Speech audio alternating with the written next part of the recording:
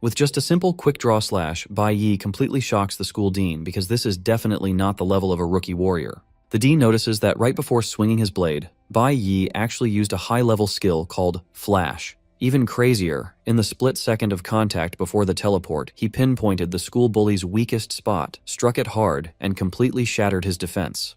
The whole sequence took less than 0.25 seconds, something even the dean, a battle-hardened veteran of 15 years, couldn't pull off. He just can't believe someone who literally just awakened with zero combat experience could master warrior techniques to this level. Bai Yi is the leader of a proficient awakened team called the Divine Core. Because magic exists in this world, demons and their caves appeared, which in turn caused those with special powers like Bai Yi to awaken. His team is the strongest in their organization, and they are on a mission to exterminate the Demon King, Belphegor. Belphegor is a triple S-class demon with 5 elements, making him a tough opponent. Bai Yi and the other warriors received their instructions from the gods. As they enter the cave, Bai Yi shouts to inform his squad that the mission has begun. This is the 100th high-level demonic cave the proficient team has challenged. His team includes Ling Yue, Han Xiaoling, and Lucian. Due to its predicted difficulty, the mission was designated an L-class purge operation, the highest rank. However, the team is excited for the mission, as they have been promised a vacation once they defeat Belphegor. In perfect sync, the team unleashes their powers on the attacking demons. Bai Yi leads the attack as they easily cut through the demons with swift and precise attacks. This is possible because all members of the Divine Core are L-rank warriors. Within a few minutes of coordination, the team clears the cave and kills the Demon King Belphegor. The team members excitedly talk about how easy it was. However, Lucian is skeptical about the operation. He feels it was too easy for an L-rank mission, and Bai Yi agrees. The intel he received stated the Demon King had 5 elements and a hidden skill. While he is analyzing what might be wrong, Ling Yue hugs him from behind, asking if he will treat them to a feast. Tired of her, he pushes her away while telling the team they are going to have dinner at their usual spot. Han cannot believe their captain is throwing away a chance with Ling. Just then, they notice the last member of their team is missing. He hadn't helped during the fight and was nowhere to be seen. The team isn't concerned since they have cleared the mission. Suddenly, he appears behind them, raises his hand, and declares the start of the purge operation. Han is immediately hit in the head with a projectile, killing him instantly. Shock runs through the team as they see Han on the ground, half his head gone and blood spilling onto the floor. While the team is still in shock, the traitor reveals that he was assigned the purge mission by God himself. Bai Yi notices he can't move his body, and the traitor reveals that they have been eating breakfasts laced with paralytic powder for the past month. The traitor then restrains the rest of the team with his divine skill, Forbidden Vines, restricting their movement. He explains that he was assigned the mission to wipe out the team and needed to prepare. While he is arrogantly explaining, Bai Yi and the others ask why he betrayed them. The traitor replies that it is God's decree to wipe out the L-class warriors. He tightens the grip on Bai Yi and the others, forcing them to scream in pain. They slowly lose consciousness as they cough up blood, still asking why their teammate betrayed them. Bai Yi reminds the man that the Divine Core never crossed any lines that deserved death. Since they followed all the rules, Bai Yi wants to know why they had to die. The traitor arrogantly tells them that God doesn't need a reason to kill them. He walks close to Bai Yi, and after choking him with his vines, he punches through his chest. Bai Yi cannot get over the betrayal, as he considered the traitor part of his family. The team had been together for 10 years and was practically inseparable. The traitor laughs at Bai Yi for being naive. He tells him he was never family. From the first day he joined the Divine Core, he has been on a mission for the gods. Essentially, Bai Yi and his team were just pawns. The traitor joined the team to study them and played his part well. Bai Yi and the team finally lose whatever life force they have left and collapse. The traitor stands over them and finishes Bai Yi off with a shot to the head. On that day, May 22nd, 2125, Bai Yi and his team of L-class warriors were killed. Their bodies lie on the ground as the traitor walks off to prepare for his vacation. As Bai Yi's consciousness fades, he suddenly hears a voice demanding they make a deal. He is shocked to find himself in chains in an unfamiliar environment. Standing before him is a creepy man in a suit with a dark aura. Bai Yi looks closer and realizes it's Belphegor, the Demon King. He wonders how the Demon King is alive. Belphegor teases Bai Yi, saying a high-ranking Demon King would not die that easily. They are in his soul domain, where the entire kingdom is his life force. Tired of the Demon King's chatter, Bai Yi suggests they get to business. Seeing Bai Yi's anger, the Demon King proposes a deal. Belphegor reveals that his hidden skill is life regression. He tells Bai Yi he can send him to the past, giving him a chance to change the outcome. After being reminded of how his team died, Bai Yi doesn't hesitate to agree to the Demon King's proposition. He is burning with rage and swears to kill the traitor and the gods who gave the orders. The Demon King is pleased and, in addition to helping him, grants Bai Yi another gift, Belphegor's heart. Bai Yi asks the Demon King why he is making a deal with him, but he is sent off before getting an answer. When he opens his eyes, he finds himself in a classroom with his teacher, Huang, yelling at him. Bai Yi has gone back 20 years to the year 2105. This was when Bai Yi was in the middle school division of the nation's Awakened Academy before his awakening. Bai Yi is surprised that he truly came back to the past. The teacher scolds him for sleeping in class, especially a class right before his awakening ceremony. As punishment, the teacher orders him to stand in the back of the classroom. Still in shock, he slowly walks to the back, staring at classmates he hasn't seen in nearly 20 years. The teacher continues the lesson, explaining the 5 elemental powers: lightning, flower, cloud, nuclear, and stellar. A person can only have one element. The teacher uses herself as an example, stating she possesses the rare cloud element. She then adds that elements are divided into 3 categories based on how they bond with the body: combat, support, and special. She explains that each team comprises the 5 elements with different roles. The school's guild team is an example, consisting of a stellar mage, a cloud warrior, a nuclear bard, and a lightning assassin. The teacher commends the students for being rare and tells them that Awakening Day is the most important day of their lives. There are nearly 100 known awakened professions, ranked from dust, lowest, to celestial, highest, with ember and abyss ranks in between. The students have just one chance at awakening, and she lets them know the status they awaken with will determine their future. After class, the students prepare for the awakening. Bai Yi runs into a classmate he calls Four Eyes because of his glasses. Four Eyes is being bullied by an annoying student, Hong Xiang Sheng, an E-rank stellar assassin, which makes him popular among his peers. Bai Yi is not surprised, as Hong was always bullying people. Before Hong can bother Four Eyes any longer, the teacher appears. She tells Hong that school is not a place to bully and rob people. Hong arrogantly tries to change the story, telling the teacher that Four Eyes bumped into him and he was only taking money as compensation. He boldly tells Huang he would have gotten her fired if not for the fact that she is attractive. After he's done, he and his friends prepare to leave. Seeing Bai Yi in his way, he shoves him aside. Bai Yi doesn't react, but instead watches the teacher check on Four Eyes. Huang is a good teacher who cares for her students despite her tough exterior. Bai Yi remembers Huang helping him in his past life after he awakened.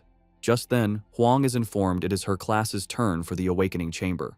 Like a mother, she tells her students to stay calm to avoid injuries. In this world, there are 2 awakening methods.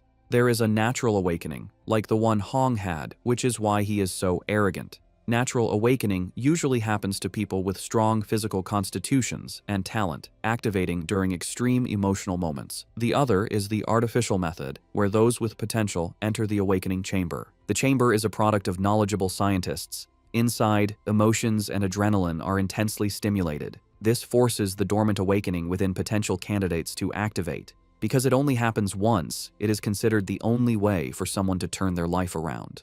Some of Bai's classmates entered the awakening chamber before him and received nice professions. One awakened with the blue tier profession, which is the amber class. Finally, it's Bai Yi's turn, and the teacher tells him to focus while inside. Bai Yi acknowledges her instruction and proceeds into the chamber. In his past life, Bai Yi awakened as an E-rank nuclear warrior, which is a dust tier class and considered the trashiest profession. His awakening back then led to constant bullying, and it wasn't until he reached S rank that he awakened the rarest type. Upon entering the chamber, Bai Yi expects to get a trash profession as usual. However, he is shocked when the system displays an error message. The chamber activates and detects 5 elements instead of the usual one.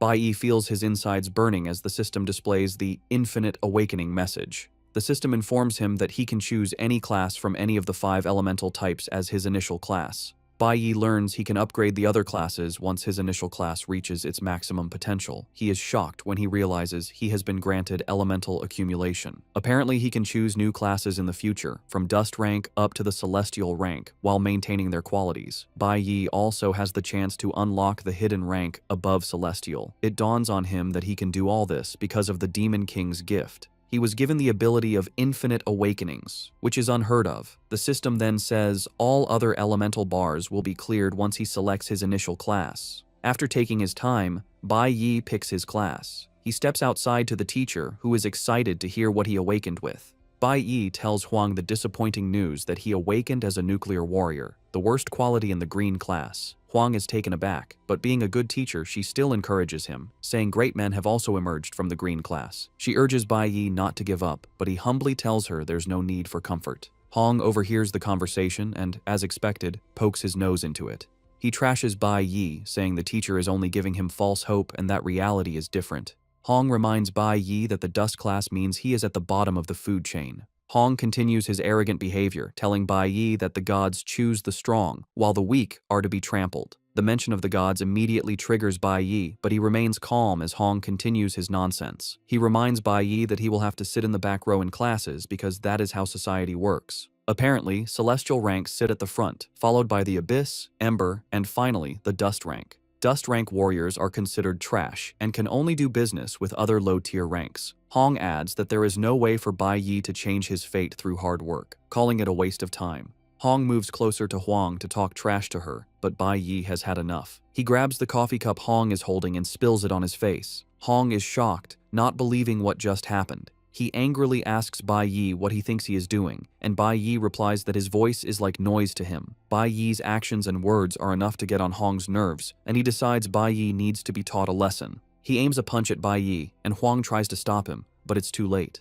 Unknown to him, Bai Yi is already prepared. Before the attack hits, he conjures a light sword and blocks Huang's attack. He then parries it, throwing Huang into the distance to everyone's shock. Huang crashes to the ground while Bai Yi's pose shows he used minimal effort. Huang coughs up blood as he tries to grasp what happened. The other students watching cannot believe what they just saw. Apparently, Bai Yi intentionally chose the nuclear warrior class because he is already used to it. This was his class in his past life, and he knows everything about it. Huang manages to get back on his feet and arrogantly tells Bai Yi he just got lucky. He mentions that he is an abyss rank and is completely different from trash like Bai Yi. Huang, with her keen eye, figures out that Bai Yi didn't get lucky. She realizes Bai Yi used a top-tier movement skill exclusive to the warrior class. Huang knows the parry skill allows the wielder to nullify an attack while reflecting its full force back to the opponent. She is shocked to see Bai Yi pull it off so easily, as it's a skill her master couldn't manage after 10 years of hard practice. Huang is more puzzled that Bai Yi, having just awakened, already has such high combat experience. While Huang is lost in thought, Huang unleashes a short sword, ready to take Bai Yi down. Huang is now really mad and assures Bai Yi he is going to embarrass him in front of everyone. Bai Yi just stands there coolly, revealing that he intentionally picked the dust class. He knows that in the near future, all his critics will see the great side of the dust class, but by then, it will be too late. The students are hyped as the two stand in a fighting pose. However, fighting with powers is forbidden in the school. Huang's father is an important official, and his uncle is the school's dean. Bai Yi, on the other hand, has no reputable family, meaning he has everything to lose. Four Eyes fears he will be expelled if he fights Huang and asks the teacher what to do. The teacher quickly takes the initiative. She steps in, telling them to stop, but Huang is already pissed. He wants to get back at Bai Yi for humiliating him. Huang threatens to beat Bai Yi up, even if he gets on his knees and begs. He sees himself as highly talented, while Bai Yi is just a loser. The teacher also knows Huang is right since the difference in their attributes is great. Huang is an Abyss rank warrior,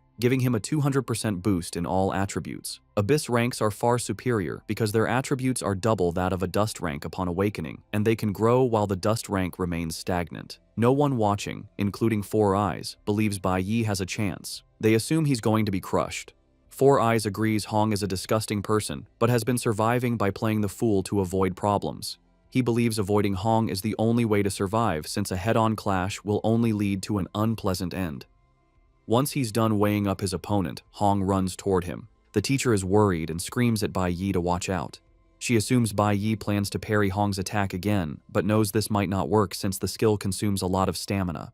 The speed at which Huang is coming will make the parry useless. Even Huang is confident he has the advantage. Bai Yi, however, just smiles. He has no interest in dodging since he has another card up his sleeve. Just as Huang reaches him, he activates the Flash Blink skill. This is an instantaneous flash effect that lets the user pass through obstacles. It's over in the blink of an eye, and before Huang knows it, Bai Yi has hit him in a vital part of his body. He coughs up blood while trying to figure out when Bai Yi got behind him. He slams the ground in frustration and humiliation while the students are left in total disbelief. None of the onlookers caught a glimpse of what Bai Yi did. The only thing they saw was Hong crashing to the ground. Even the teacher had no idea what happened. However, the class president, Qi Yin, actually saw what Bai Yi did. Qi Yin realizes that Bai Yi has mastered the highest level usage of a warrior's basic skill and applied it during the fight. Meanwhile, the students are all questioning what's wrong with Hong. On the status screen, Bai Yi notices one of his attributes increased because he defeated an opponent. However, he is not impressed with the points, considering them too few. He knows that defeating demons is the only way to get higher points and plans to do so as soon as he can. Still struggling on the floor, Hong is not ready to give up.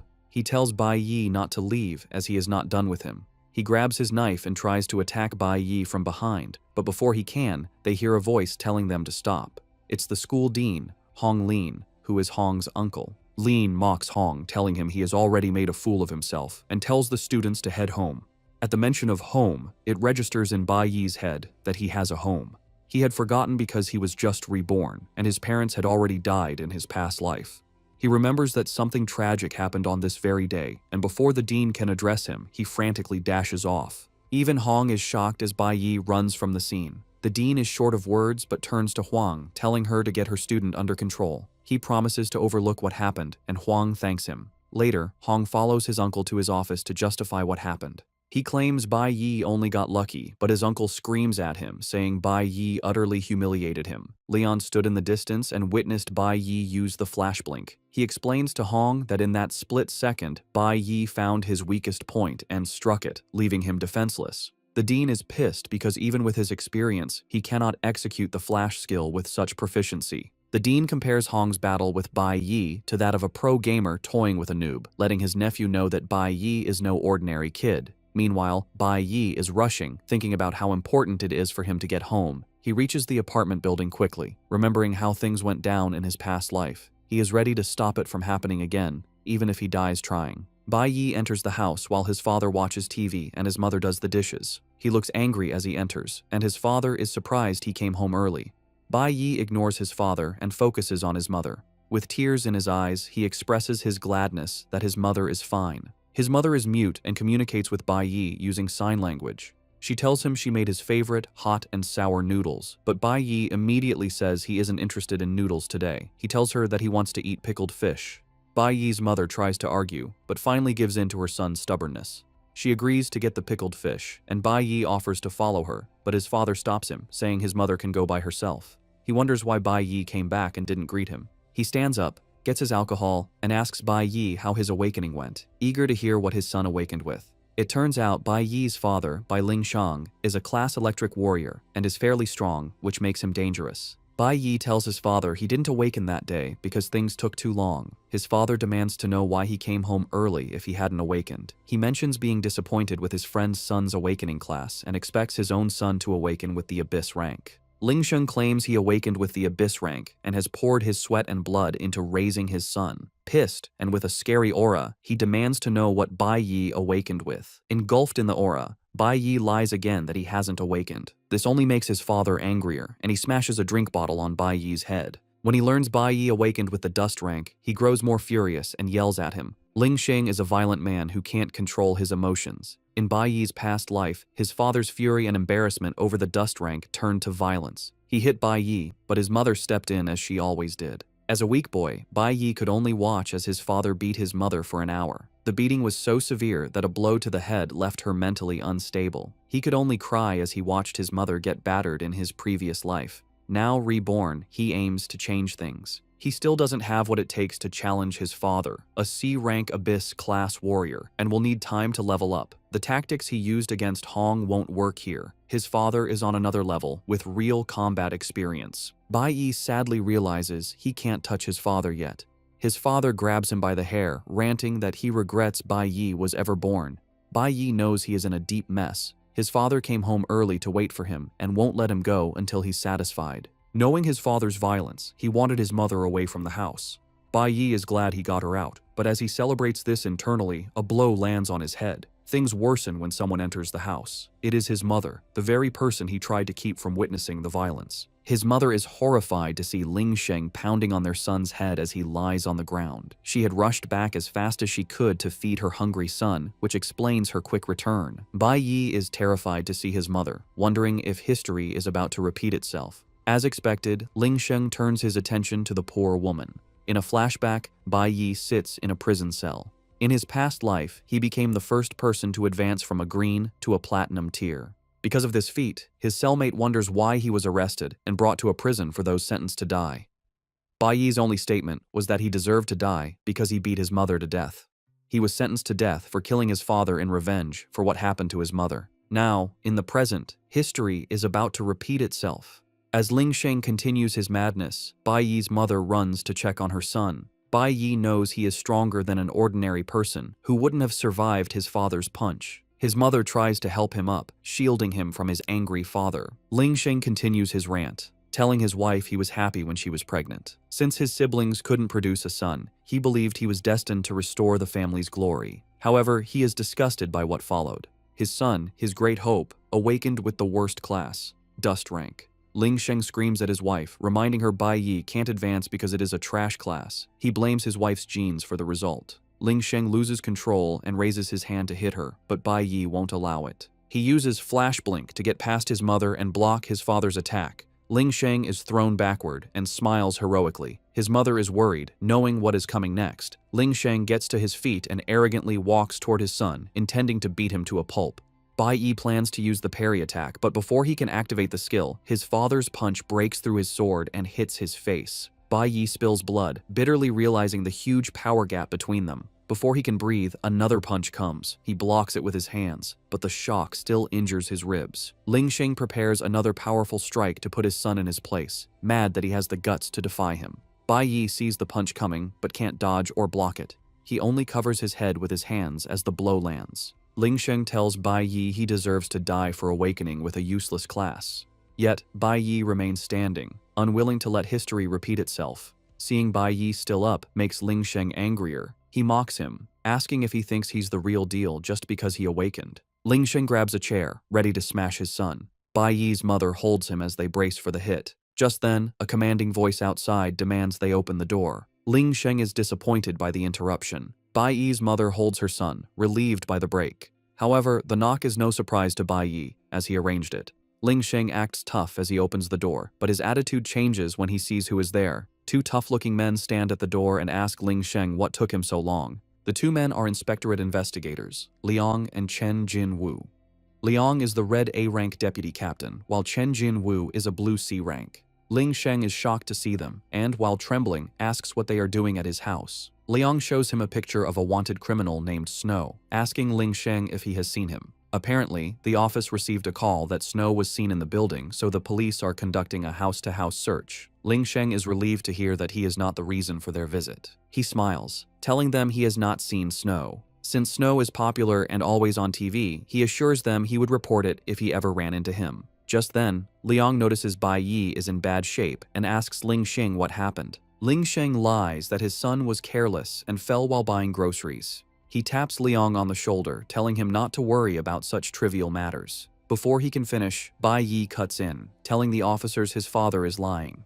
Bai Yi boldly states that his father hit him, which is why he is all bloodied. 18 minutes earlier, Bai Yi had used the apartment's phone booth to call the police, saying he saw Snow in the building. He knew they would not joke with any news concerning Snow, but he didn't expect them to arrive so fast. He is glad they came, as it bought him enough time. Ling Sheng tries to dismiss his son's words, lying that he doesn't have what it takes to beat his own son. However, Bai Yi counters with the truth. He tells the officers his father hit him in the head with a wine bottle and on the arm with a stool. Bai Yi continues pointing out where his father hit him, telling the officers they can evaluate his body for injuries. He takes it further by quoting their rule of law, stating that awakeners who cannot control their violent behavior and harm others are to be detained in the awakener prison for 15 days. The cops are shocked and impressed by how knowledgeable Bai Yi is. Ling Sheng turns to look at his son with contempt. With everything Bai Yi has said, Liang has no choice but to arrest Ling Sheng. The cops immediately grab him, and when he tries to reach for his son, they tell him to calm down, or they will use force. Ling Sheng is grabbed out of the house, but he threatens to wipe his son out once he is back.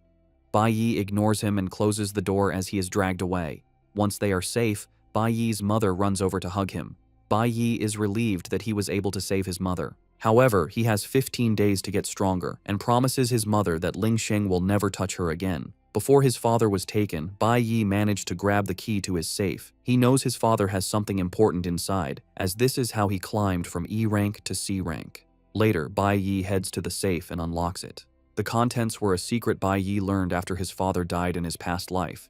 He opens the safe and brings out a scary blade.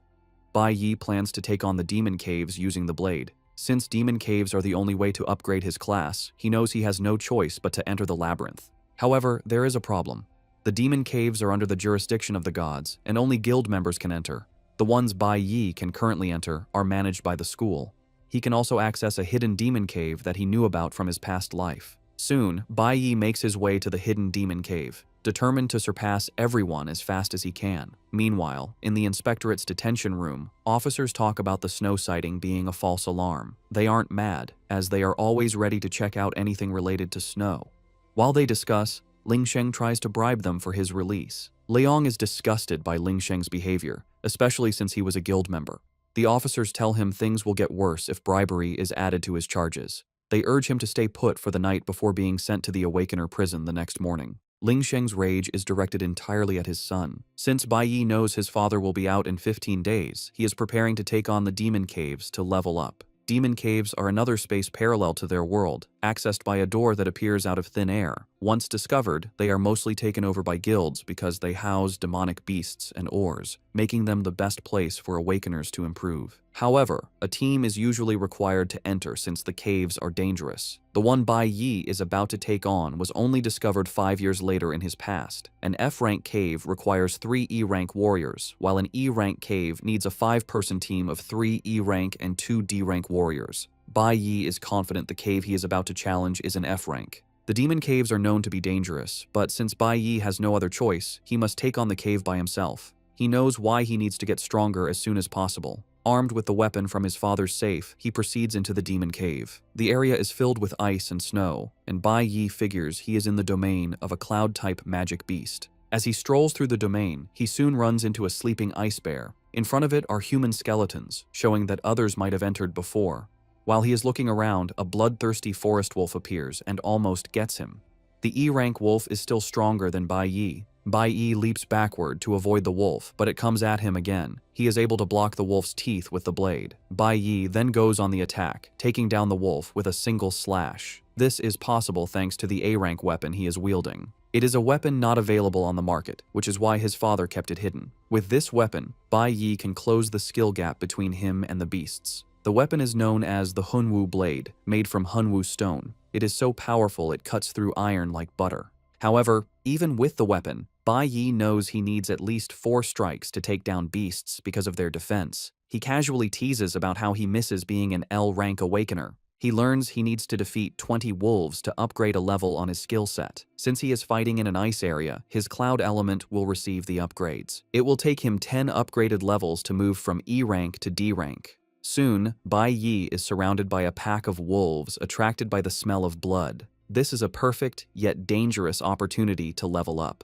The wolves gang up on him, but he relies on 2 skills, dodge and counterattack. He maneuvers his way around without taking damage while dealing damage to the beasts. He takes down the first pack, with each kill giving him 52 experience points. He also acquired Wolf's Fangs. After taking out the pack, he has the Wolf King to deal with. Using his agility, he delivers several cuts to the wolf's body, giving it no chance to heal. The Wolf King dies, and Bai Yi earns 56 points for the kill. Because he defeated the Wolf King, he also earned a Snow Wolf Diamond. After clearing out the first pack, Bai Yi has enough experience to upgrade to D rank. He also earned 12 attribute points and allocates them as he sees fit. He notices he is already tired after taking out just 20 wolves and is not impressed with how weak E-rank bodies are. He also knows he needs a dimensional backpack to store his loot. Bai Yi admits that taking on a demonic cave solo is difficult. The Snow Wolf Diamond he earned is a durable jewel used to craft special weapons and is expensive on the market. He knows the only way to access a high-tier demonic cave is to join the Divine Core. Since awakening schools are under the guilds, they often send representatives to scout prospective warriors. It is every student's dream to graduate and join a guild.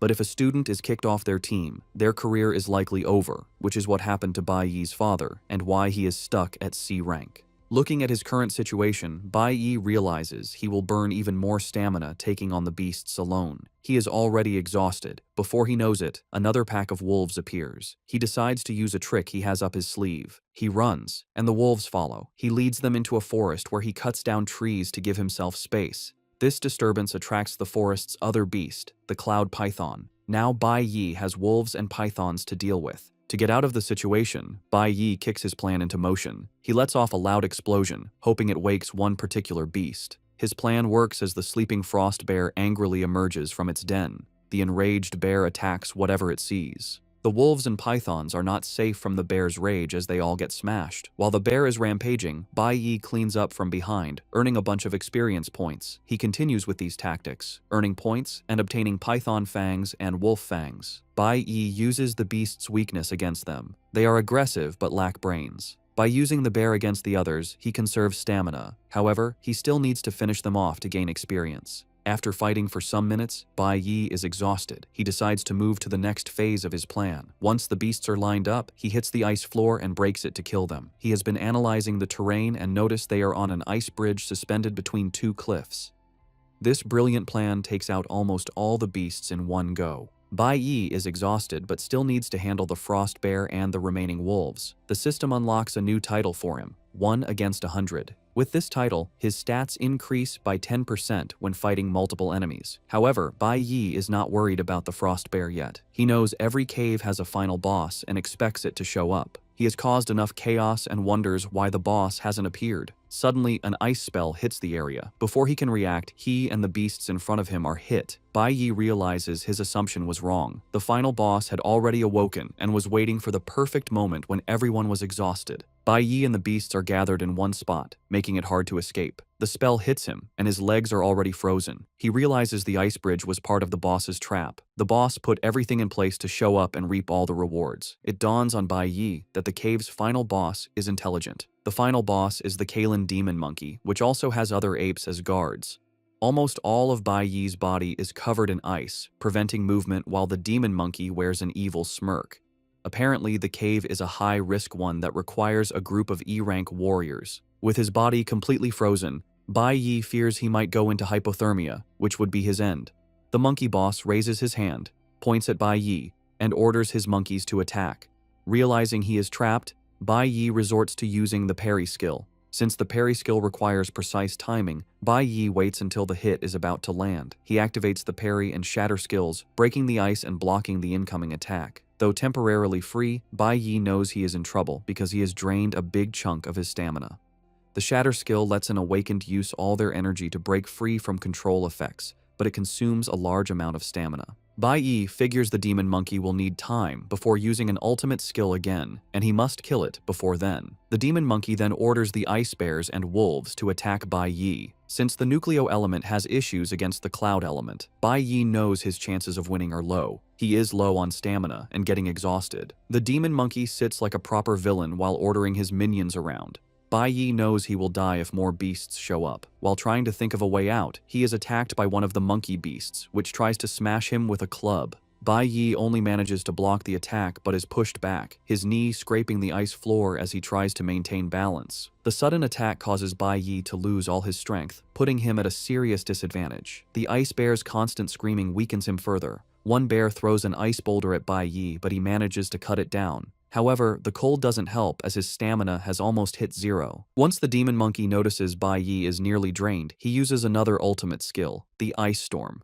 Bai Yi is shocked, not expecting the monkey's ultimate to have such a fast cooldown. His eyes light up in horror as he stares at the incoming attack. This reminds him that in his past life, he faced life or death situations and developed a sense for recognizing opportunities. Bai Yi figures that in his current state, he has two options. He can stay and fight, but since his stamina is at its limit and he continues to take damage, he will not survive. The second option is simple: run away. Bai Yi wastes no time picking option 2 and leaps off the cliff. However, the demon monkey hits him with an ice spell that catches his feet, causing him to lose balance and fall instead. With ice formed around him, Bai Yi crashes into the river below. While he is fighting for his life, his mother enters his room back home. She thinks Bai Yi is still sleeping but is shocked to find the room empty. Bai Yi had left home the day before, a Friday, and now it is Saturday. His mom finds a note from her son saying he went to a friend's house. Bai Yi urges her not to worry, But the note only makes her more anxious since she knows he would have told her in person instead of leaving a note. She wonders what is going on with him since he has been acting differently since the day before. The woman is uneasy with several things running through her head. Back in the dungeon, Bai Yi survived the fall. Jumping off the cliff was also part of his plan. He remembers that nearly 100 beasts fell into the river when he broke the ice bridge earlier. However, he only got rewards for 40, which means the others survived. Bai Yi coughs in pain as he drags himself out of the cold river. Though he survived, he is running on very low stamina. He is suffering from blood loss, low temperature, and is in a completely weakened state. His body is also severely damaged from falling from a high place. Without a doubt, Bai Yi knows he is at his limit. As he lies there, he wonders if this is truly the end. Before he knows it, he is surrounded by beasts like the ice bears, ready to finish him off. As they get closer, Bai Yi reminisces. He remembers his time with the Divine Core, the good moments with his teammates, and his mother's care. He also remembers his father's wickedness and the pain of the traitor's betrayal. A voice in his head tells him this is the end. This is enough for Bai Yi to clench his fists and decide it is not over. He manages to stand up. Just as an ice bear is about to finish him, he raises his hand and stops its giant teeth from closing in. Bai Yi is determined that the bad things from his past life will not be repeated. He has already died once, losing everything. This time, he plans to turn it all around. With newfound determination, Bai Yi smashes the ice bear and throws it into the distance. He lets out a cold breath and grabs his short sword again. His desperate attempt triggers something that can push for a class advancement. Bai Yi stands with a yellow aura swirling around his body, surrounded by monsters. His decision to solo a dungeon and face dangerous beasts was to make himself feel the desperation from his past. This feeling triggers an adrenaline rush, which he hoped would cause a class advancement. Though he almost died, he didn't meet the conditions. However, instead of a class advancement, he learns a new ultimate skill, Nucleo Holy Swordsman.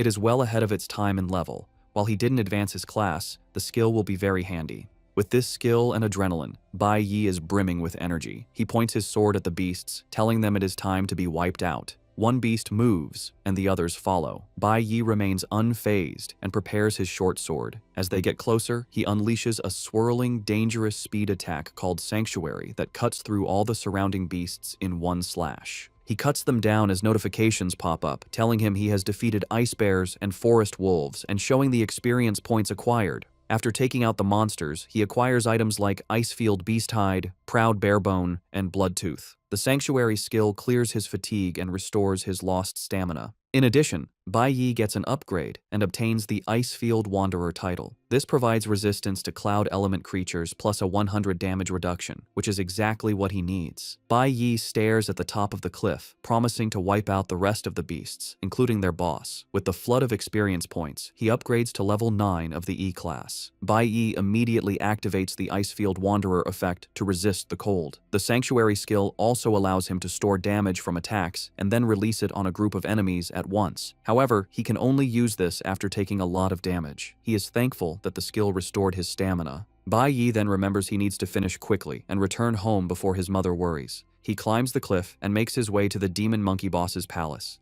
The demon monkey is protected by ice beasts, but Bai Yi doesn't care and bursts into the palace. After taking out more beasts, he is now at the last level of the E-class, level 10. Meanwhile, it is now 11:00 p.m., and Bai Yi's mother is seriously worried. She has prepared food, but she is left to wonder where her son is. She prays that he is fine. Now, in the boss's palace, Bai Yi takes out the ice bears guarding it and is left to fight the boss's personal guards, the scary monkeys. The monkey boss looks unafraid and orders his guards to take Bai Yi out. One monkey jumps at Bai Yi, but he simply blocks and then easily slices it in half. The monkey boss sees this and realizes things might be dire. He angrily unleashes his ultimate, the Ice Storm Assault, but it has no effect on Bai Yi, who is now immune. Bai Yi dashes toward the monkey boss. In desperation, the boss raises his staff, activating a spell that causes the jewel on it to glow. This puts the other monkeys in a hyper mode, but Bai Yi doesn't see them as a threat. He only sees them as beasts he needs to kill to reach D-class.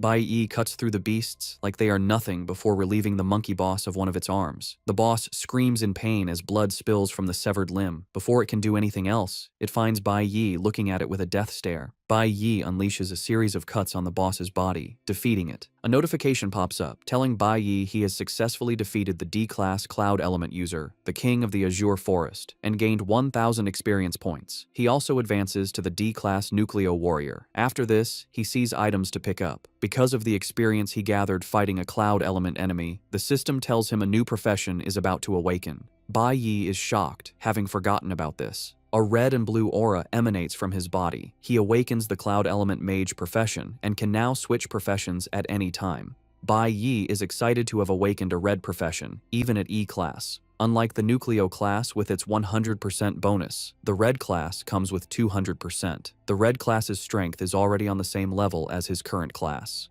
Bai Yi then picks up the mage weapon, the Stone of Magic, and finds a magic pouch that can hold 20 items. While he loots, the remaining beasts can only watch. After he is done, Bai Yi looks up and realizes some beasts survived. Since he just awakened a new profession, he decides to try it on them. He switches to mage mode, a red aura coming from his eyes as he prepares to annihilate them. It is now 5 a.m. the next morning, a Sunday. Bai Yi's mother hasn't slept and is sitting in the living room hoping for her son's return. Just then, Bai Yi opens the door, and she immediately stands up. Bai Yi enters, smiling, apologizing for making her worry. His mother runs over and hugs him tightly while crying. Bai Yi is shocked to see she has been waiting for him and hasn't eaten. He then tells her he has good news. While leaving the dungeon, Bai Yi gathered valuable items thanks to the magic pouch he found. After leaving, he meets an ore broker. The broker offers to buy the ore for 800, but Bai Yi counters with 8,000. This shocks the broker.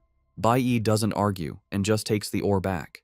The broker is forced to increase his bid to 2,000, but Bai Yi counters again, demanding 5,000. The broker proposes 3,000 as his final offer. As he says this, Bai Yi starts increasing the price, and it quickly appreciates to 7,000. The broker is still arguing, but when he realizes Bai Yi won't stop, he quickly agrees to take the ore for 7,000. Since Bai Yi is experienced with brokers from his past life, he knows how to deal with them. From the money he got selling the ore, he rents an apartment for his mother. In his past life, his mother fell from one problem to another, but now, Bai Yi just wants to take care of her and make sure she enjoys herself. He concludes the apartment deal in front of his mother, shocking her with the high price. By 8 p.m. that Sunday, they settled into the new apartment. Bai Yi is happy to see his mother smiling, as it has been a long time since he saw her with such an expression. Even with a new apartment and moving up from E to D class, he knows he can't let his guard down because of his father. Bai Yi wants to settle the issue with his father before going after his main target. He then wears a magic stone on his right arm that increases an area of effect magic by 50%. At the same time, Hong is training hard to surpass his limit, jumping from one labyrinth to another without rest. Even when his sister tries to convince him to rest, he slaps her hand away. Hong is prepared to do anything to stay on top. Elsewhere, an unknown person checks the list of newly awakened students, disappointed by the lack of exceptional talent. The next morning at 7:30 a.m., Bai Yi's mother had prepared food for him. Bai Yi is shocked to realize he is running late. He asks why she didn't wake him, and she replies that he was resting so well she couldn't bear to disrupt him. She pats him on the head, urging him to eat slowly. With his mother's comfort, Bai Yi calms down, realizing it has been a long time since he slept peacefully or had an unhurried breakfast. Just then, his mother asks if there is anything he wants, like a toy or a book. Bai Yi is surprised by the sudden offer of gifts. His mother reminds him that his birthday is next Friday, June 5th. It dawns on Bai Yi that she is right, but he totally forgot, as it's been too long since he last celebrated. After his mother died in his past life, no one celebrated his birthday again, and he gradually forgot about it. As he eats, Bai Yi racks his brain to think of anything he wants, but is left confused since he already has what he truly desires. His next and most important goal is to kill the traitor who caused his and his team's death. When Bai Yi gets to school, he learns they are preparing for the combat simulation. The teacher stands before the newly awakened, telling them about it. He explains that the academy is supervised by the Divine Guild, who will be watching their every move. The combat simulation is the best way to impress them. He tells them it will serve as the school graduation assessment and will be broadcast live. The best performer will get to participate in a training camp with the high school division. The camp happens only once a year and is the best opportunity to connect with the Divine Guild. The school usually organizes the best students from middle and high schools to travel together to the Shanghai Nation, where the Divine Guild headquarters is. Bai Yi remembers the Shanghai Nation as where he met his master and where the traitor was born. However, the traitor never met his master since he joined the Divine Corps after him. Bai Yi knows he must get high scores in the assessment to get into the training camp, giving him more chances to find the traitor. The simulation battle is this Friday, 4 days away. While some are excited, people like Four Eyes are worried because it takes place inside a real labyrinth. The teacher then points to the training room for their first session, physical conditioning in the gravity room, where everyone must start with 10 sets of shuttle runs. Surprisingly, Bai Yi walks up to his teacher, saying he doesn't want to use the recommended training room. This shocks the teacher and the other students. The teacher tells Bai Yi not to get ahead of himself just because he defeated Hong, believing he is trying to skip training. But Bai Yi clarifies that he wants more specialized training. The teacher is confused and asks if Bai Yi is insinuating there is a problem with his methods.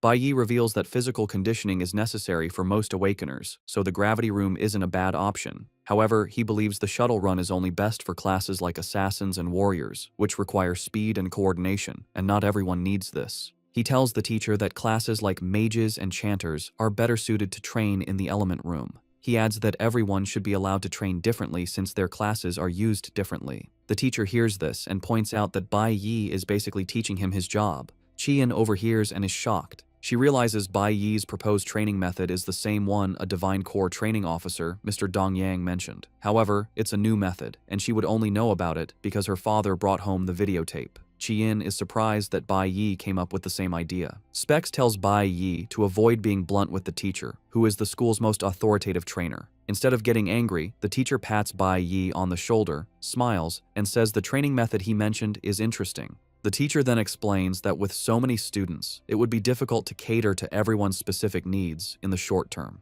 He points out that the combat simulation assesses student performance, and if done wrong, it could derail a student's entire life. Bai Yi remembers that though he had a bad family, his teachers supported him in his past life, helping him grow into a responsible person. He turns to the teacher, assuring him he won't let him down. The teacher then asks Bai Yi how he intends to train as a nuclear warrior. Bai Yi suggests turning on the elemental suppression in the element room to its maximum setting. This shocks the teacher and even Specs. Bai Yi lies, saying that even though he is a warrior, he wants to balance his abilities to challenge his weaknesses, hiding the fact that he wants to train his mage profession. Just then, Qi Yin raises her hand, saying she is also interested in practicing elemental control. The teacher gives in and tells the two to do as they please, but urges them to do their best during the final assessment. Qi Yin walks up to Bai Yi, suggesting they practice together, but he quickly tells her he is entering a private room, rejecting her. Qi Yin claims the rejection has fired her up to do her best. While training in the elemental room, Bai Yi has some difficulty, as he is still new to the mage profession, but plans to master it in the short time he has. He also plans to hide his ability to switch professions since the school is under the god's supervision, and every student's move is watched. He wants to avoid becoming an early target for the gods. Meanwhile, Qi Yi trains with only 1% elemental suppression, thinking she can rival Bai Yi's strength. Bai Yi is also not ready to interact with his classmates, wanting to protect them. After school, Specs and his friend catch up to Bai Yi, telling him to slow down. The two were Bai Yi's best friends in middle school in his past life. Because they were all weak, they shared the same fate of being bullied. Having his weak friends around was the only happy moment he had in middle school. Now aiming for revenge, Bai Yi doesn't think he needs social interactions. To get away, he gets on his bicycle and rides off, leaving them behind. They can't believe he ran off again, as they were supposed to be an unbreakable trio. Specs points out that Bai Yi has totally changed since the awakening, now seeming like a confident person. Moments later, they catch up to Bai Yi, who is waiting for them. He tells Specs to get his lungs checked when he is free. The two are happy he finally stopped, but Bai Yi shatters their hopes again, telling them they are too slow to keep up with him. He gets on his bike and rides off, leaving the two in shock. In his past life, Specs was suddenly diagnosed with a lung disease and passed away shortly after. Bai Yi wants Specs to stay alive and healthy, even if they don't become friends. On the other hand, Specs believes that Bai Yi is still the same person, even though he now appears cold. At the recruit training ground in the Shanghai Nation, two men talk about a new recruit who has been performing well. The recruit has the same hair as the traitor who betrayed Bai Yi and his team. That evening, when Bai Yi returned home, he told his mother to avoid going out alone. He assures her that he will always return home early with groceries. Bai Yi is worried because he knows the environment is not entirely safe for his mother and he needs to provide a better place for her. At the Awakener's prison, Ling Sheng is already making a deal with one of the chefs. The next day, Tuesday, Bai Yi has managed to familiarize himself with how mages operate, realizing the key is casting time and calculating the required elemental power. While he is pushing the training room to its limits, his friends are struggling with shuttle runs. The training continues the next day, and afterward, Specs and his friend ask Bai Yi to join them for dinner. As expected, he bluntly refuses, saying he needs to return home early. However, he leaves his friends with some advice, telling them a secret technique for archers. The friend, who is an archer, rejoices after hearing the advice. By Thursday, Specs visits the clinic, where the doctor tells him he is very lucky to have come in. The doctor informs him that a fast-growing parasitic tumor is in his lungs. The doctor tells Specs to schedule surgery at a major hospital soon to have it removed. Specs thanks the doctor and assures him he will make an appointment. As he leaves, he remembers that Bai Yi was the one who warned him about his lungs. He wonders how Bai Yi knew there was a problem, which adds to the mystery surrounding him. Just then, he hears some guys talking about Hong. Hong has reached E-Class Level 4, and they believe he will be the best performer in the assessment. It turns out his family has a private labyrinth, which Hong has been using to level up as part of their private army. This is when the trio mentions something that catches Specs' attention. Hong is planning to teach Bai Yi a lesson after school for what happened last weekend. The trio talks about how pissed Hong is, and that he is even planning to kill Bai Yi. Hong has armed himself with a weapon to be more dangerous. Specs hears this and realizes his friend is in grave danger. Worried, Specs swings into action, deciding that helping Bai Yi is the best thing he can do. He dashes through the school hallway, thinking about the useless tricks Hong might try. Specs worries that Hong might have gathered his goons to help beat up Bai Yi. He suddenly stops, thinking of how useless he will be even if he tries to help. He wants to back down, but then he remembers that Bai Yi helped him. He considers Bai Yi his brother and is prepared to sacrifice himself to save him. Specs makes his way to the school armory and breaks the lock to get in. He is conflicted about breaking the rules but can't get the idea that Bai Yi saved him out of his head. He pushes open the door, prepared to die to save his friend. He checks out the weapons on the rack and picks a giant axe. Suddenly, he hears Chi Yin's voice behind him asking why he is breaking into the armory. Specs wants to stay quiet, but Chi Yin presses him, asking what is wrong since he looks like he's in a hurry. Specs then screams at Chi Yin that he needs to go save Bai Yi's life. Meanwhile, Bai Yi has noticed he is being followed, but he reaches an alley before telling whoever it is to step out. Hong steps out, looking menacing with a sword in his hand. He tells Bai Yi that he is there to settle their score. Bai Yi turns with a pitiful face, asking Hong if he thinks he has what it takes to defeat him. Hong replies that he is positive he can take Bai Yi down. He says this while dashing toward Bai Yi with his skill called Accelerate. Hong claims he has been training non-stop since the incident. In addition to accelerating, Hong activates another skill to appear behind Bai Yi. Just before he can land a hit, Bai Yi moves very fast out of the way. Once there is an opening, he grabs Hong and smashes him to the ground. Hong gasps in pain, realizing Bai Yi's attack power is far higher than his own. He cannot believe this is possible, and Bai Yi tells him he is not the only one who has been training. Bai Yi whips out his dagger and smashes it into the ground beside Hong's head. Hong finally realizes that Bai Yi is well ahead of him in power and strength. They may be the same age, but Hong figures out the menacing figure in front of him is someone he can never surpass. Hong is shocked that Bai Yi leveled up too and screams at him, asking what his level is. He refuses to believe it, asking how he did it. Hong reveals he engaged in extra training just to get to level 4, which took a lot of hard work. He can't believe Bai Yi is still faster.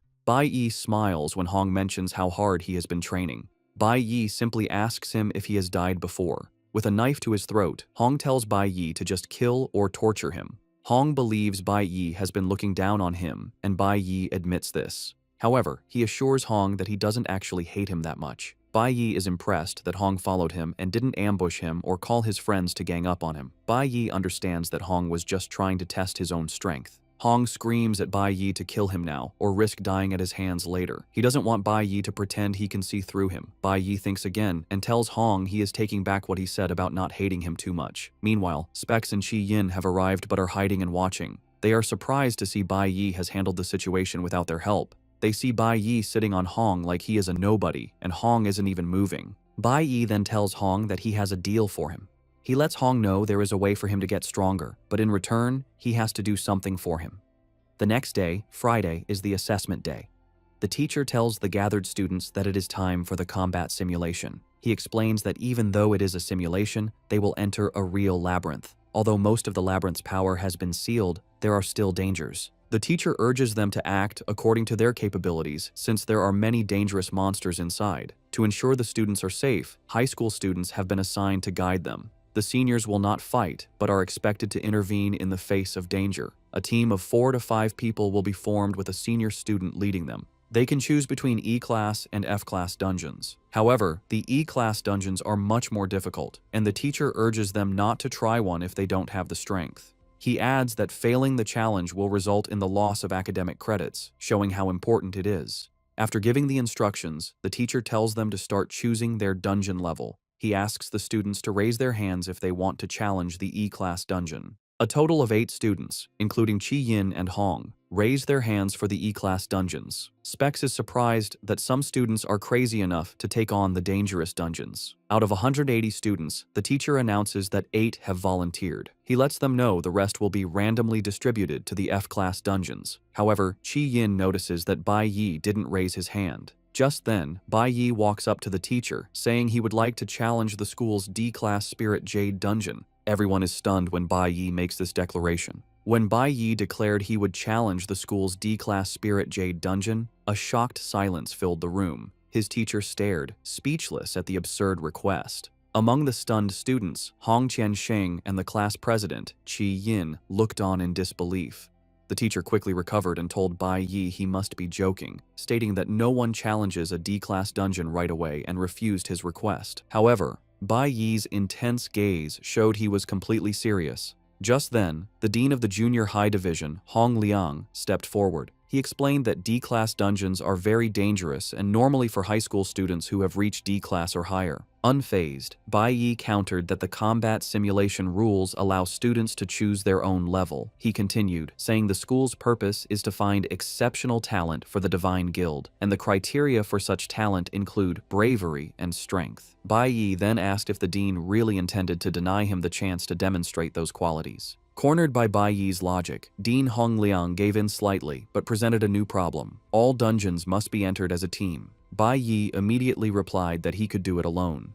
This angered the dean, who declared that solo entry is forbidden by school rules to ensure student safety. Just as the situation hit a stalemate, Qi Yin raised her hand and confidently announced she would also choose the D-class dungeon, her face looking determined. Dean Hongliang, clearly agitated, questioned Qi Yin's decision, asking if she had lost her mind and worrying how he would face her father if she got into trouble. Qi Yin stood her ground, explaining that she also wanted the highest possible score and was eager to test her abilities. With a confident wink, she turned to Bai Yi and offered to team up. To her complete shock, Bai Yi bluntly refused, saying he planned to clear the dungeon by himself. Before Qi Yin could react to being rejected again, the teacher stepped in, placing a hand on both of their heads. He stated that Bai Yi's refusal was invalid, forcing them to form a team. The dean, sighing in frustration, reluctantly agreed, muttering about how arrogant the new students had become.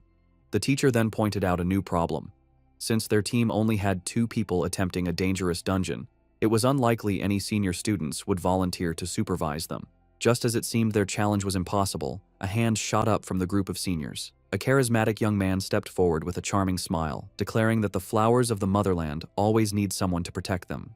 The teacher's expression turned to relief, and he told the volunteer that with him there, he could finally rest easy. Qi Yin, now next to Bai Yi, recognized the senior who had volunteered. She told Bai Yi his name was Zeeling and mentioned he had almost joined the prestigious Ultimate School team. As Zeeling approached them with a smirk, Bai Yi wondered who this person was and what that team even was. When Zeeling was in front of him, Bai Yi simply stated that he had never heard of him. This comment amused Zeeling, who thought to himself that Bai Yi was just an ignorant peacock, eager to show off without understanding his limits. With the final team ready, the teacher addressed all the students. He announced the teams were assigned and the combat simulation was officially beginning, creating a large glowing red portal. He explained their progress in the dungeons would be live-streamed by professional drones, monitoring their every move. With a final word of encouragement, he urged them to do their best and see who would get the highest score. As the students prepared to enter, Bai Yi stared forward with intense determination. The Awakened Academy was established on the site of a massive, conquered demon cave. Over time, this major cave created many smaller, lower-level portals within the school grounds, used by both junior high and high school divisions. These new dungeons, with power levels mostly between F and D class, served as perfect training grounds for the students. As students like Specs and his friend entered their portals, the combat simulation began. Inside their portal, Bai Yi, Qi Yin, and their senior supervisor Zeeling were followed by a drone.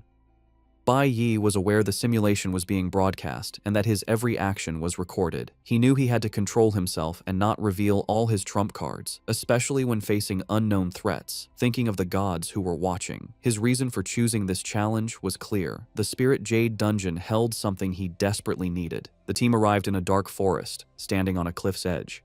At their feet were the remains of a thorny vine, glowing with faint green energy, evidence of their first victory.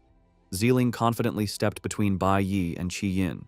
He told them not to worry, as he would protect them, boasting he had experience clearing even unsealed D-class dungeons with other powerful Awakened. As they went deeper into the forest, Qi Yin asked Zeeling how strong the monsters in a D-class dungeon were. He explained their levels range from E5 to D5. However, since the school's dungeons have their strongest beasts sealed, it was unlikely they'd face a true D-class monster, and there wouldn't be a boss. He added with a grin that they shouldn't underestimate high-level E-class monsters, as their attack power and speed can be strong.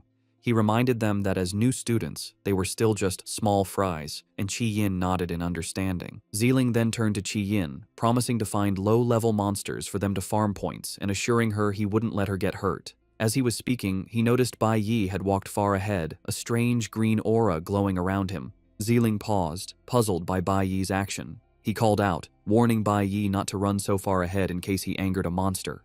Bai Yi stopped and turned back, bluntly telling Zeeling he was being too noisy, which left the senior speechless. With a confident smirk and glowing eyes, Bai Yi told Zeeling to just stay back, as his help wouldn't be needed. Zeeling and Qi Yin could only stare as Bai Yi continued ahead, taking the lead. The view shifted to the livestream camera, showing the trio as the official broadcast for this year's combat simulation began. Back at the academy, large screens were set up for students and staff to watch the combat simulation live streams, showing the progress of the teams in the dungeons. The scene then shifts to a private room with a plaque that reads, "Ultimate School Team." Inside, a young man with green hair, the team's vice captain, was on a call. He urged the person he called captain to watch the broadcast, mentioning it was interesting this year. With a smirk, he pointed out that a junior student had chosen to challenge a D-class dungeon. A woman's voice responded, her face hidden in shadow, asking what profession the student had awakened as. The vice captain explained that this was the most fascinating part. The student was a nuclear warrior, one of the worst professions available. Intrigued by this reckless confidence, the mysterious captain stated that she wanted to watch and see what gave this student such audacity. The story shifts to show the other student teams in their own challenges. In a sealed F-class dungeon, Specs was panicking, screaming for the monsters to stay away while waving a tambourine. His team was battling F-class flame bats and fierce bats, with his teammates in close combat while he provided support from the back.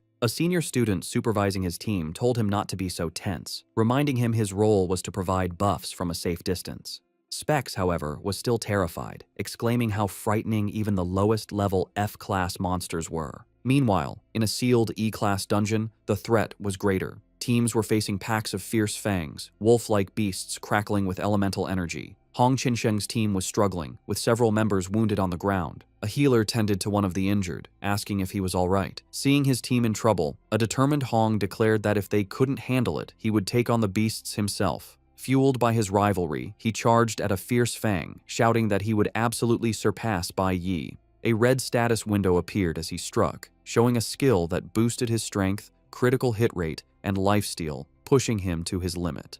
The scene cuts back to the sealed D-class dungeon where Bai Yi had just unleashed a powerful attack, a green slash of energy cutting through the air. He stood calmly, surrounded by the bloody corpses of several fierce beasts. System notifications confirmed his kills, with each E-class monster granting him 30 experience points. His teammates, Zeeling and Qi Yin, watched from a distance in disbelief, their supervisor stammering as he asked how Bai Yi had possibly done it. Before he could answer, a new threat appeared.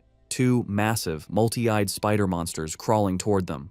Unfazed, Bai Yi simply explained to Qi Yin that the monsters here were sealed and had only half of their power, which was why they weren't too difficult to handle. Qi Yin, still in awe while watching him wield the large blade from his father's safe, argued that even at half strength, he had fought many opponents at once. She admitted that she was still a long way from reaching his level. As he turned to face the next challenge, Bai Yi told her it was pointless to compare herself to others. With a calm and focused expression, he advised her to concentrate on improving herself. Amused by Bai Yi's blunt words, Qi Yin smiled brightly, clutching her spellbook as she declared that she would do her best. Ziling, however, watched from the side with a scowl, fuming that this arrogant junior was stealing the spotlight. He stepped forward, trying to reassert his authority by reminding Bai Yi that this was a D-class dungeon and he shouldn't get overconfident. Patting Bai Yi's hair condescendingly, Ziling acknowledged his performance was good for a first-timer, but warned him that this dungeon had 3 caverns and wouldn't be so easy. He began to give tactical advice, ordering Qi Yin to deal with monsters from the right.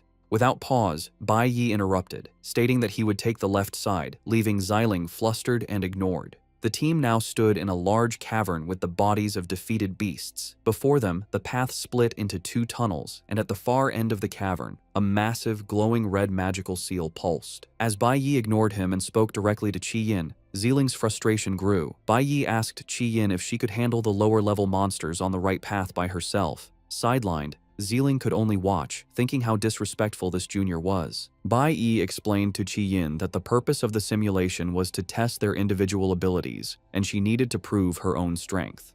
He then asked her a simple question. Didn't she want to get a good score? That was all the motivation Qi Yin needed.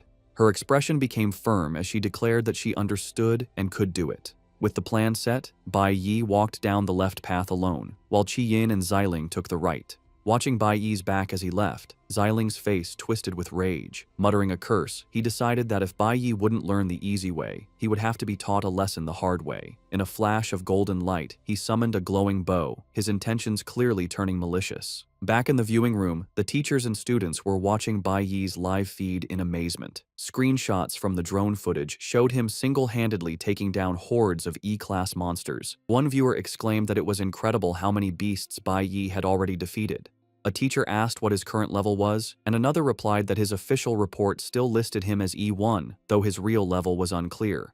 The group guessed he must be at least E3, or maybe even E4 by now. Meanwhile, Bai Yi was facing the giant spider monsters on his path. The teacher who had supervised the awakening ceremony explained to his colleagues that Bai Yi's decision to send Qi Yin to the right wasn't random. He had smartly observed the elemental matchups, sending the flower element user, Qi Yin, to face the stellar element monsters, giving her a natural advantage. The teacher praised Bai Yi's smart decisions and impressive tactical awareness, even during a high-pressure test. Recalling Bai Yi's promise not to disappoint him, the teacher smiled with pride, realizing the boy wasn't just bragging. He looked at the screen with interest, wondering what else his student would do. The scene then confirmed the teacher's analysis from Bai Yi's point of view. He had indeed noticed earlier that the stellar-type beasts were mostly coming from the right-hand cave. Knowing they were also a lower level, it was the perfect challenge for Qi Yin, who had the elemental advantage. Following her path, Qi Yin found herself facing a massive, beetle-like monster with glowing purple markings. The creature charged at her fiercely. Reacting quickly, she slammed her hand to the ground and cast a spell, shouting, "Vine Wall!" Thick, thorny vines shot up from the earth, wrapping around the monster and holding it. Despite the successful spell, Qi Yin's face showed great effort and determination as she prepared her next attack, screaming for another wave. With another fierce cry, Qi Yin commanded the thorny vines to tighten. They squeezed the massive beetle monster, crushing its shell, drawing blood, and inflicting a deadly poison effect. The creature fell, defeated. A system notification confirmed her successful kill of the E-class starbug and awarded her 30 experience points. Qi Yin clenched her fist in triumph. Her face lit up with pride as she exclaimed that she had done it again.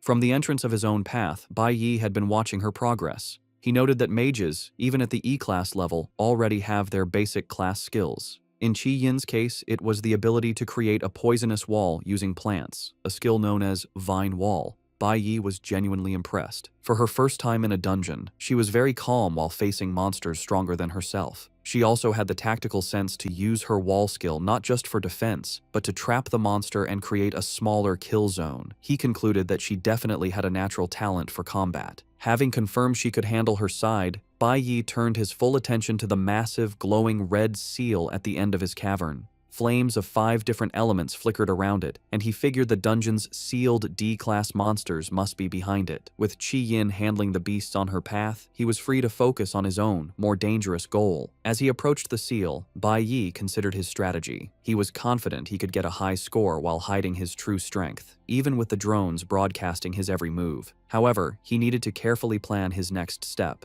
especially with such a powerful seal in front of him. Meanwhile, watching from the entrance to Qi Yin's path, Xiling was furious. He couldn't believe the nerve of these juniors, who were completely ignoring his authority. Deciding that if they were so confident, he would show them a real challenge, his eyes fell on the magical seal in the main cavern.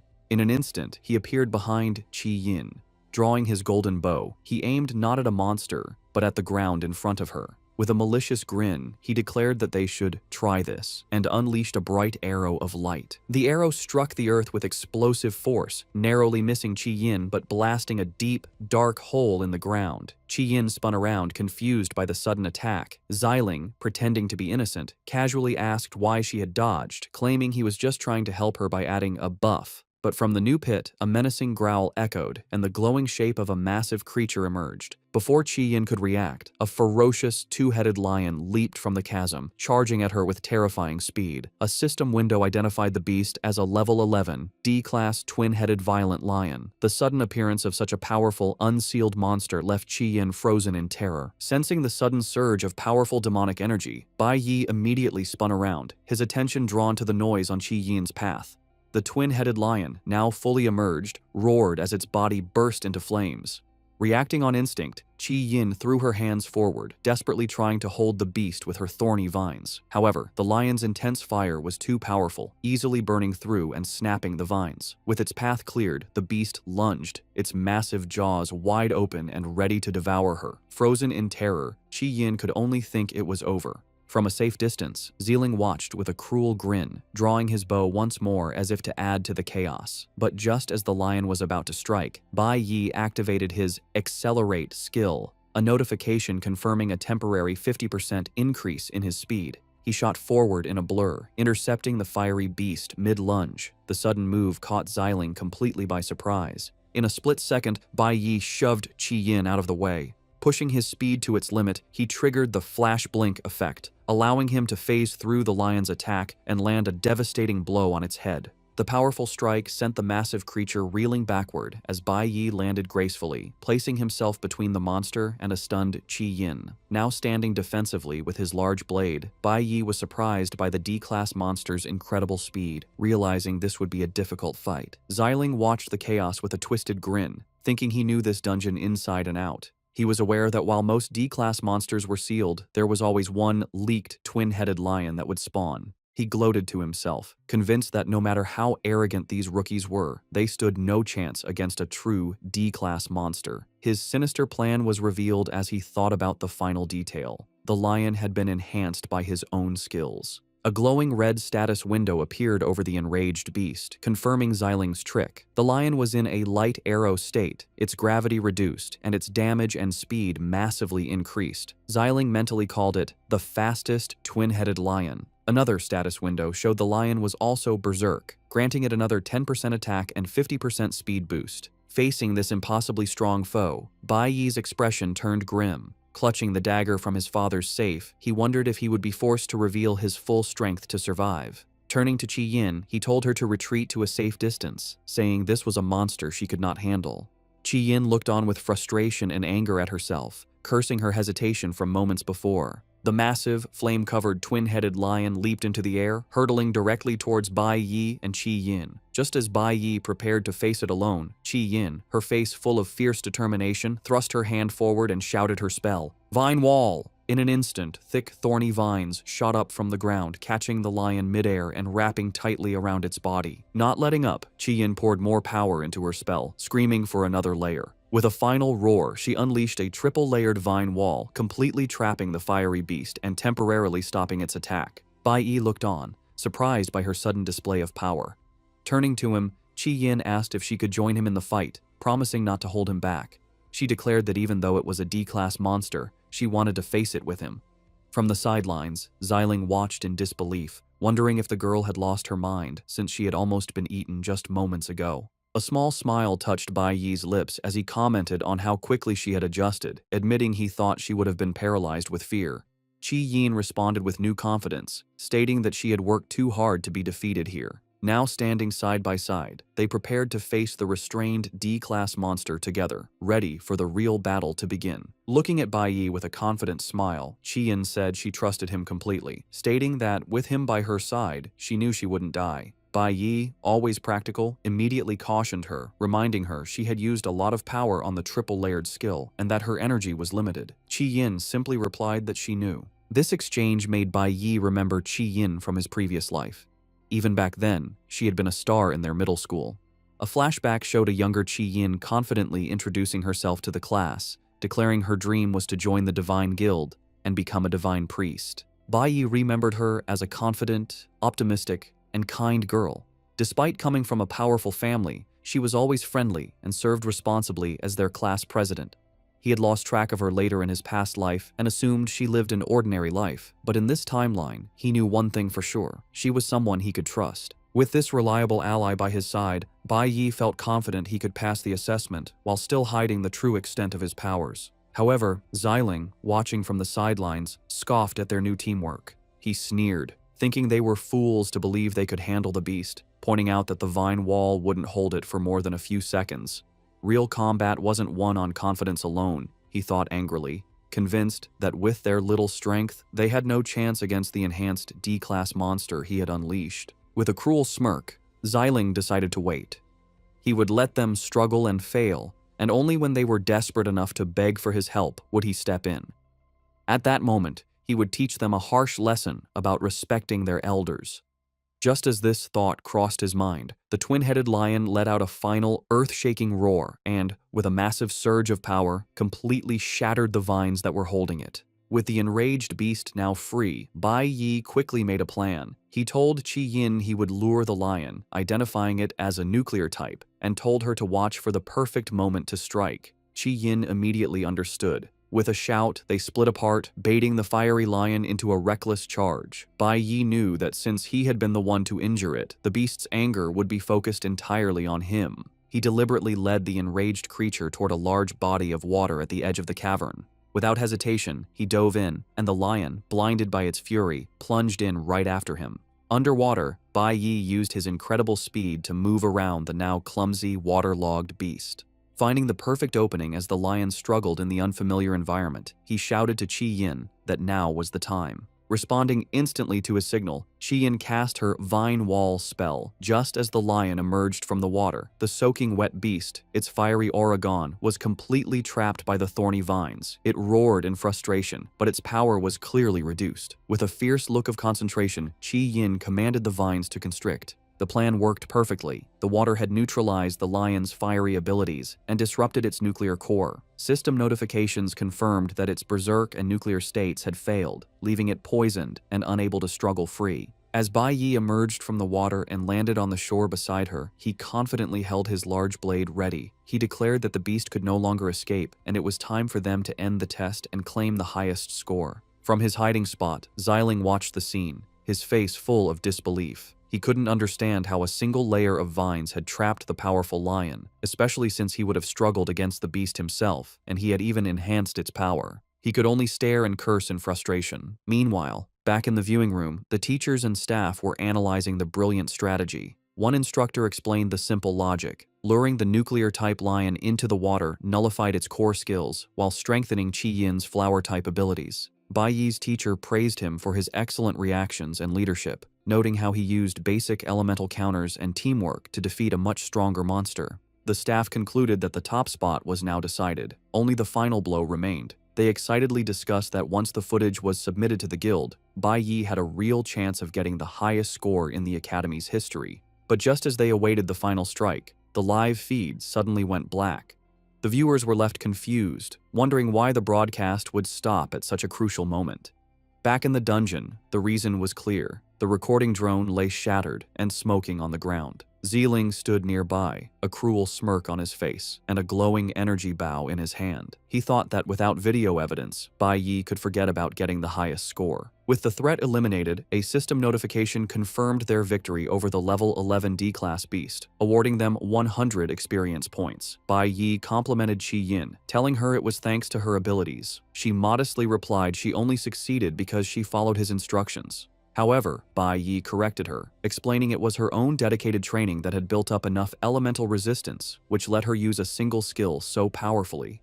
Qi Yin looked at him, puzzled, repeating elemental resistance, as if hearing it for the first time. Just then, a disgruntled Xiling emerged from hiding. He condescendingly told them that now that the boss was defeated, they could save their chatting for outside. Bai Yi and Qi Yin simply turned to face him with cold, unimpressed stares. Xiling told them that he had enough of their supervisor's games. Bai Yi coldly confronted Xiling, asking if he knew the grave danger he put them in by setting an enhanced D-class monster on new students. Xiling, turning away, tried to deflect blame, claiming he intended to buff Qi Yin, but she had dodged. Bai Yi immediately cut him off, stating his skills must be pathetic if he couldn't even aim properly. With a piercing glare, Bai Yi questioned how he could call himself an archer with such poor aim. Qi Yin, now equally angry, joined in, remarking it was no wonder he couldn't get into the ultimate school team. Furious at their insults, Xiling spun around, his energy bow flaring as he asked what they had just said. Without flinching, Bai Yi stepped in front of Qi Yin, ready to block any attack. Overwhelmed by their defiance, Xiling's anger seemed to deflate into resentment. He slowly lowered his hand, muttering that the road ahead was long. Turning his back, he gave a final threat, telling them to just wait before storming off towards the dungeon's exit. After he was gone, Bai Yi and Qi Yin walked over to the wrecked drone Xiling had destroyed. Qi Yin, fuming, commented on their senior's terrible personality. She then noticed Bai Yi examining the broken machine and asked what he was doing. Bai Yi explained their supervisor had destroyed the camera to stop them from getting a high score. Since no one could see them, Xiling would have to leave and get a new drone. Bai Yi then pointed out that everyone else was far away in their own dungeons, which gave them plenty of time. With a small, calculating smile, Bai Yi remarked that Xiling had actually done them a favor. He now had the perfect chance to do the rest of the things he had planned. Qi Yin could only stare at him with wide-eyed confusion, asking what he meant and what he was planning to do. Bai Yi led Qi Yin back to the central cavern, stopping in front of the massive, pulsing red seal that held the dungeon's strongest monsters. Turning to her, he asked if she could promise to keep what was about to happen a secret, adding with a smile that no one would believe her anyway. Qi Yin, confused and alarmed, stammered as she asked what he was planning. The scene then flashed back to the alleyway confrontation between Bai Yi and Hong Qiansheng. Bai Yi's deal was revealed. In exchange for helping him get stronger, Hong had to give him the unsealing demon stone that his uncle, the dean, had. Back in the present, Bai Yi held that very stone, a shimmering crystal with glowing runes. He then revealed his true, audacious goal. He was going to use the stone to completely unseal the Spirit Jade dungeon. He placed the crystal on the central altar, and a powerful, dark red energy immediately began to swirl around him. Qi Yin panicked, screaming that he couldn't do that. She reminded him it was a D-class dungeon, and if he broke the seal, all the high-level monsters would be released at once. As the dark energy intensified, threatening to shatter the seal, Bai Yi calmly told her not to worry, explaining the monster's power would still be partly suppressed by the seal's remaining energy. Qi Yin was not convinced, arguing that even so, there was no way the two of them could handle that many D-class monsters. "It won't take two people," Bai Yi stated calmly. As he spoke, a red string bracelet on his wrist began to glow, and a powerful fiery aura erupted around him. Qi Yin could only stare, stammering in utter shock as she witnessed the impossible. Bai Yi stood before her, no longer a warrior, but a mage, holding a glowing staff and surrounded by magical energy. Qi Yin's eyes went wide as she screamed, asking how he could possibly be a mage. As a powerful red aura surrounds him, Bai Yi tells a surprised Qi Yin to stay near the exit for safety. Instantly, the magical chains holding the beasts shatter with a loud crash, and three ferocious, flame-covered lions break free and charge toward them. Terrified, Qi Yin yells for Bai Yi to be careful, reaching out a hand as if to protect him. However, Bai Yi remains calm and faces the approaching beasts. Holding his staff, he summons cloud elemental power as the lions roar. A system notification confirms he has switched to his E-class cloud element mage profession. With a determined look, he unleashes his spell, and a powerful wave of icy energy swirls around the charging beasts. Qi Yin watches in disbelief, realizing Bai Yi has a red profession, a very high rank. She thinks to herself how hard it was for her to control just one lion, and yet Bai Yi controlled all three at once, completely freezing them in a massive block of ice. As they both look at the trapped beasts, Bai Yi explains that after being sealed for so long, it was expected they would all come out at once. With an intense gaze, he adds that he will need a bigger area for what he plans to do next. Understanding her role, Qi Yin clenches her fists and agrees to Bai Yi's plan, quickly retreating to a safe distance. From the broken seal, a new wave of fiery, panther-like beasts emerges, their paws thundering across the ground as they charge forward with glowing red eyes. A much larger and more intimidating monster, a D-class fierce flame leopard, appears and towers over Bai Yi. Bai Yi confronts the beast head-on. He assesses the situation, noting that while the monsters are D-class, their strength has been cut in half from being sealed for so long. As a mage, he uses his ice-forming skill, a technique that turns moisture in the air into solid ice to control enemies. He thinks to himself that his first step is to restrain all of them. As the giant shadow of a beast looms over him, Bai Yi decides it's time to change tactics. A system notification appears, and he switches his profession back to nuclear warrior, preparing for a direct assault. Now in his nuclear warrior form, Bai Yi dodges a powerful lunge from a D-class fire sword beast, a green aura flaring around him as he narrowly avoids its attack. With a confident smirk, he internally mocks the beast for trying a sneak attack on him. As another fiery beast charges, Bai Yi activates a skill, disappearing in a flash of green energy, just as the monster strikes where he once stood. In a brilliant display of power, he instantly reappears, having switched back to his cloud element mage profession, staff in hand and ready to cast another spell. A close-up reveals one of the beasts completely encased in jagged, cracked ice. Watching from a safe distance, Qi Yin is stunned, wondering how he can switch between professions so freely. It is in this moment that she has a profound realization. Seeing him fight now, she finally understands why he insisted on training in the element room. He was practicing his elemental resistance. She reflects on her own magic, realizing she used to believe strength came from raw power and casting spells often. However, after watching Bai Yi's masterful display, she understands that true strength lies in controlling one's power. Qi Yin thinks about how elemental power comes from nature and is wild and difficult to tame. She now sees that only by gaining complete control over one's elemental power can a person unlock more versatile and powerful techniques. She watches in awe as Bai Yi manipulates the ice he created, turning a basic skill into a weapon and launching shards at the trapped beasts. A spark of understanding and determination glows in Qi Yin's eye. Bai Yi stands calmly. Before him, the entire horde of monsters is trapped, wounded, and defeated within his ice constructs, a testament to his incredible skill. Qi Yin can only look on, amazed that he has already mastered his abilities so completely. Watching Bai Yi's absolute mastery, Qi Yin lowers her head and clenches her fist, a shadow falling over her face. She thinks to herself that he has already left all of them far behind.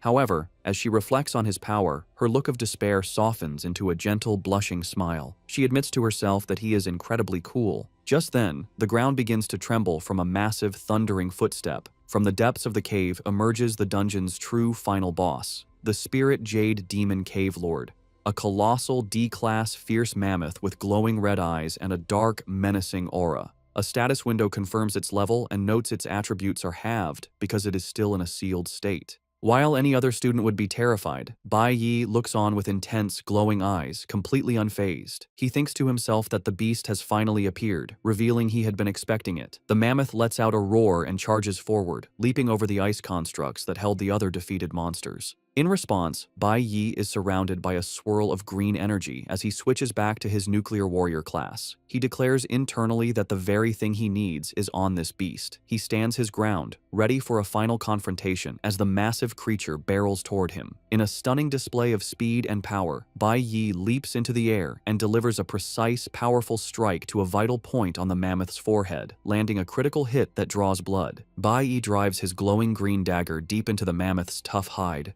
drawing blood with his powerful strike. He lands gracefully as the colossal beast recoils, now bleeding from several wounds. With a grim expression and blood on his face, Bai Yi internally notes that this sealed level 15 mammoth is weaker than the level 10 monkey boss he fought before. Roaring in pain, the wounded mammoth thrashes its massive head and charges at Bai Yi in a blind fury, its powerful stomp cracking the ground beneath it. Undeterred, Bai Yi moves with incredible speed, unleashing a relentless series of attacks and landing multiple critical hits on the beast's vital points. Overwhelmed by the assault, the mammoth finally stumbles, its massive body beginning to fall. Sensing victory, a new power awakens within Bai Yi. His eye begins to glow with a brilliant golden light, and he is suddenly surrounded by a powerful fiery aura. Holding his dagger ready, he prepares to unleash a devastating final attack. Activating his title, 1 against 100, Bai Yi unleashes his ultimate skill, Sanctuary. A massive, horizontal wave of golden energy erupts from him, sweeping through the cavern and engulfing the mammoth and every other monster in its path. The colossal mammoth can only roar in terror as the overwhelming power washes over it. The attack is so powerful that it not only hits the final boss, but also destroys the other beasts still trapped in Bai Yi's ice constructs, instantly killing them. A flood of system notifications appears, confirming the defeat of multiple D-class monsters, twin-headed lions, fierce flame leopards, and fire sword beasts, awarding him hundreds of experience points for each kill. The final notifications confirm the defeat of the level 15 D-class fierce mammoth, which grants him a massive 1,000 experience points. He also loots valuable materials, including fiery beast bones and a high-grade material called the Jade Tooth, used for forging E-class nuclear weapons. Standing in the now-cleared dungeon, Bai Yi holds a crescent of pure golden energy in his hand. His personal status screen is displayed, showing a significant increase in experience across his flower, cloud, nuclear, and stellar elemental bars. With his objective seemingly complete, he casually dismisses the golden energy with a flick of his wrist and turns to leave. As he walks away, he looks down and sees a peculiar item left behind where the mammoth's body vanished, a pink, yin-yang shaped stone. A system notification identifies the item as the responsive jade stone, a pair of jade stones with a special function. Staring at the precious object, Bai Yi thinks to himself that he has finally obtained it, revealing this was his true goal for unsealing the dungeon all along. After his victory, Bai Yi is showered with rewards. System notifications confirm his massive power increase. His nuclear warrior class is now D-class level 13, and his cloud element mage class has reached D-class level 11. While reviewing his new stats and holding the responsive jade stone, he notes with satisfaction that even his mage profession has advanced. His 1 against 100 title has also upgraded to One-Man Army, which now grants a 20% boost to all attributes and a 10% lifesteal effect when fighting alone. Meanwhile, Qi Yin walks silently through the cavern filled with the bodies of defeated monsters, still processing the incredible power she just witnessed. Bai Yi approaches her and calls her name. With a serious expression, he reminds her of her promise to keep what she saw a secret. Surprised, Qi Yin can only say, "Huh?" as a notification appears, showing she has also leveled up, reaching E-class level 7 in her flower element mage profession. Back at the academy, the massive energy surge from the broken seal has sent the staff into a panic. The teachers, including Bai Yi's homeroom teacher, are seen running frantically down the halls. The teacher exclaims they've never detected an energy surge this large before. As they rush towards the dungeon entrance, they run into Xiling, who is strolling calmly. The teacher confronts him, demanding to know why he isn't inside protecting the junior students. Before Xiling can answer, the teacher shouts that the seal has been broken and they don't have time to talk. He and the other staff members push past a shocked Xiling, hurrying to deal with the crisis. Left alone in the hallway, Xiling's feigned shock melts into a twisted, malicious grin. He begins to laugh, thinking to himself that payback has come much faster than he expected. The teachers burst into the dungeon cavern, frantically shouting Bai Yi's and Qi Yin's names. They stop dead when they find the two students standing perfectly safe and unharmed. The lead teacher can only stammer in confusion. Bai Yi calmly greets him, asking why they have come. The bewildered teacher looks past them to the main seal at the back of the cavern, which is completely intact. He wonders aloud if the monitoring equipment reported an error, relieved that the students are safe. The scene then shifts to Friday, May 29th, right before the end of the school day. Xiling is meeting with the green-haired vice captain of the ultimate school team. With a smug grin, Xiling asks if the materials he has submitted are finally enough to secure the last open spot on the team. The vice captain, however, smiles slyly and apologizes, informing Xiling that their captain has already chosen someone else. Xiling is stunned and enraged, demanding to know who was picked over him. He grabs the vice captain, yelling that the spot was supposed to go to the most valuable person, and questioning if his own strength and background were not enough. Just then, a woman's voice from the doorway states that they have already found the most valuable person. A confident woman with brown hair, the captain of the team, enters the room with a smirk. A status window identifies her as Ling Yue, a golden lightning assassin of an unknown level. She comments that the student named Bai Yi is very interesting, revealing that he is the one who has captured her attention and earned the spot. The story shifts to Friday evening, May 29th, at an outdoor noodle stand. Inspector Chen Jinwu is sitting with Bai Yi's father, Bai Lingsheng. Chen Jinwu, smoking, warns Lingsheng not to cause any more trouble, reminding him he went to great lengths to get him released from prison early. While eating his noodles, Lingsheng casually confirms he understands, though his expression quickly darkens into a resentful glare when the inspector isn't looking. Chen Jinwu leans in, informing Lingsheng that he has heard Dean Hongliang will be arriving next Friday, and asks if he understands what that means. Lingsheng simply tells him to relax.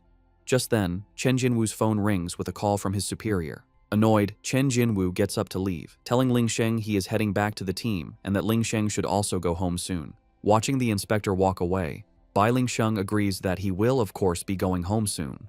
As he continues to eat, his face twists into a mask of pure rage, his eyes glowing red with menace as he thinks about returning home. A final message appears, foreshadowing that a fateful encounter is about to happen much sooner than expected. An informational panel then explains the legend of the responsive Jade Stone. It tells the story of the master of the fierce mammoth, who fell in love with a girl and created the magical teleporting Jade Stone as a gift for her. However, he soon fell for another girl and cruelly discarded both the original girl and the Jade Stone, leaving it behind in the dungeon. Upon returning to his old apartment, he finds it empty and grows even more furious, shouting and wondering where his wife and son have gone. In a violent outburst, he kicks a stool to the floor, screaming curses and enraged that they dared to hide from him. His fury intensifies as he vows that if he finds them, he will kill them both, punctuating his threat by shattering a mirror with his fist. Meanwhile, in the safety of their new apartment, Bai Yi gives his mother the responsive Jade Stone he got from the dungeon. He gives her one of the stones, set in a necklace, telling her she should always wear it. With a reassuring smile, he shows her that he has the other, identical stone. Bai Yi explains the stone's power. If she is ever in danger, she just needs to crush the stone, and he will sense it, allowing him to instantly come to her side. Taking her hands, he confesses he couldn't feel at ease leaving her alone without this safety measure. As his mother holds the necklace, Bai Yi reflects sadly on how she has never received jewelry or the simple joys a woman should have. His mother, concerned for him, gently suggests that he shouldn't spend his weekend just looking after her. She encourages him to go out and have fun with friends his age. Bai Yi smiles and tells her not to worry, saying he has no need for that. His answer doesn't reassure her. Instead, she looks worried and insists that everyone needs friends and important people in their life. Her words make him pause and fall silent. He turns away, pondering her question about important people. His thoughts drift to his past life, and a vision of his old Divine Core teammates, Ling Yue, Han Xiaoling, and Lucian, appears in his mind. A wave of sadness washes over him as he wonders if he will ever have the chance to meet them again in this new timeline. Late that night, at 11:58 p.m., Bai Yi stands before a wild D-class demon cave. He reflects that with the responsive Jade Stone now protecting his mother, he no longer has to be distracted by worry. This is another hidden demon cave he knows about from his past life, one that only opens for 1 hour each night between midnight and 1 a.m., giving him very little time. With his mother safe, he can now focus entirely on improving himself. With his dagger drawn, he resolutely steps into the demonic portal. As he enters, his mind flashes back to his previous life. He remembers that even after becoming a top-tier warrior, strong enough to face the D-class bloodflowers in this cave, he was still helpless to save his team. The painful memory of watching his comrades die resurfaces. His mother's words about needing friends echo in his thoughts, but the memory of betrayal makes him bitterly question the idea. Channeling his pain into determination, he leaps into action, striking down one of the monstrous plant-like creatures. With a swift series of slices, he defeats the bloodflower. A system notification confirms the kill, awarding him 260 experience points and 3 bloodflower petals. As he collects his loot, he defiantly dismisses the need for friends, thinking they only brought him pain in the end. Bai Yi thinks about how useless his past efforts were. He realizes that no matter how strong he became, if the gods simply wished it, he and his team were doomed. He channels this frustration into his fight, dodging a powerful attack from one of the massive creatures with a burst of speed that shatters the ground. He remembers how, despite all their power, they were left with nothing, not even a proper burial. This anger fuels a swift, critical strike against the monster. As he lands, A notification confirms his kill and the experience gained, reinforcing his conviction. He must become stronger. He pushes himself to move faster, weaving through a horde of demonic tendrils. He grits his teeth, determined to become stronger than everyone else, even as he is swarmed and bitten by multiple creatures.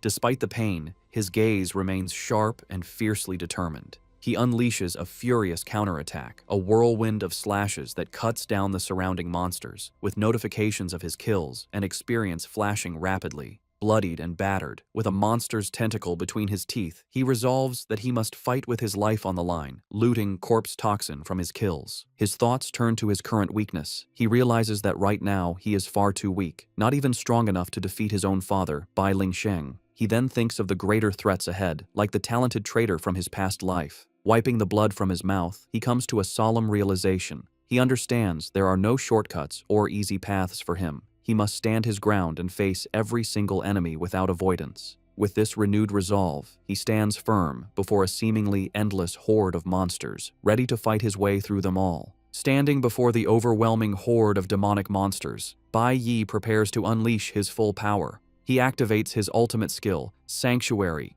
swinging his dagger with incredible force. A devastating wave of golden energy erupts from his blade, engulfing the creatures as they roar in pain. The powerful attack instantly destroys the swarm, and a flood of notifications confirms his kills, awarding him hundreds of experience points for each defeated bloodflower and corpse orchid. After the immense attack, Bai Yi lands, his body still covered in golden flames as he pants from the effort.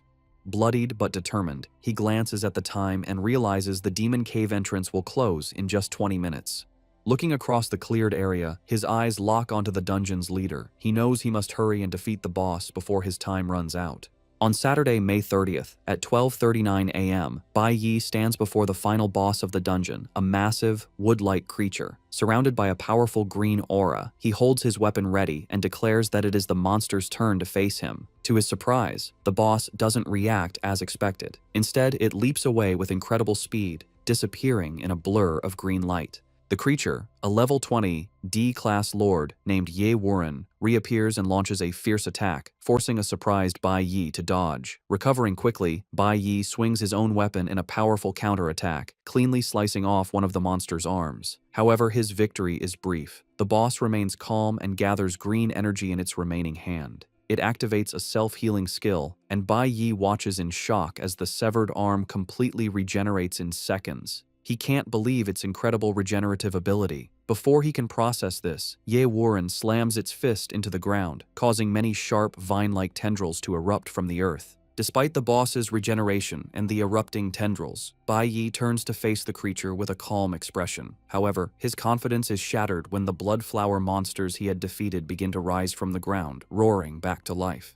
He watches in disbelief as the resurrected beasts charge toward him, wondering how they could be standing again. He knows a D-class lord shouldn't be able to resurrect its minions, and this strange development puts him on edge. While his attention is focused on the charging horde, a shadowy whip-like attack lashes out from his blind spot. His eyes widen in shock as the attack hits him, piercing clean through his side in a spray of blood. The force of the blow sends him stumbling backward, impaled by the dark tendril. As he struggles, he realizes the horrifying truth. A second, almost identical lord has appeared. A system notification identifies this new monster as Chi Warren, the twin brother of Ye Warren, another level 20 D-class lord. Bai Yi grits his teeth in pain, realizing he's facing two bosses at once. The two twin lords now stand together: Ye Warren, the green one, fully recovered, and Chi Warren, the purple one, who just ambushed him. Faced with this impossible situation, bloodied and cornered, Bai Yi's expression hardens, his eyes glowing with fierce, unyielding determination. Trapped inside the hidden dungeon, Bai Yi's time runs out. At 12:59 a.m. on Saturday, the demonic portal begins to destabilize. A moment later, at 1 a.m., the entrance to the demon cave slams shut, leaving him trapped inside with no way out. Later that day, Saturday, May 30th, at 6 p.m., a heavy rainstorm rages outside. Inside the new apartment, Bai Yi's mother paces anxiously, staring out the window. She worries that she hasn't seen her son all day and that he hasn't responded to her messages or calls. Fearing he has gone to a dangerous place again, she decides she must go find him. She leaves the apartment and heads out into the stormy night. A menacing figure has been waiting. A voice sneers, commenting on how well she and her son have been doing. The source is revealed to be Bai Ling Sheng, who drops empty liquor bottles on the wet pavement. He stands soaked in the rain, consumed by fury, muttering about how they dared to rent a new apartment behind his back. As lightning flashes, he stares up at the building with contempt, remarking that they found a nice place. His face is a mask of pure, unhinged rage, his eyes glowing with malice. Meanwhile, Bai Yi's mother passes through the building's security gate and steps outside. She suddenly freezes, a sense of dread washing over her as she clutches the responsive jade stone around her neck. Her eyes widen in terror as she realizes she is in grave danger. Back in the sealed demon cave, Bai Yi is exhausted but still fighting.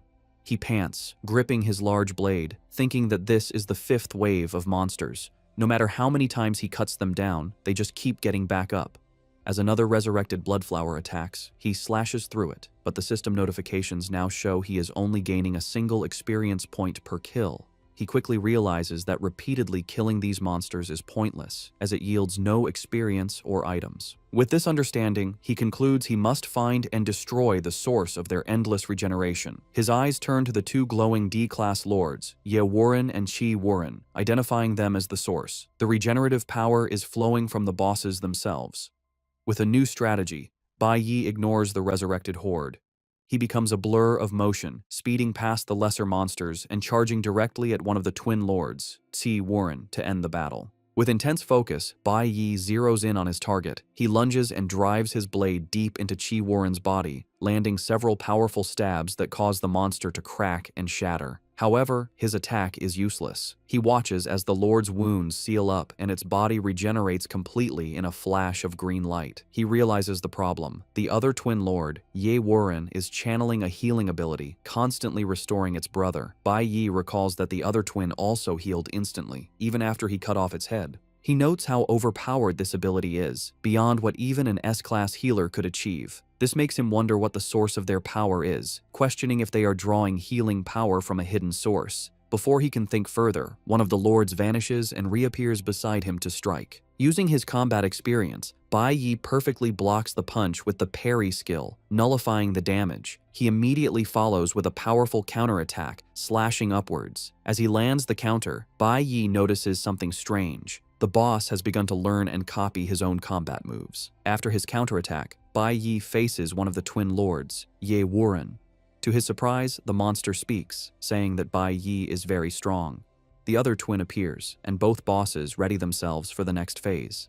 However, Bai Yi's expression changes. He has noticed something crucial, his gaze fixed beyond the bosses, and thinks to himself that he has finally found it. A confident smirk spreads across his face as his weapon glows. He realizes that in a flower-type demon cave like this, the massive trees are the energy center. Ignoring the boss, he rushes towards one of the large, glowing trees in the background. As he passes the surprised boss, he swiftly slices off its arm. He now understands the boss's incredible healing is only possible because of the power from these trees. The boss looks in shock at its severed limb, which for the first time is not regenerating, and cries out in disbelief. Bai Yi's new strategy is clear. He must cut the boss's connection to their power source by cutting down the enchanted trees. He unleashes a powerful slash that cuts through a massive trunk. Bai Yi knows that once their power source is gone, he will finally be able to kill them. With his new strategy clear, Bai Yi rushes past the twin lords, Ye Warren and Chi Warren, heading for the enchanted trees that are their power source.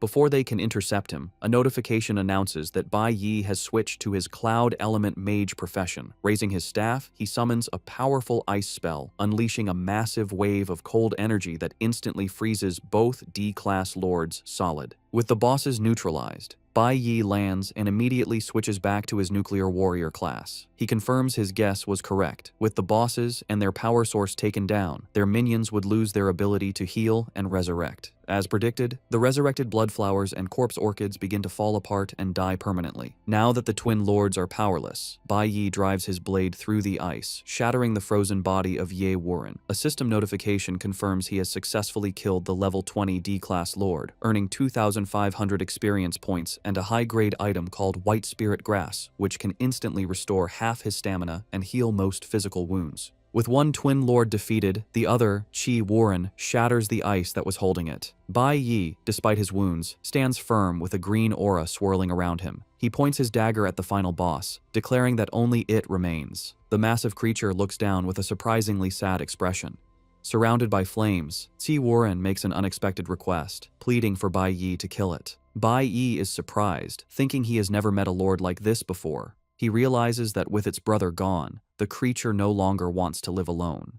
Respecting its final wish, Bai Yi decides to grant the request. He leaps forward with incredible speed and, with a single powerful strike, slices the D-Class Lord clean in half. As the monster dies, a notification confirms he has successfully killed the level 20 Lord, C. Warren, and gained another 2,500 experience points. He also obtains a high-grade material called a Poison Thorn, which is needed for forging a powerful S-Class flower-type weapon. Holding the purple item, Bai Yi lets out a breath of relief. His efforts are rewarded as a final notification announces that his nuclear warrior class has advanced to D-Class, level 15. After defeating the twin bosses, a notification confirms that Bai Yi's Cloud Element Mage class has also advanced to D-Class, level 13. With the final boss dead, the red entrance to the demon cave reopens, allowing him to leave. However, before he can exit, a new status screen appears, showing his flower element bar is now completely full. This triggers another awakening.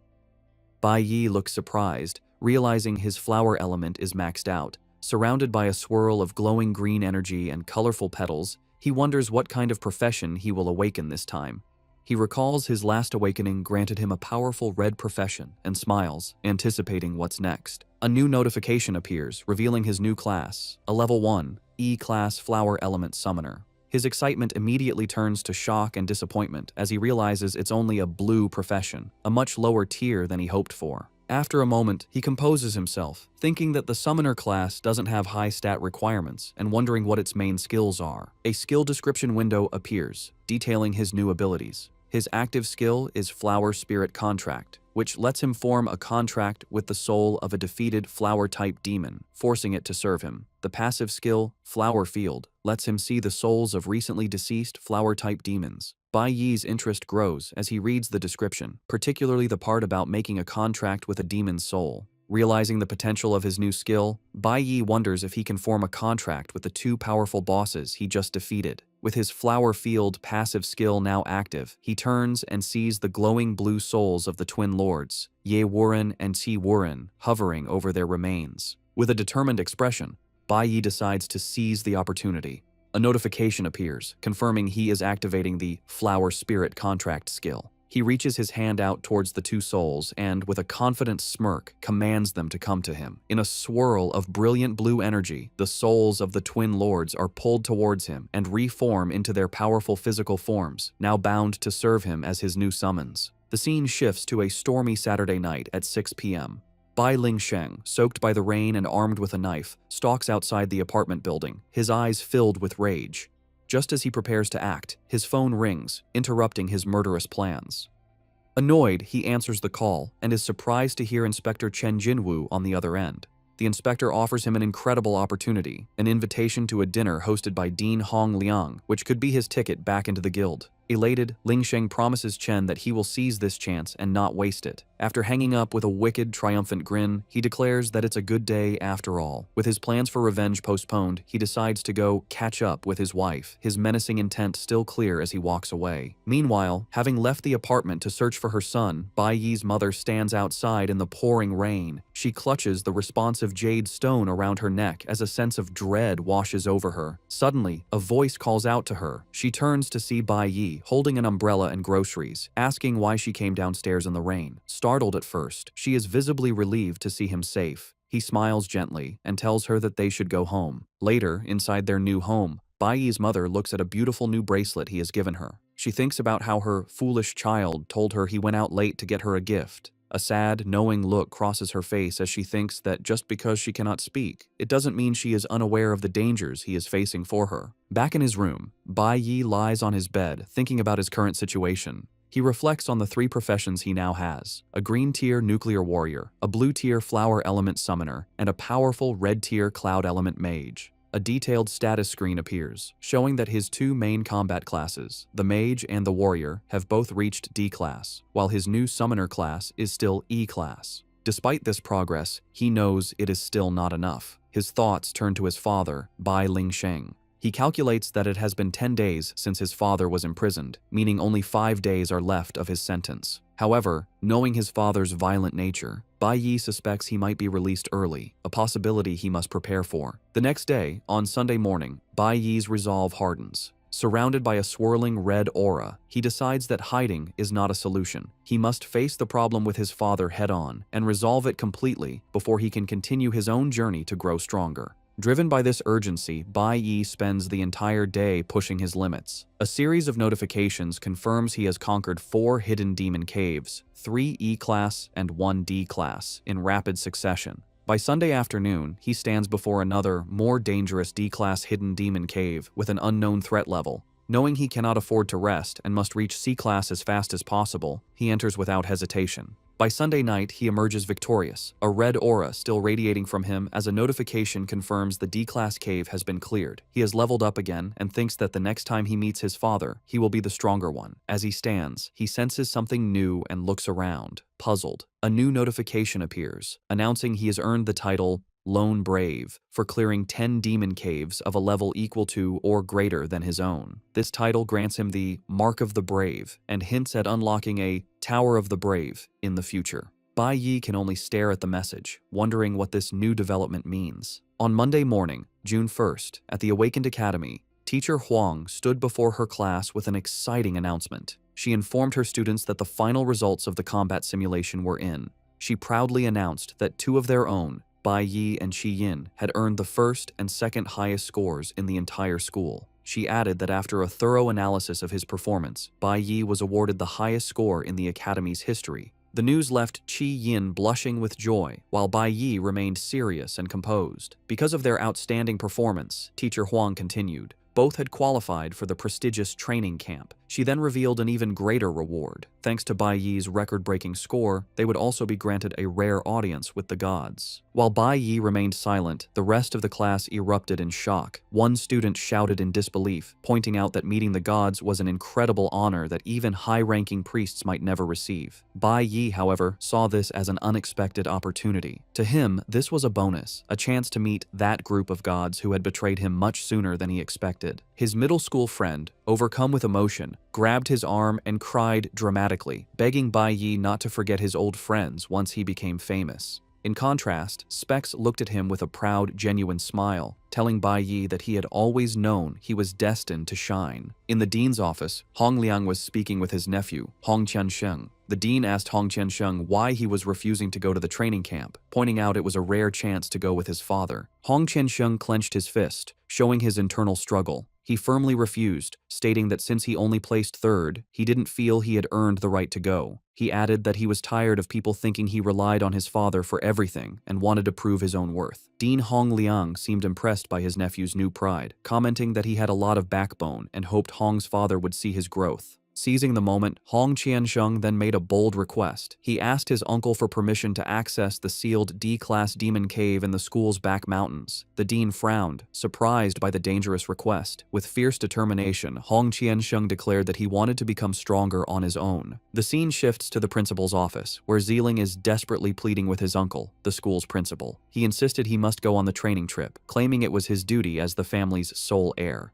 The principal, a stern man named Kui Yunqing, calmly scolded Zeeling for acting so impulsively when he knew the weight of his family's legacy. The principal's expression darkened as he confronted Zeeling, asking why he empowered a monster to attack his own juniors during the combat simulation. Caught in his lie, Zeeling stammered, unable to form an excuse. The principal slammed his hand on the desk in anger, shouting that the higher-ups weren't fools and could easily see through his clumsy scheme.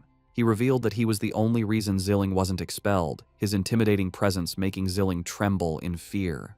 Overwhelmed, Zeeling collapsed to his knees, tearfully apologizing and admitting he was wrong. With his eyes glowing menacingly, the principal ordered the terrified Zeeling to stand up. As Zeeling struggled to his feet, the principal walked around his desk and delivered a final piece of information. He told Zeeling his reckless actions had an unintended consequence. They brought a special individual named Bai Yi to the attention of the higher-ups. the principal revealed that those in power now find Bai Yi suspicious.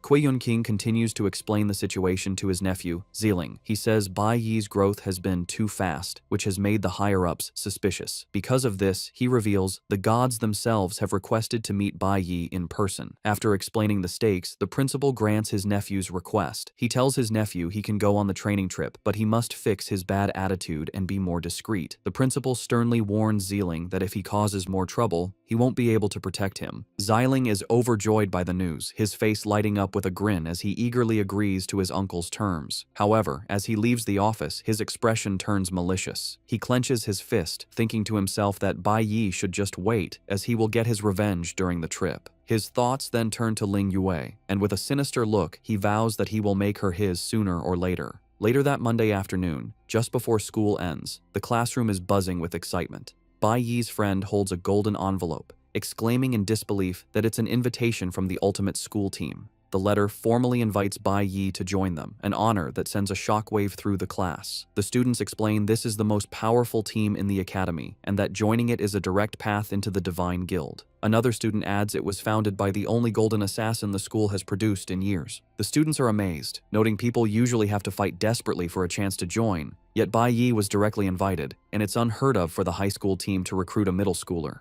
Overwhelmed by his friend's incredible success, Bai Yi's friend bursts into tears again, wailing about how outstanding Bai Yi is. Amid the chaos, Bai Yi calmly walked over and took the golden invitation from his emotional friend. To the absolute shock of everyone in the room, he then walked to a nearby trash can and casually dropped the invitation inside. His friend and the other students shouted in disbelief, asking if he was a fool for rejecting such a prestigious invitation.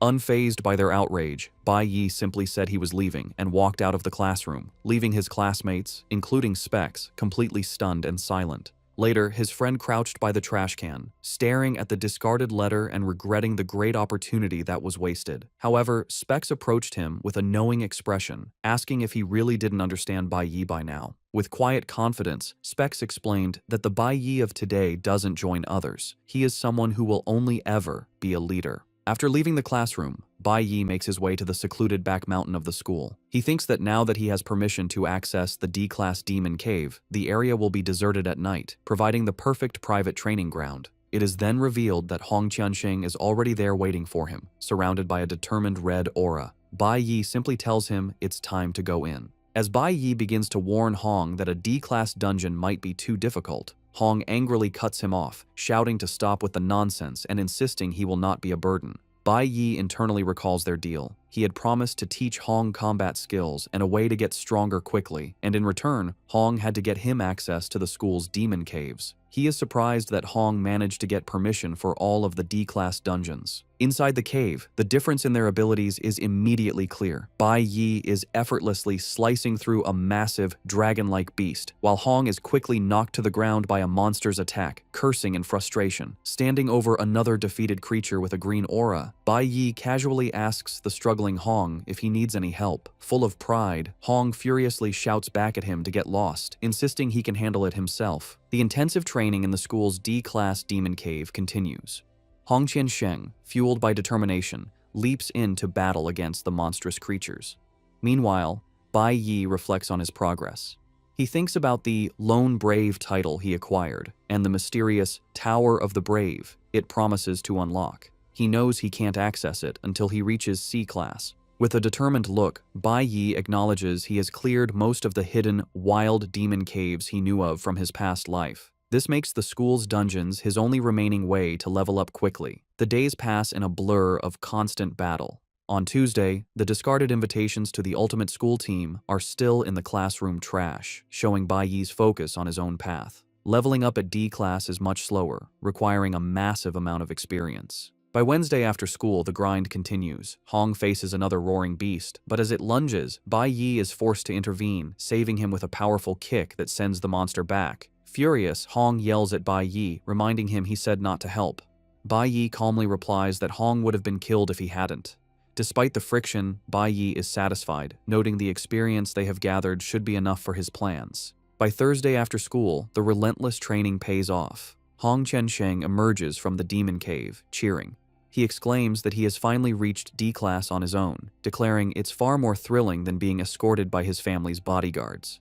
Moments later, Bai Yi exits as well, looking calm. A system notification announces his achievement. His nuclear warrior class has successfully advanced to C class. With a determined look, Bai Yi knows he is ready for his next challenge. A menacing image of his father, Bai Lingsheng, appears behind him as he thinks his current power is now enough to deal with him. A status window displays his new C-class stats and confirms he has also acquired a new skill. Later that evening, Bai Yi is back at home when his mother teasingly asks if he has been coming home late because of dates with a cute girl. Bai Yi is flustered, denying it, and insisting he's just a middle schooler. With a warm smile, she continues, suggesting it's normal to have a girl he likes at his age. She advises him to be brave and pursue the people he cares about, warning him not to wait until the opportunity is lost, and he is filled with regret. Her words strike a chord with Bai Yi. His eye widens as her advice sinks in, and he falls silent, his thoughts turning to a specific girl he cares about. As Bai Yi thinks about his mother's advice, his thoughts drift to his past life and the girl he cared about most. A memory of his teammate, Ling Yue, flashes in his mind. He recalls her playfully asking him for a hug, calling him captain. In his memory, he bluntly pushes her away, much to her annoyance.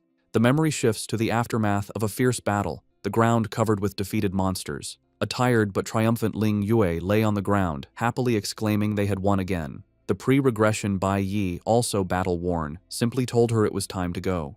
Still exhausted, Ling Yue playfully asked if he could carry her. A flustered Bai Yi flatly refused, telling her to get help from another teammate, leaving her to pout about how mean he was. However, the happy memory is shattered by the traumatic event of their team's betrayal. The scene turns dark and bloody as he remembers Ling Yue's final moments, her body covered in wounds as she died. The image of his own face, twisted in pure rage at his powerlessness, burns in his mind. Pulled back to the present, Bai Yi reflects on this painful past. He recalls that he only met Ling Yue in his previous life, after his master had rescued him from death row. They met in a capital city. He has no idea where she might be in this new timeline, and sadly concludes it will be very difficult for them to meet again. He resigns himself to the reality that in this second life, he only has his memories. Even if they met, he knows their relationship could never be the same. Meanwhile, the vice captain of the ultimate school team reports to his captain that Bai Yi still hasn't responded to their invitation, concluding he must not be interested. The scene reveals the captain in her bedroom, holding the golden invitation Bai Yi had discarded. She finds his lack of interest amusing, thinking he is becoming more interesting. With a confident smirk, a status window identifies her as Ling Yue, a golden lightning assassin and the captain of the ultimate school team. She decides she will meet him herself the next day and will personally deliver the invitation. On Friday, his birthday, Bai Yi sits at the table in his home with a gift box in front of him. His mother, sitting across from him, tells him with a warm smile that it's his birthday present. Slightly surprised, Bai Yi looks at the gift before opening it. Inside, he finds a scarf and is puzzled. He wonders why she would give him a scarf when summer is starting. Alongside the scarf is a note with a heartfelt message, wishing her dear son eternal happiness and to bravely live the life he chooses. Suddenly, his eyes widen with realization.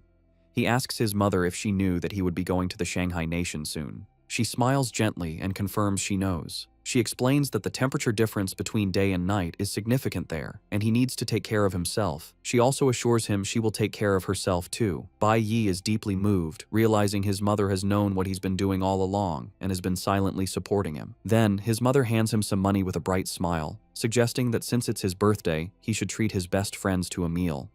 Bai Yi sighs with a faint smile and gently reminds her, as if he said it before, that he doesn't have any friends. Later that day at school, Bai Yi is approached by his two middle school friends. The first enthusiastically gives him a flashy figurine of a blue-haired water mage, proudly saying it's his favorite model and asking if Bai Yi thinks it's cool. Looking unimpressed, Bai Yi offers a flat and simple thank you. Seeing this, Specs steps forward, telling the other friend he's pathetic and to look at his gift instead. He places a plainly wrapped rectangular object on Bai Yi's desk, remarking that it wasn't easy to get. As Bai Yi unwraps it, his eyes widen in shock. The gift is the original soundtrack for his favorite old movie, Fatal Magic. The gift triggers a powerful memory. In his past life, he and Specs would secretly watch banned prehistoric movies in Ashed, and this was one they shared. Specs leans in conspiratorially, whispering to Bai Yi to hide it well so the teacher doesn't find it. Bai Yi carefully slides the precious gift under his desk. He turns back to Specs with a genuine, warm smile and sincerely thanks him. Specs smiles back, sharing the moment of their renewed bond. With the moment of friendship concluded, Chi Yin approaches Bai Yi at his desk, calling out his name. With a bright, cheerful expression, she wishes him a happy birthday and offers him a gift box. His two friends watch from the background, their jaws dropping in shock as they realize what the gift is. Inside the box, on a soft cloth, is a massive, sparkling gemstone, identified by a system window as a rare, unappraised, A-class mage weapon.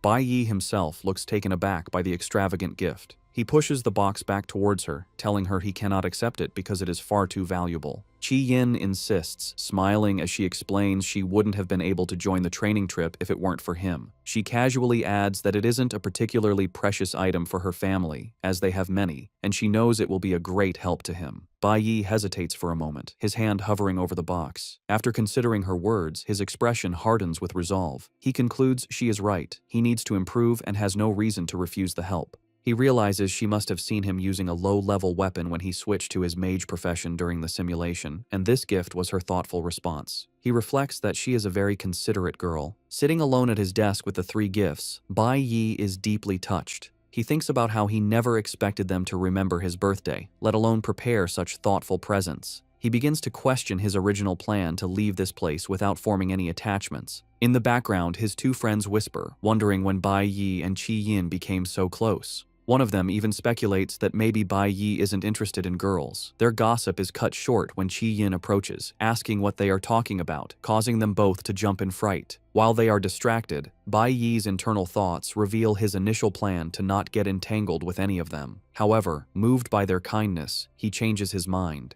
He turns to face the three of them, Chi Yin, Specs, and his other friend, and asks them to have dinner with him that night. With a warm and genuine smile, he tells them it's his treat and asks if they are free. His friends erupt in cheers, enthusiastically accepting his invitation. Chi Yin clasps her hands in excitement, while his two middle school friends throw their arms up in celebration, with one playfully asking if he can choose the place. Suddenly, their celebration is cut short when one of them notices a group of people from the high school division. Bai Yi's expression immediately turns serious as he wonders why they have come. Another student points out that the group is heading directly for their classroom, and Bai Yi watches them approach with a guarded look. The classroom starts buzzing with whispers. A student peeking out the door tells the others that the captain of the ultimate school team has arrived. The others are shocked to hear the rumor that the captain has come to personally invite Bai Yi to join her team. One of them mentions he's heard the captain is a great beauty, though he has never seen her himself. Hearing this, Bai Yi decides it would be better to refuse her offer face to face.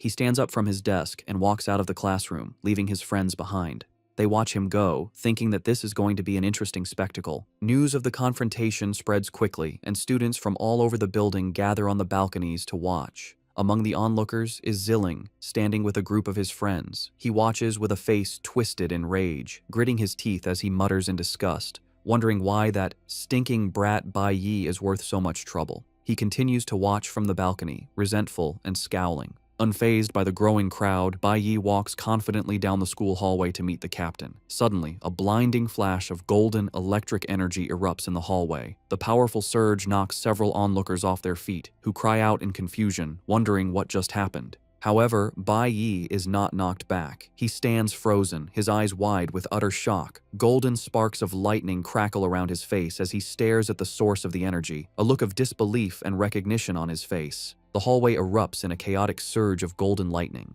with Bai Yi standing as the calm center of the storm. A brilliant beam of electrical energy shoots directly towards him, but he remains poised, his face shadowed and unreadable, even as the sheer force of the energy blast sends other students reeling. With his vast experience, Bai Yi instantly recognizes the direct assault as a feint, a distraction from the real attack. Reacting in a split second, he summons his own glowing green blade, ready to counter the unseen threat. Just as he prepares his defense, his senses scream a warning. The true danger is approaching from behind. With incredible focus, he pinpoints the attack coming from his left rear. He spins around just in time, blocking the lightning-fast strike with his own blade in a brilliant clash of energy. The onlookers who are still standing are blown away by the speed of the exchange, crying out in confusion and amazement. The source of the attack is revealed to be a young woman, her entire form radiating a powerful golden aura, her face obscured by the light but smiling. As the light fades, Bai Yi peeks from behind a corner, and his composure completely shatters. His eyes are wide with disbelief. The attacker steps back, retracting her energy. It is Ling Yue, captain of the ultimate school team, holding a blade still crackling with lightning. She smirks at him, impressed, and compliments his quick reflexes, stating that she knew she hadn't chosen the wrong person. Bai Yi can only stare back, completely stunned and speechless. The person from his past life, the one he thought he might never meet again, is standing right in front of him. Staring at Ling Yue, Bai Yi remembers his past life with her. He recalls her cheerful, playful nature, always asking for hugs with a bright smile, or teasingly asking him to carry her after a tough battle. He also painfully remembers how he, emotionally closed off, would always push her away, leaving her to pout about how mean he was. Back in the present, Ling Yue, still crackling with lightning, explains that since he didn't respond to her team's invitations, she decided to visit him in person. The other students, including Bai Yi's friends, watch in stunned silence. Specs and his friend whisper nervously, thinking how awkward it will be when Bai Yi rejects the famous captain to her face. Composing herself, Ling Yue extends a hand for a formal introduction, starting to say her name. However, Bai Yi walks right past her outstretched hand. In one fluid motion, he pulls her into a firm, warm hug.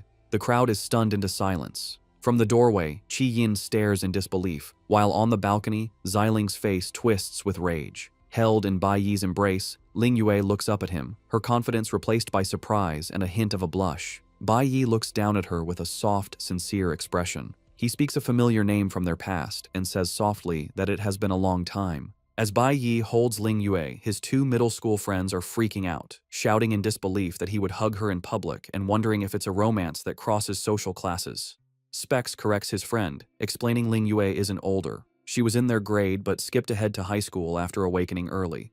In the background, Qi Yin stares, looking completely dazed. Regaining her composure, Ling Yue breaks from the hug. She disappears in a flash of lightning and reappears beside Bai Yi, tapping his shoulder with a finger still crackling with energy. With a confident smirk, she asks if his surprising hug meant he accepted her invitation to the team. She continues her pitch, explaining the ultimate school team is fully funded with the best resources. She adds they know faster ways to grow stronger than just clearing school dungeons and suggests they could fight side by side. Bai Yi listens to her offer in silence. Then, looking at her directly, he gives his firm answer. He tells her he won't be joining the ultimate school team. He adds that since he doesn't plan on staying at the school long, joining a club would be meaningless. After firmly rejecting her offer, Bai Yi extends his hand. He confidently tells Ling Yue that while he won't join her team, he plans to establish his own guild soon. He takes her hand in a firm shake, assuring her with a determined smile that when that day comes, they will get the chance to fight side by side.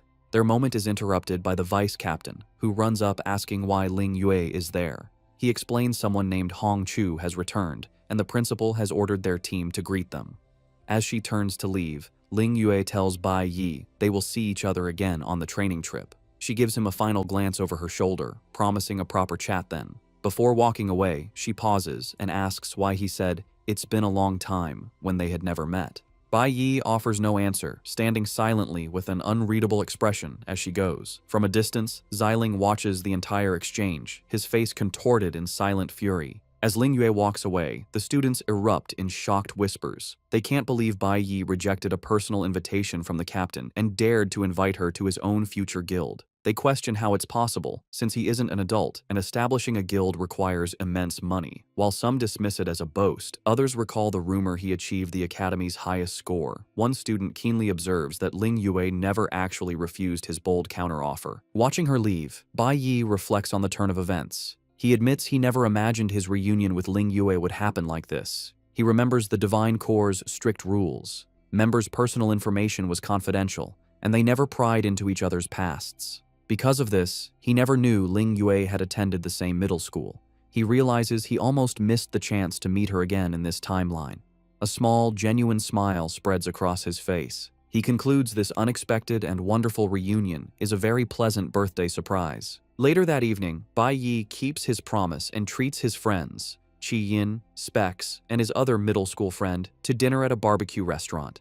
As they eat, Specs teases the other friend for picking the place, who defends himself by saying Bai Yi wanted barbecue and he just recommended the restaurant. The conversation soon turns serious. While grilling meat, Specs asks Bai Yi if he was being genuine about his plan to establish his own guild. Chi Yin follows up, concerned, asking about his statement that he wouldn't be at the school for long and questioning his plans for high school. Taking a calm sip of his drink, Bai Yi confirms their suspicions. He tells them that after the training trip, he plans to stay in the Shanghai Nation. His friends are shocked by this news. They shout in disbelief, asking if he plans to drop out of high school to start his guild. Bai Yi clarifies he isn't dropping out. He just wants to continue his studies there. They realize what he truly means. He plans to apply to the prestigious Divine Guild Academy in the Shanghai Nation. Meanwhile, at the luxurious Kaiban Hotel, a white sports car pulls up to the entrance where men in dark suits are waiting. Inspector Li Ang is among them, and he bows respectfully as he opens the car door. An imposing man with blonde hair, a scar over his eye, and a cigar steps out of the car. He is identified as Hong Bing, the guild master of the Divine Guild. With a simple command to move, he strides confidently into the hotel, followed by his group. Inside the hotel's luxurious ballroom,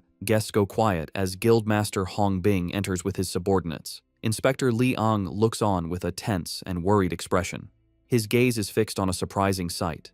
Bai Lingsheng, Bai Yi's father, standing smugly with his arms crossed, accompanied by Inspector Chen Jinwu. Li Ang is completely baffled, wondering what is happening. He questions how Bai Lingsheng could be out of prison already, since he was supposed to serve a 15-day sentence for his violent behavior. Chen Jinwu approaches Liang with a sly grin. He explains that Bai Lingsheng paid double the bail and that their captain approved it, suggesting Liang should just ignore the situation. Furious at this obvious disregard for the rules, Liang clenches his teeth in anger. He angrily confronts Chen Jinwu, demanding to know why, even if he was released, he was brought to an important dinner with Guildmaster Hong Bing. Leaning in closely, Chen Jinwu reminds Liang that Bai Lingsheng was kicked out of the guild for a minor incident in the past. He explains that Lingsheng sees this rare opportunity as his chance to get back into the guild as good graces. With a smug expression, Bai Lingsheng presents a bag filled with valuable magic crystals, which are valuable ores from a demon cave. Chen Jinwu finishes his explanation, stating that since Lingsheng brought all of his family's assets to get back in, it was no big deal to do him this favor. However, the plan immediately fails.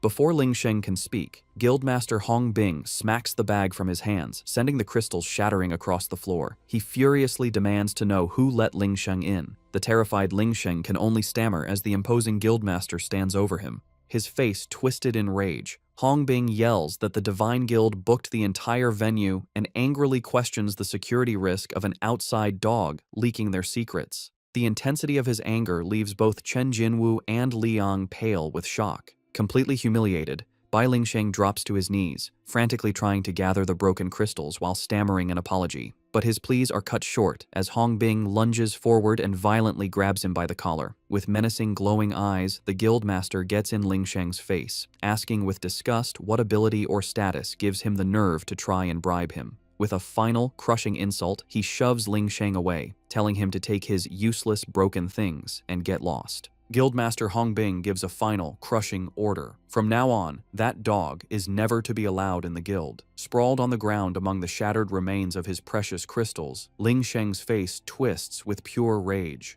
Blood drips from his clenched fist as he mutters a curse. In a violent burst of fury, he smashes his bloody fist into the ground, crushing the last of the crystals as his eyes glow with a menacing red light. Consumed by his humiliation, he screams that he will kill them all for daring to look down on him. Shrouded in a dark, murderous aura, Lingsheng stalks away from the hotel, his mind full of rage. He is furious at the humiliation, cursing that not a single thing in his life is going right. His rage, having no other outlet, finds a new and vulnerable target. As an image of his wife returning home with groceries flashes through his mind, his murderous thoughts solidify.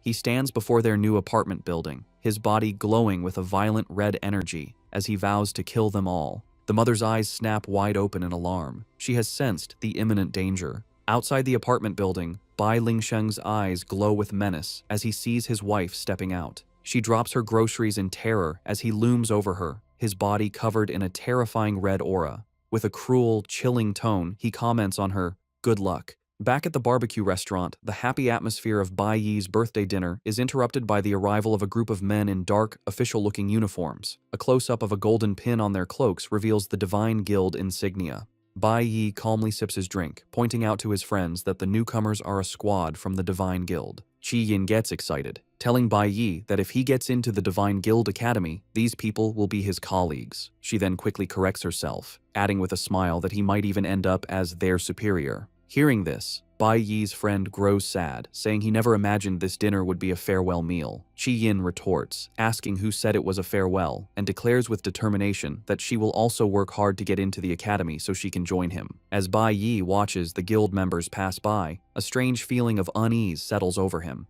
He reflects that the day, with all its happy surprises, has been going too smoothly. Specs, sensing the shift in mood, quickly brings the focus back to the celebration, reminding everyone that today is Bai Yi's birthday and they should worry about other things later. His friend agrees, adding that a birthday is meant to be enjoyed. Despite their cheerful words, Bai Yi can't shake the feeling that something is wrong. His friends, however, are ready to celebrate. One of them raises his glass for a toast to Bai Yi, and the four of them clink their cups together in a joyous cheer, wishing him a happy birthday. Just as the friends raise their glasses, the scene cuts to a close-up of the responsive jade stone Bai Yi is wearing.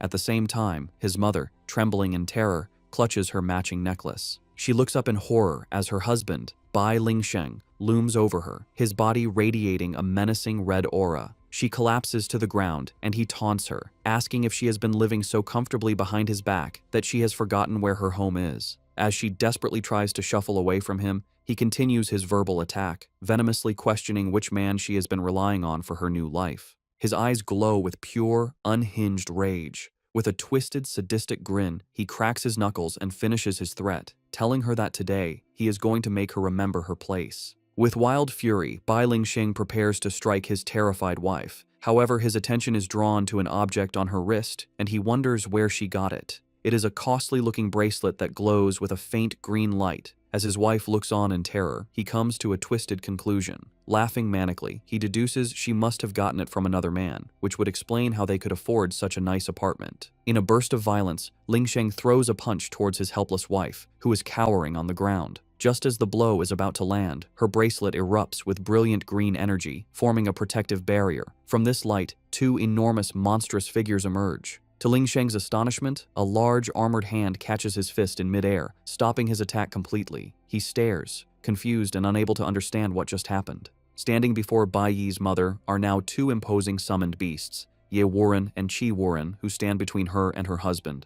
The protectors address Bai Yi's mother, telling her not to worry about Bai Yi, as they will protect her to the death. At that moment, Bai Yi's mother has a flashback. She remembers Bai Yi giving her the bracelet, explaining it was a Mother's Day gift. He had insisted that she wear it at all times when he was not around. Without hesitation, one of the summoned beasts, Qi Warren, lunges forward, its eyes glowing as it charges at Bai Lingsheng. Lingsheng scrambles to evade the powerful purple energy-infused strike. He quickly finds himself on the defensive, forced to fight both Qi Warren and the other summoned beast, Ye Warren, at the same time.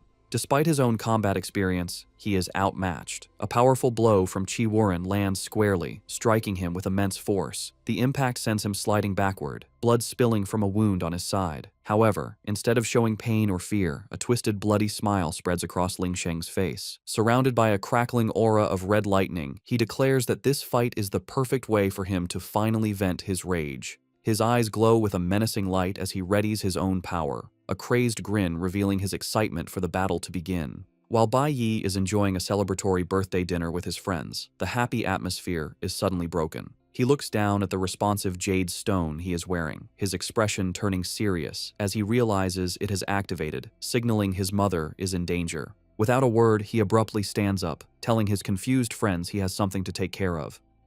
He rushes out of the restaurant, promising he will be back soon and leaving his friends shocked by his sudden departure. Once outside, Bai Yi immediately calls Hong Qiansheng, asking for an update on the information he had requested. On the other end, Hong confirms Bai Yi's worst fears. His father, Bai Lingsheng, was released from prison early. Hong adds that his father then went to a reception hosted by Hong's father but was humiliated and kicked out. Hong finishes by saying that after leaving the hotel, Lingsheng's location is unknown. As this information sinks in, his call to his mother's phone goes unanswered, confirming she is not safe. Bai Yi stands in the alley, piecing everything together. He realizes with horror that the hotel his enraged father was kicked out of is very close to the new apartment he rented for his mother. He understands that if his father ran into his mother in his current violent state, she would be in grave danger. Fueled by urgency, he grips the handlebars of his bicycle with immense force.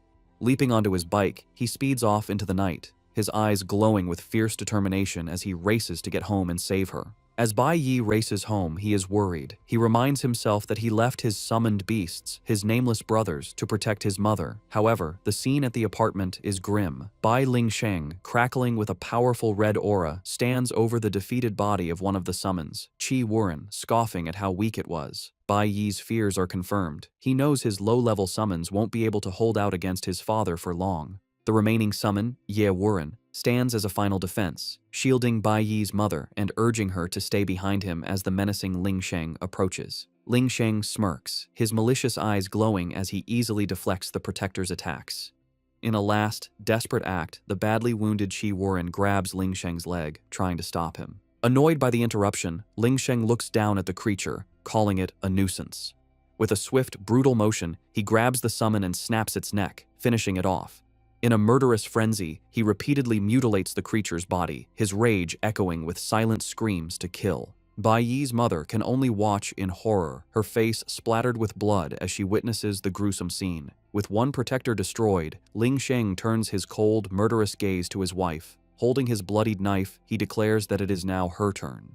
He begins to walk slowly towards her, his path blocked only by the last summon standing guard. The last remaining summon, Ye Wuren, looks on with a determined expression. In a final act of loyalty, it turns to Bai Yi's mother and desperately urges her to run. Without a second thought, the beast launches itself at Bai Lingsheng, enveloping him in green, vine-like tendrils, screaming at its master not to look back as it sacrifices itself to buy her time. Horrified, Bai Yi's mother turns and flees for her life. The summon's desperate hold is useless. Ling Sheng, crackling with red lightning, easily breaks free from the vines. He grabs the creature with one powerful hand and, with brutal force, tears it apart, ending its life. As Bai Yi's mother runs, she sees her husband standing over the destroyed remains of her last protector. He mockingly asks if she really thinks she can run away. In a flash of red energy, he appears directly in her path, blocking her escape. Cornered and trembling, she looks up at him as he looms over her, his eyes glowing with sadistic pleasure. He taunts her, asking where she could possibly go now.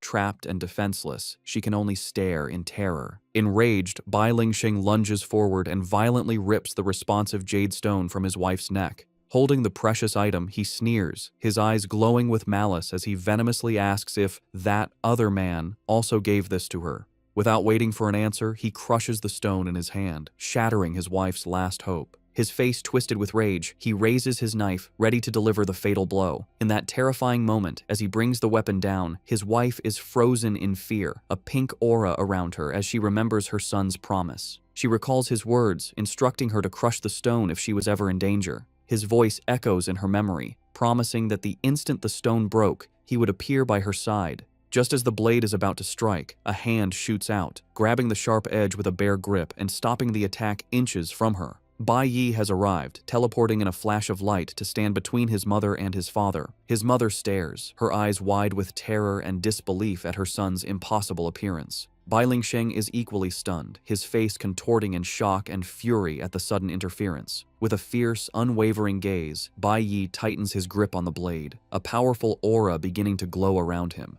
He looks his father dead in the eye and declares with finality that this ends now. The intense confrontation brings back traumatic memories from Bai Yi's past life. He remembers being a young, helpless boy, with tears streaming down his face as he screamed and begged for the fighting to stop. The scene flashes back to a horrific day. His father, Bai Lingsheng, in a fit of rage, was viciously beating his mother with a wooden plank while the young Bai Yi was tied up and forced to watch. His father raged, screaming about how hard he worked while they enjoyed themselves, his mind twisted by resentment. The young Bai Yi could only watch the brutal assault. A reflection of his mother's suffering burned into his eye as he helplessly screamed for his father to stop. He begged and pleaded, but his father's fury was absolute. Overwhelmed by pain and helplessness, Bai Yi could only cry as his mother was beaten unconscious. He recalls the events that led to the tragedy. It was the first weekend of his first year of high school. His mother had taken him to an amusement park, but they forgot to tell his father they would be home late. That same day, his father had failed to find a job and, when he returned home, unleashed all of his frustration and rage on them. In that moment, the demon that had always lurked inside his father was set free. As his mother tried to protect him one last time, his father delivered the final fatal blows, beating her to death right in front of him. Witnessing this unimaginable horror, the young Bai Yi gritted his teeth as the immense shock and grief triggered a massive surge of power within him. This traumatic event caused a secondary advancement, transforming his low-rank, green-tier nuclear warrior profession into the legendary, platinum-tier nuclear holy swordsman. The memory of his past life reaches its devastating climax. Consumed by grief and a terrifying new power, the young Bai Yi had charged at his father. In a fit of rage, he broke free from his restraints, grabbing the chain that bound him and wrapping it around his father's neck. He had lost all control and strangled his father to death. However, this act of vengeance brought no comfort. Even with his father dead, his mother was gone forever.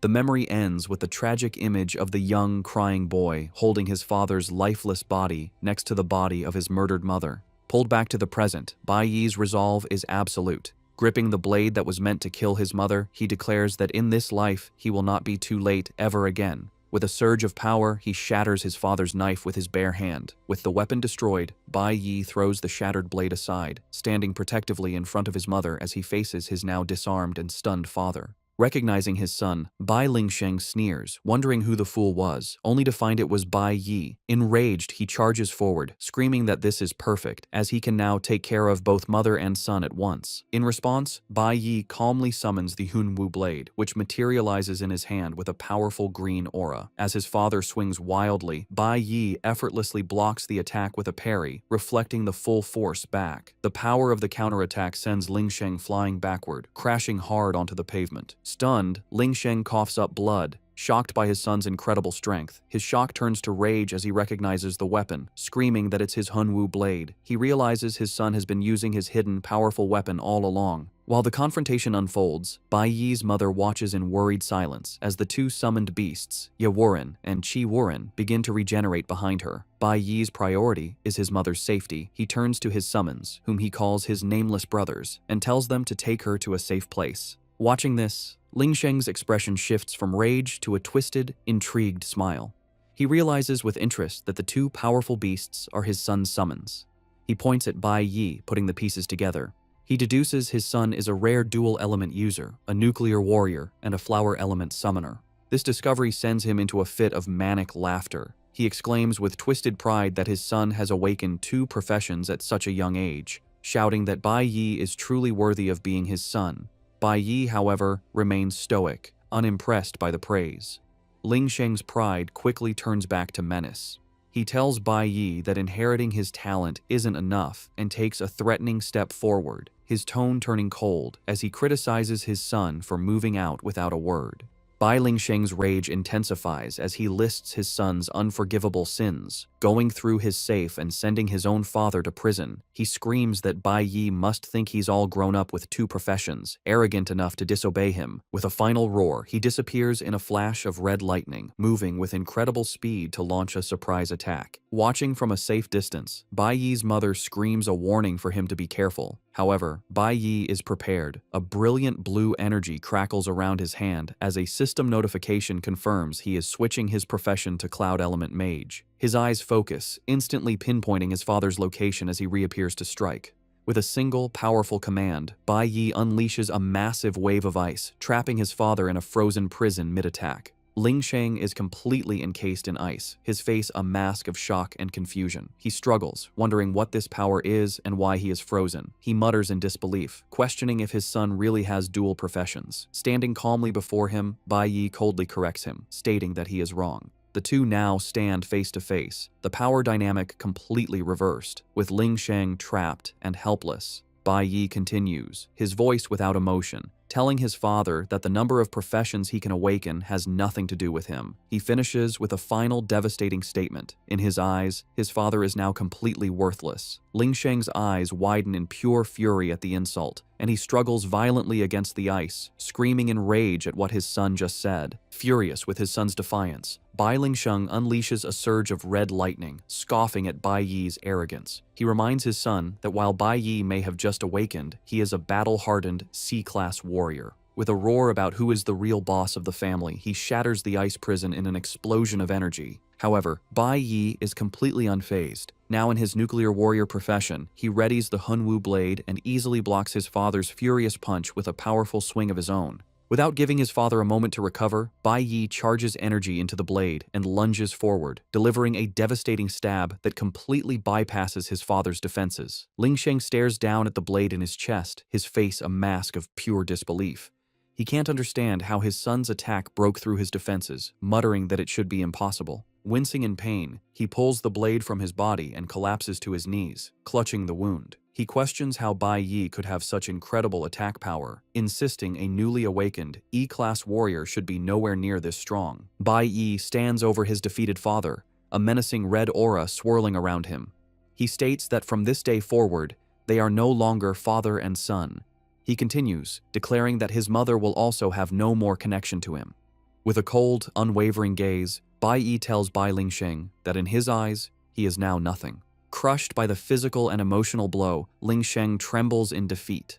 Then, a low chuckle escapes his lips, slowly building into a maniacal laugh as he kneels before the son who completely overpowered him. Refusing to accept his defeat, Bai Ling Sheng screams at his son, questioning if he knows who worked tirelessly to earn money and support the family. He insists that Bai Yi will always be his son and nothing can change that fact. Calling his son an ungrateful brat, Ling Sheng lunges forward in a last, desperate attack. However, Bai Yi effortlessly dodges and counters with a powerful kick to his father's face.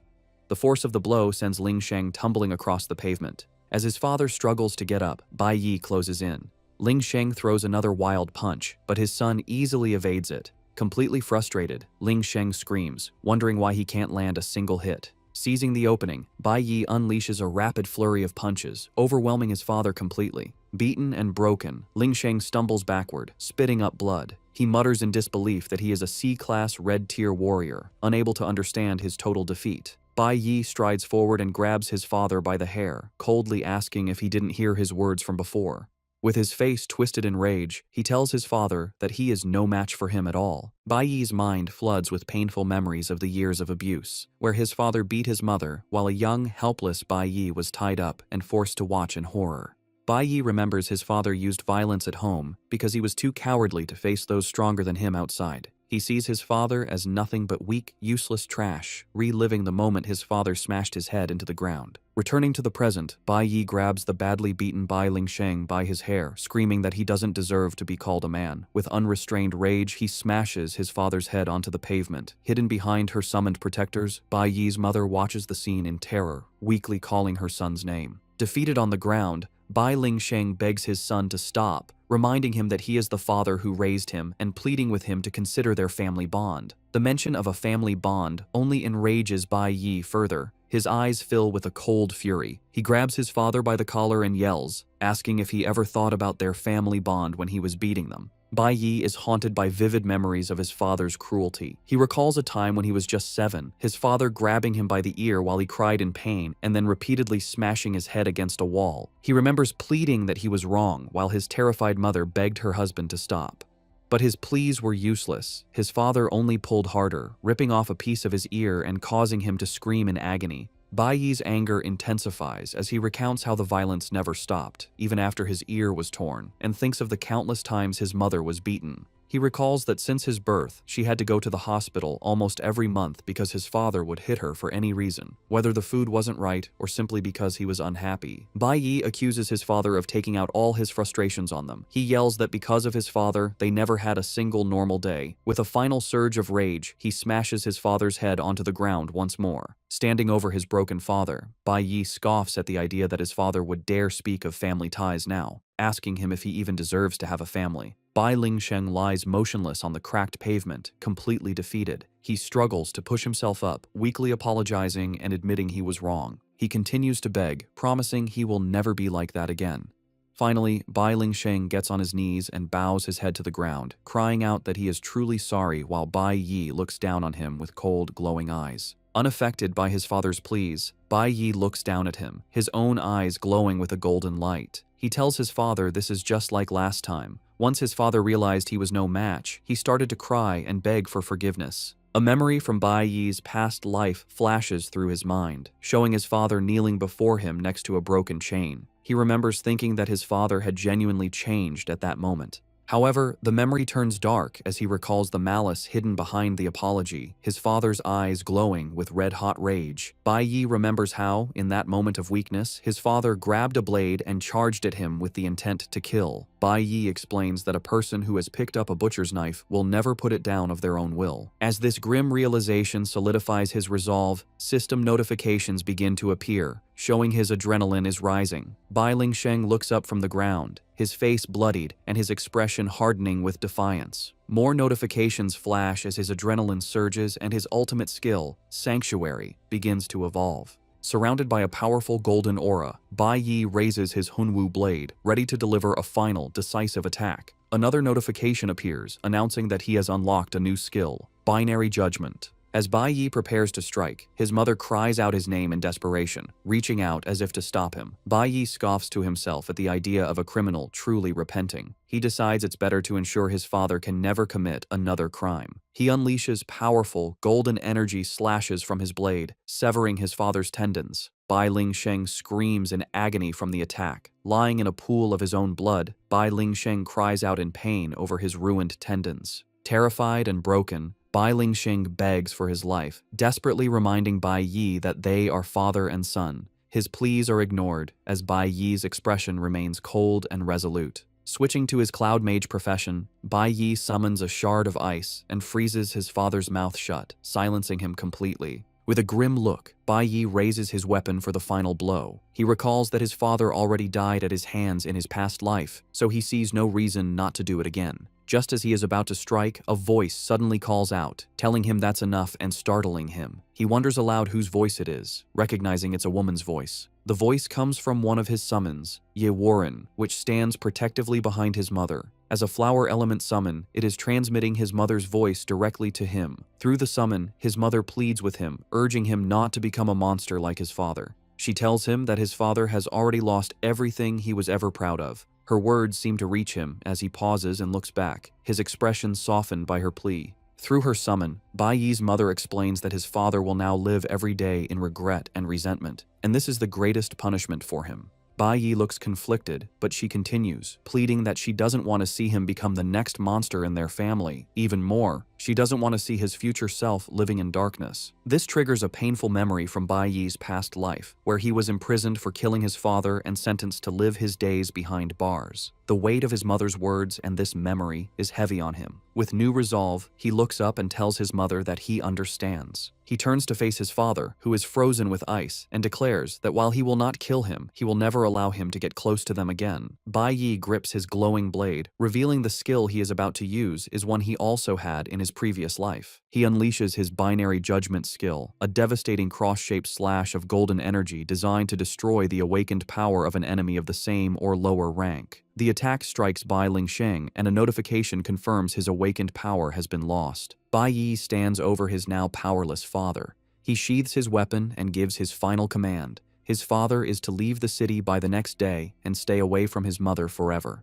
He walks toward his mother, who is protected by her summons, and gives a final, chilling warning. He tells his father that his summon, Ye, will remember his scent. If he ever comes within 3 kilometers of his mother again, even if it means spending his life in an awakened prison, Bai Yi will hunt him down and kill him without mercy. Lying on the ground, completely broken and powerless, Bai Lingsheng can only look up at the sky with tears in his eyes as the ice on his face melts away. He whispers that he understands, accepting his utter defeat. The night is quiet over the city after the violent confrontation.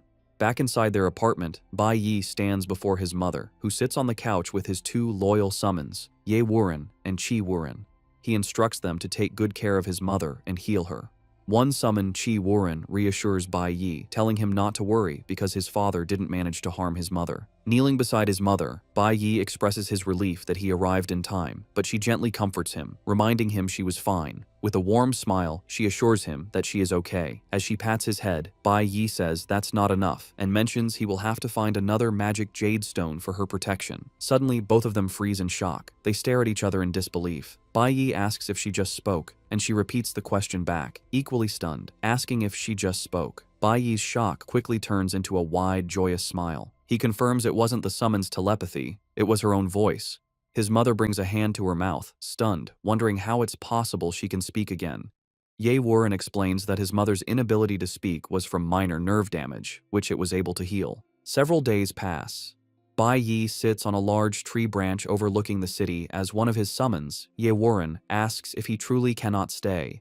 The summon points out that his mother and friends are here and suggests he could let go of his quest for revenge and live a peaceful life. Bai Yi, however, explains his mind is made up and he has already made preparations. He tells them he has paid the rent for the apartment and will buy it when he has enough money. He adds that he has also prepared a new magic jade stone for his mother, so if she is ever in danger again, he can rush to her side. For all other times, he is entrusting her safety to them. The two massive summons look on with tears in their eyes as they accept their master's request. Later, Bai Yi watches from the dining table as his mother happily cooks in the kitchen, with his two summons, now wearing aprons, helping her prepare food. He thinks to himself that while his mother knows he is leaving for a training journey, she doesn't know he is no longer the simple son she remembers. His thoughts turn to the bloody memories of his past life and the burden of hatred he must confront. He looks at the invitation letter on the table, knowing it is his ticket to the divine nation. The traitor is there, and this is his best chance for revenge. An image of the traitor, with his skull mask and white dreadlocks, flashes in his mind. Bai Yi knows that with this invitation, he can reach the divine nation much earlier than in his previous life. That night, as he stands in a crowd with his mother, he looks out at the city and thinks about the journey ahead. He admits to himself he doesn't know if he will succeed or even return alive. This might be a one-way ticket, but it's a journey he must take. Suddenly, his mother gasps, saying she almost forgot the time. A confused Bai Yi asks her what she means. She smiles and explains that it is June 25th, the time for the annual prayer. She reminds him that on the first full moon of the summer solstice, the great mage of the flower god temple always returns to their county. Bai Yi realizes he had forgotten that his mother is a follower of the flower god sect. He reflects that she never asked when he was leaving, and he never told her that he departs the very next day. He decides this is for the best and he will leave quietly. As he watches his mother pray, he admits to himself that he has never been good at saying goodbye face to face. The scene shifts to a hospital room where Specs is recovering in bed after surgery. A doctor is speaking with his parents, assuring them that the operation went smoothly. He explains it was a minor procedure, but Specs will need a few days of rest, adding they were fortunate their son noticed the problem in time. Overwhelmed with relief, Specs' parents thank the doctor for saving their son's life, and his mother anxiously tells Specs to lie still. In bed, Specs tries to calm his parents, pointing out that the doctor himself said it was just a small surgery. His mother, however, emotionally insists there is no such thing as a small surgery and firmly tells him not to move. Specs looks away sadly, thinking about the bad timing of his operation. He is disappointed he won't be able to see Bai Yi off on his trip to the Divine Nation tomorrow and wonders if he will ever see his friend again. The next day, June 26th, the students gather at the train station for their trip to the Divine Nation. On the platform, a woman tearfully says goodbye to her daughter, Chi Yin. She reminds her to take care of herself, call home often, and not to stay up late working. She then gives a blushing Chi Yin an affectionate kiss on the cheek. Her father urges his emotional wife to head home, reminding her the trip is only for half a month and there is no need for such a dramatic farewell.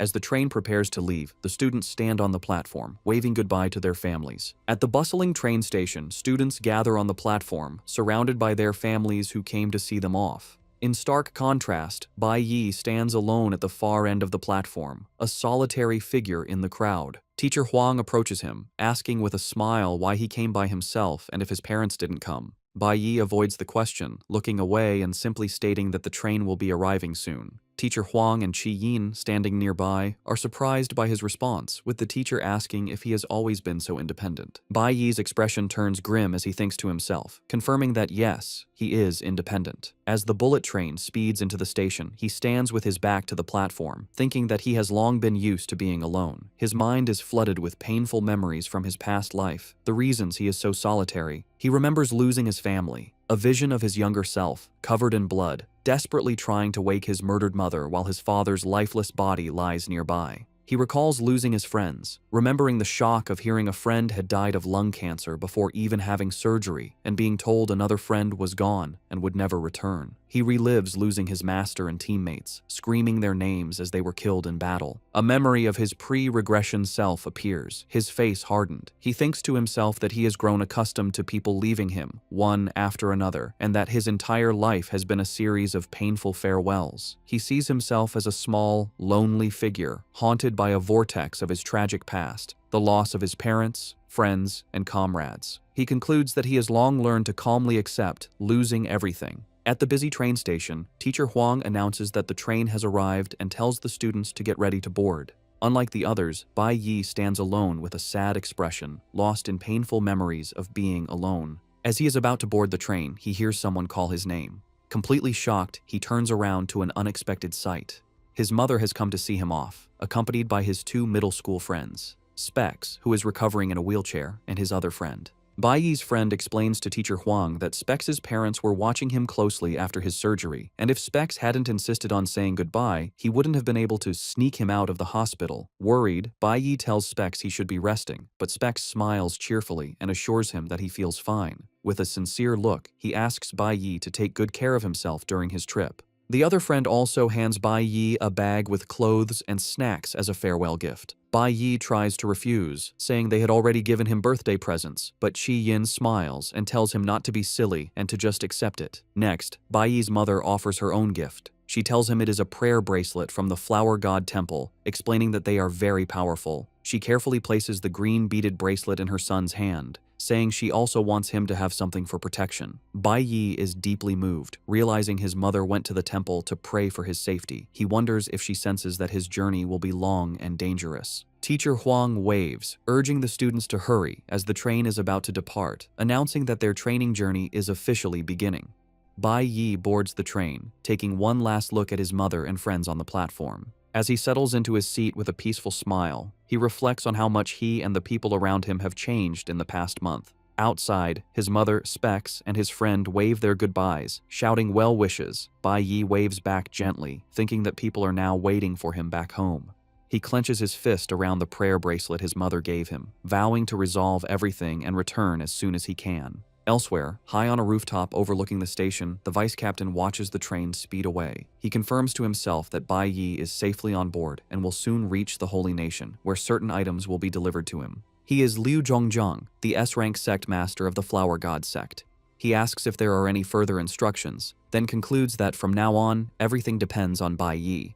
His words seem to hang in the air as Bai Yi sits thoughtfully on the train. Beside him, Qi Yin explains that the ultimate school team left on an earlier train to handle their sea crossing procedures. She excitedly points out that they will soon reach the border of the Jiang Nation, with the Holy Nation just across from it. Teacher Huang walks down the aisle, officially starting the trip.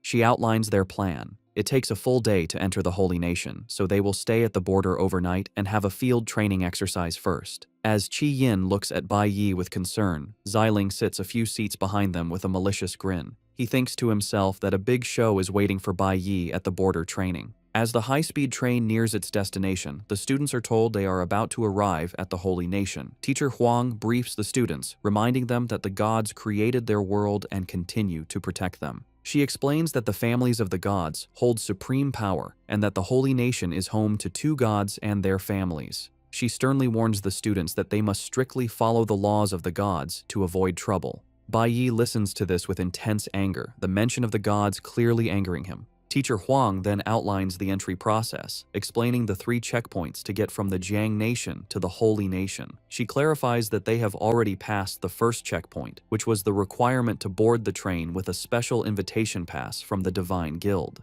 The second checkpoint, she continues, is the border station they are now arriving at. Here, everyone must register their information and undergo a full security check. These checks are thorough and take a full day, meaning they will only officially enter the Holy Nation the next day. This waiting period is the first stop on their training trip. The group is then taken to their training location, a wilderness area along the Jiang Nation's border. On the morning of June 27, 2105, their combat training officially begins. Now wearing the new clothes his friend gave him, Bai Yi stands with the group. Qi Yin approaches him with a smile, telling him the new outfit makes him look more mature. His presence is noticed by other students. 2 older girls from the high school division spot him, one pointing him out as the boy who rejected the ultimate school team, and the other commenting on how handsome he is. They walk up to him, and one of the girls confirms his name, mentioning she heard he got the highest score in the academy's history. The girls flirtatiously ask if he will take them along during the training. Unimpressed by the two older girls' advances, Bai Yi silently holds up a hand, refusing their offer.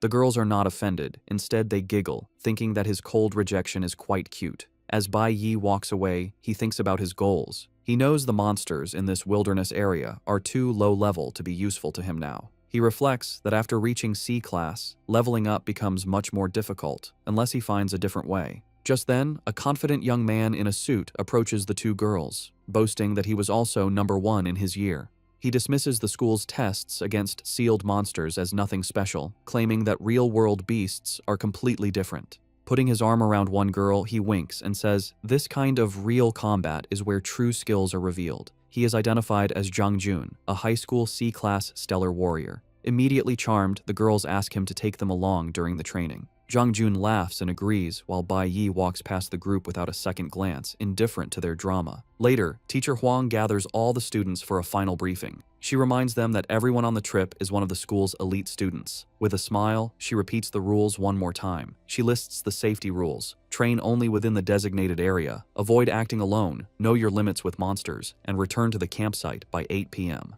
Before she can continue, the impatient students shout that they already know the rules. Led by Zhang Jun, a group of students eagerly rushes into the forest, excited to start hunting. Standing apart from the main group, Zeeling watches them go. A sinister smirk plays on his lips, hinting that his plans are already in motion. Meanwhile, in the capital of the Holy Nation, Guildmaster Hong Bing is greeted by his subordinates upon his return. He is informed that the hunting competition is about to begin, and that the captain of the Shen'an team has been waiting for him. Vice Captain Liu Zhongjiang remarks on the privilege of the ultimate school team, noting they were able to follow the Guildmaster's train and bypass the security checkpoints. With a cigar in his mouth, Hong Bing turns to the young man beside him and instructs him to go wait with the team. The young man is revealed to be his son, Hong Qiansheng, who looks nervous but agrees. Back in the wilderness, the training is underway. Zhang Jun easily defeats a lizard-like monster with a powerful, glowing punch. He stands triumphantly over the E-class beast as a red aura surges around him. The two senior girls cheer him on, exclaiming how cool a red-tier C-class professional is.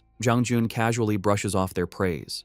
In the foreground, Bai Yi ignores them, instead studying his own status on a holographic interface. He reviews his progress, noting that all 3 of his professions, Cloud Element Mage, Nuclear Warrior, and Flower Element Summoner, have now reached C-class. However, he has been stuck at this level for over 10 days. Bai Yi understands that to gain any real experience, he must defeat monsters that are a higher level than him. Unfortunately, the monsters in this area are scattered and low level, barely worth any experience points. Killing beasts weaker than himself gives almost no reward, making it a slow way to get stronger. Suddenly, the situation changes. The confident Zhang Jun is sent flying by a massive purple spider-like monster, identified as a D-class flower warrior. He and the 2 girls are terrified, realizing the creature is far too powerful for them. Wounded and panicked, Zhang Jun sits on the ground and yells for someone to help him with the poison, screaming that this is a full-power, unsealed D-class monster from the wild. Having easily dealt with the others, the enormous spider monster turns and charges directly at Bai Yi. As the students scream a warning, Bai Yi stands his ground, calmly summoning his glowing green blade, ready to face the beast. With one swing of his blade, Bai Yi easily defeats the giant D-class spider monster that had terrified the other students. Notifications confirm the kill, giving him experience and a poisonous spider leg as loot. Zhang Jun and the 2 senior girls stare in disbelief at his power. Bai Yi, however, is unimpressed. He notes that loot from low-level monsters is useless and takes up space. He thinks about how the Divine Guild controls all high-level monster zones, which is why the power gap between C-class and B-class is so big. With a dismissive gesture, he tosses the D-class item away. The silver-haired girl is shocked that he would throw away a D-class item, but Bai Yi waves her off. He remembers from his past life that there were high-grade magic crystals near the Holy Nation's border, so he decides to search deeper in the forest for better materials. Later that evening, before 8 p.m., Bai Yi is deep in the dark forest. He has found several magic crystals but senses something is wrong. He knows these crystals are born from concentrated energy, usually found in demon caves or areas with many monsters. As he examines one, he realizes its power has been drained, as if absorbed by something. A notification identifies it as a withered magic crystal. Looking around, he notices the surrounding trees are also lifeless, as if their nutrients were sucked out. He wonders what kind of demon could absorb energy so quickly, and questions if a D-class monster could have such an ability. His search leads him to a dead end at a tall cliff with a waterfall. At the base of the waterfall, something on the ground catches his eye. He sees a broken container leaking a strange green fluid. He crouches to get a closer look, wondering what it is. Meanwhile, back at the campsite, it is 8 p.m. Teacher Huang is by a large bonfire, roasting giant monster legs for the hungry students. The students are amazed, saying their teacher hunted so many D-class monsters by herself. Teacher Huang explains with a smile that this is also a wilderness survival simulation, and finding food is important. She points out most of them fought all day and didn't think about finding a meal. Two exhausted students complain that the trip didn't provide food, staring suspiciously at a roasted tentacle and wondering if it's safe to eat. Teacher Huang and Qi Yin are sitting quietly by the fire with roasted monster meat. Teacher Huang notes that Bai Yi and Ziling haven't returned from the forest yet and tells the group to save some food for them. Qi Yin compliments her teacher, saying she thought Teacher Huang was only a theory teacher, but is surprised by her combat skills. Teacher Huang replies that before teaching, her dream was to join the Divine Guild, or become a priest. She sighs, admitting she was never strong enough to even try for it. She then confides in Qi Yin that this is her first time visiting the Holy Nation. She thanks Qi Yin and the other students, explaining it is because of their and Bai Yi's excellent performance that she finally has the chance to see the Holy Land she has always dreamed of. As Qi Yin starts to respond, two red eyes suddenly glow in the darkness behind her. Teacher Huang's face contorts in shock. Without hesitating, she shoves Qi Yin out of the way. A massive, sharp green leg bursts from the shadows, impaling Teacher Huang through the chest. Splattered with her teacher's blood, a horrified Qi Yin screams her name. The other students scream in terror, wondering what the creature is. At the same time, Bai Yi is racing through the dark forest. He knows he must hurry and warn everyone to evacuate. He realizes the danger is connected to the broken Zifeng industrial container he found. Back at the camp, the mortally wounded Teacher Huang clutches the appendage in her body. With her last strength, she tells the students to run and find the nearest guild for help. She then pulls the leg from her chest, revealing their attacker. A colossal, terrifying insect-like monster with glowing red eyes looms over the campsite, declaring its nutrients are its own. The students realize with horror they are facing a B-class demon. A system notification identifies the creature as a B-class flower warrior, called the Corpse Spider. It is intelligent, classified as extremely high risk, and came from the Zifeng Industrial Laboratory. The warning states that anyone who sees this monster should flee immediately and contact the Divine Guild. The story flashes back to earlier that morning in the wilderness, showing Xiling's point of view. Filled with resentment, he thinks about how Bai Yi has stolen all the attention since his arrival. With a furious expression, he complains about Bai Yi's arrogant attitude. He holds a container from Zifeng Industrial with a label identifying its contents as an extremely dangerous B-class corpse spider.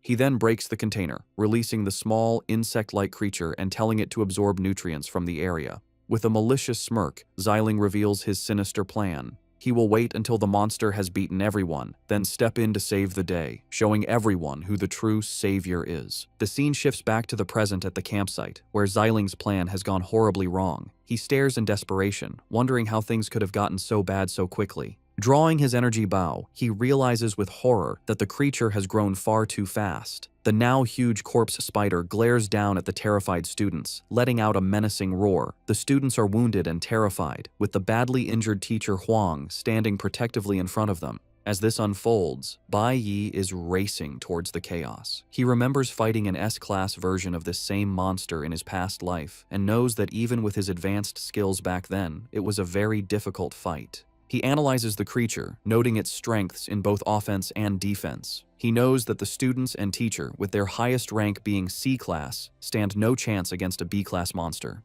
He comes to a grim conclusion. Even he cannot defeat it without using his full power. However, he hesitates. If he uses all of his abilities, he would reveal that he has more than one profession. He fears that doing so would attract more unwanted attention from the gods. The huge corpse spider looms over the students, who lie defeated and scattered on the ground, having been taken down in an instant. The badly wounded Teacher Huang struggles, realizing that the monster's attacks have a paralyzing effect. Despite the pain, she clenches her fist, determined to protect her students. She looks up at the monster, wondering what she can do as it glares down at her. The monster mutters about delicious nutrients as a long, grotesque tongue emerges from its mouth. Its attention then falls on Qi Yin, who is also paralyzed and unable to move. Just as the monster is about to strike Qi Yin, a sharp piece of ice suddenly flies through the air and hits it directly in the head. The attack came from Teacher Huang, who, despite her own paralysis and injuries, screams at the monster, telling it not to touch her children. Annoyed by her resistance, the monster turns its focus back to the teacher, deciding to start with her instead. Its long tongue unfurls into a horrific, tooth-lined mouth, ready to devour her. But just as the monster lunges, a flash of green light slices through the air, severing the creature's menacing tongue. Bai Yi appears, standing protectively between the monster and the shocked Teacher Huang, having arrived just in time. Bai Yi stands protectively before the injured and shocked Teacher Huang, his expression calm and focused. As the corpse spider attacks again, he meets it head-on, slashing repeatedly with his blade and cutting the monster's ugly tongue to pieces. Surprised by the fierce counterattack, the monster hesitates for a moment. Seizing the opportunity, Bai Yi moves with incredible speed, grabbing Teacher Huang and carrying her to safety behind him as a powerful green aura surges around him. The enraged corpse spider lunges at him, but Bai Yi, now surrounded by a red aura, moves to intercept it. He quickly realizes that the attack power of his C-class warrior profession isn't enough to harm the B-class beast. Knowing he needs a different strategy, he decides to control the monster first. A system notification confirms he has switched to his Cloud Element Mage profession. Leaping into the air, Bai Yi summons his powerful mage staff and unleashes a C-class control skill. A massive wave of jagged ice erupts, surging towards the corpse spider and instantly freezing it solid in a thick prison of ice. Bai Yi stands before the frozen B-class monster, a red aura still radiating from him as the other students look on in stunned silence. Zhang Jun and the two senior girls are in complete disbelief. Zhang Jun stammers that the little handsome boy managed to freeze a B-class monster, while the silver-haired girl exclaims that he isn't a nuclear warrior. Pointing a trembling finger at Bai Yi, Zhang Jun asks the question on everyone's mind, if he is a dual-class professional. Bai Yi looks back at them, his expression firm. He thinks to himself that even if it means exposing his secret, he cannot just stand by and watch his classmates get killed. Teacher Huang, still bleeding, but now able to stand, weakly asks Bai Yi if he is all right. Before he can answer, the massive ice prison holding the corpse spider begins to crack. The monster inside threatens that this isn't over as the ice continues to break apart. Suddenly, the entire ice structure shatters into pieces, but the monster is nowhere to be seen. The other students are confused and panicked, asking if it disappeared or if it's dead. Bai Yi stands calmly amidst the ice shards, stating that it's not over yet. He explains that he only managed to injure it, and it will likely reappear soon. With a grim and furious expression, he admits his current strength is not enough to kill the beast, and urges everyone to evacuate immediately. As the students help the injured Teacher Huang, she refuses to leave, telling them to go on without her. Bai Yi turns and asks her why she would stay. She explains that Ziling has not yet returned, and Bai Yi remains silent. With fierce determination, Teacher Huang declares that as a teacher, she has a duty to bring back every student she brought out. She adds that they were all supposed to gather at the campsite at 8 p.m., and she worries about what would happen if Ziling returned to find everyone gone. Hearing this, Bai Yi calmly reveals the shocking truth. Holding up the broken container he found in the forest, he tells his teacher that Ziling was the one who released the monster in the first place. A painful memory flashes through Bai Yi's mind, back to a happier time in his past life with his team, the Divine Core. He remembers them eating together, with Han Xiaoling happily exclaiming about the food and Ling Yue playfully teasing him for eating so fast. This warm scene is interrupted by the memory of the traitor, who jokingly warned Bai Yi to control his eating habits, a seemingly normal interaction between teammates. The memory shifts to the horrifying moment of betrayal. Bai Yi remembers his body suddenly becoming paralyzed and unable to move. The traitor calmly explained that for the past month, he had mixed a paralytic powder into their breakfast noodles, revealing he had made thorough preparations to wipe out the strongest team. Back in the present, standing amidst the chaos at the campsite, Bai Yi reveals the shocking truth to Teacher Huang and the other students. He holds up the broken container he found in the forest and firmly states that Ziling released the monster. He explains the container is from Zifeng Industrial, a company owned by the principal's family and managed by Ziling's father. Hearing this, Qi Yin looks shocked as she understands. Bai Yi continues, saying the company's labs use special bottles to store miniaturized demon beasts, and he found the broken pieces of this bottle in the woods. He concludes that only someone from the Zifeng industrial family could have had access to it. Meanwhile, Ziling is seen walking through the forest, looking back towards the campsite. Overcome with anger and panic that his plan failed, he furiously punches a tree. He rants to himself, regretting he didn't get rid of the evidence and questioning why Bai Yi had to interfere and ruin everything. His frustration turns to a deep hatred for Bai Yi, whom he blames for all his problems. With a face twisted in rage, he screams that it is always Bai Yi's fault. The students are shocked and angry after Bai Yi's accusation. One of them furiously questions why Ziling would do such a thing, asking if he meant to kill everyone. Another student agrees, yelling that Ziling should be thrown in jail. From his hiding place, Ziling's eye is shown, bloodshot with rage. One student tries to voice some doubt, but another argues back, asking why Ziling hasn't shown himself if he is innocent. Ziling's fury intensifies at their words. Despite her severe injuries, Teacher Huang urges her students to hurry and evacuate. She hands a radio to Qi Yin, telling her to take it to a place with a signal and call for help. Qi Yin takes the device, looking worriedly at her teacher. Suddenly, an arrow flies out of the darkness and strikes the radio in Qi Yin's hand with explosive force, shattering it. Bai Yi's eyes widen in shock and anger at the sudden attack. The other students gather around a trembling Qi Yin, asking if she is all right and wondering who shot at them. On the ground lie the smoking, destroyed remains of the radio. Qi Yin stares at her hand, which is now covered in blood. Seeing this, Bai Yi's expression hardens with rage. Before they can react further, a canister is thrown into their midst, landing on the ground and releasing a thick green gas that quickly envelops them. The students are confused by the strange gas, and they begin to cough as they cover their mouths. One of them realizes with alarm that the gas smells of paralytic powder. As the disoriented students wonder who is attacking them, the silhouette of Ziling appears, walking calmly through the green mist. In the swirling green gas, Bai Yi stands silently, his face hidden in shadow as the students around him cough and choke. Ziling, wearing a gas mask and goggles, begins to rant madly, blaming Bai Yi for everything. Tearing off his goggles to reveal his furious, bloodshot eyes, Ziling screams that because of Bai Yi, everyone knows what he did, and now none of them can leave. In response to Ziling's accusations, a powerful golden aura surges around Bai Yi, causing the nearby students to stare in shock. Engulfed in a fiery energy, Bai Yi begins to walk toward Ziling. With his own eyes now glowing gold with fury, Bai Yi asks Ziling if he is prepared to let everyone die. Meanwhile, the other students are succumbing to the paralytic gas.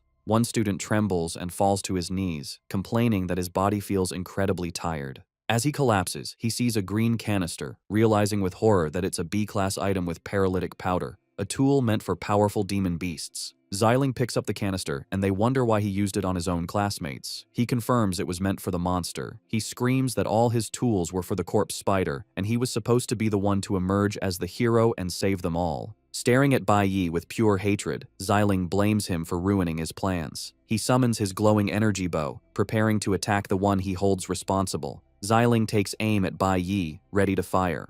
However, the badly wounded teacher Huang steps between them. She pleads with Ziling, telling him it's not too late to stop and that he shouldn't make another mistake. Ziling glares at her furiously, ignoring her words. Still trying to give him a way out, Teacher Huang continues to plead, suggesting he released the monster by accident and never meant to put everyone in danger. Ziling rejects Teacher Huang's pleas, declaring that it is too late and nothing can be undone. He accuses her of trying to deceive him and aims his energy bow at her.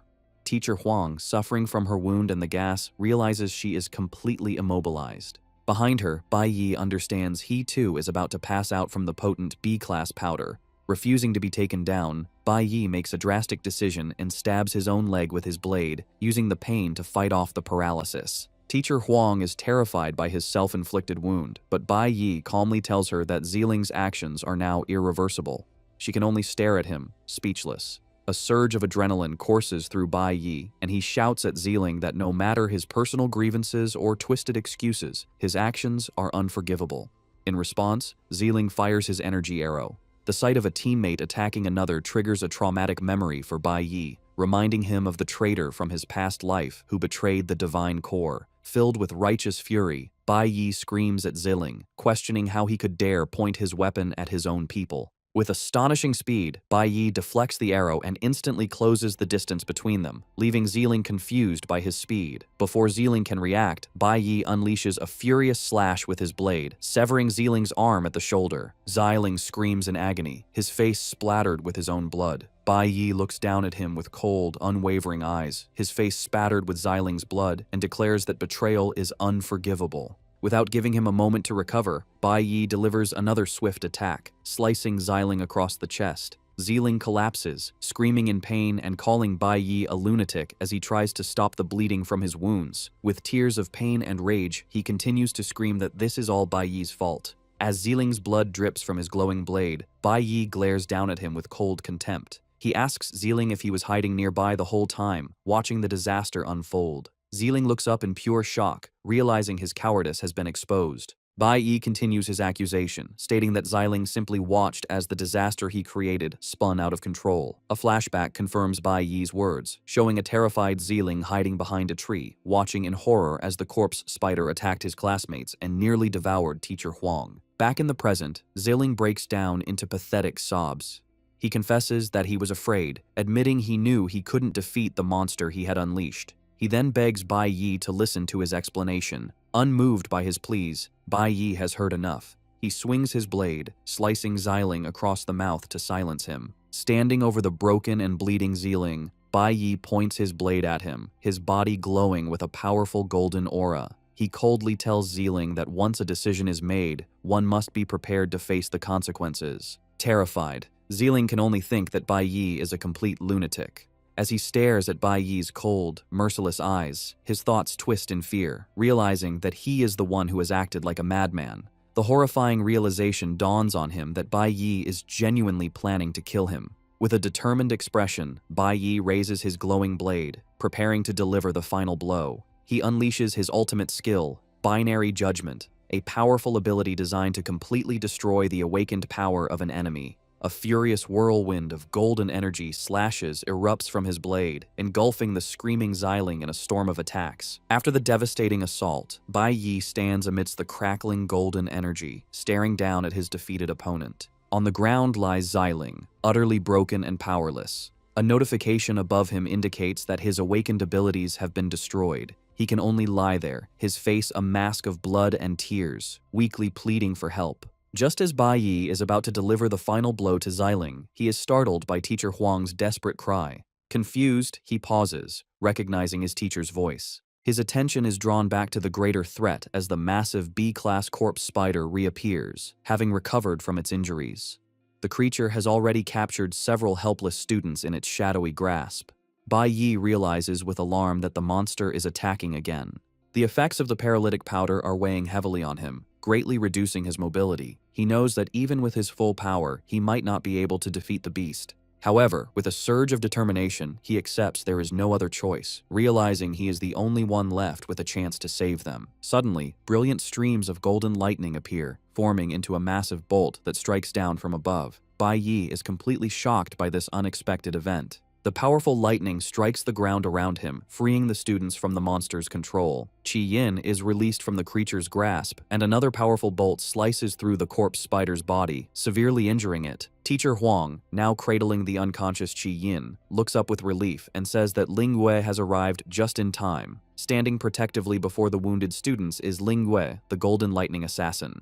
She holds her own weapons, ready for battle, and tells the monster that it is not good to face someone alone. Having saved the students, Ling Yue turns to Bai Yi with a confident smile and asks if he is still able to fight. Bai Yi is visibly surprised by her sudden appearance and direct question. The two now stand together, ready to face the massive, wounded corpse spider while the other students lie unconscious around them. The monster glares at them for a moment, then its body shimmers and it vanishes completely. Ling Yue is confused, wondering if it disappeared, but Bai Yi quickly explains that the creature has a camouflage ability. He tells her that after he injured it earlier, it must have hidden itself to recover. Bai Yi's face is grim as he breathes heavily, the pain from the deep self-inflicted wound on his leg becoming clear. Ling Yue notices his struggle. He tells her that the effects of the paralytic powder are now fully setting in and that the other students will likely be unconscious for a while. Impressed that he was able to resist the B-class paralysis for so long, Ling Yue throws a bottle to him. She explains that she only brought one recovery potion with her and insists he should use it. Bai Yi catches the potion, a system notification identifying it as a water of purification. As Bai Yi drinks the recovery potion, Ling Yue comments that the guild's response will be too slow and they don't know when reinforcements might arrive. The potion's effect is immediate, and Bai Yi, now refreshed, senses the monster's presence. He warns Ling Yue that the creature is still nearby, hiding and absorbing nutrients from its surroundings to recover. Just as he finishes speaking, the camouflaged corpse spider lunges from its hiding place, attacking with its massive, sharp leg.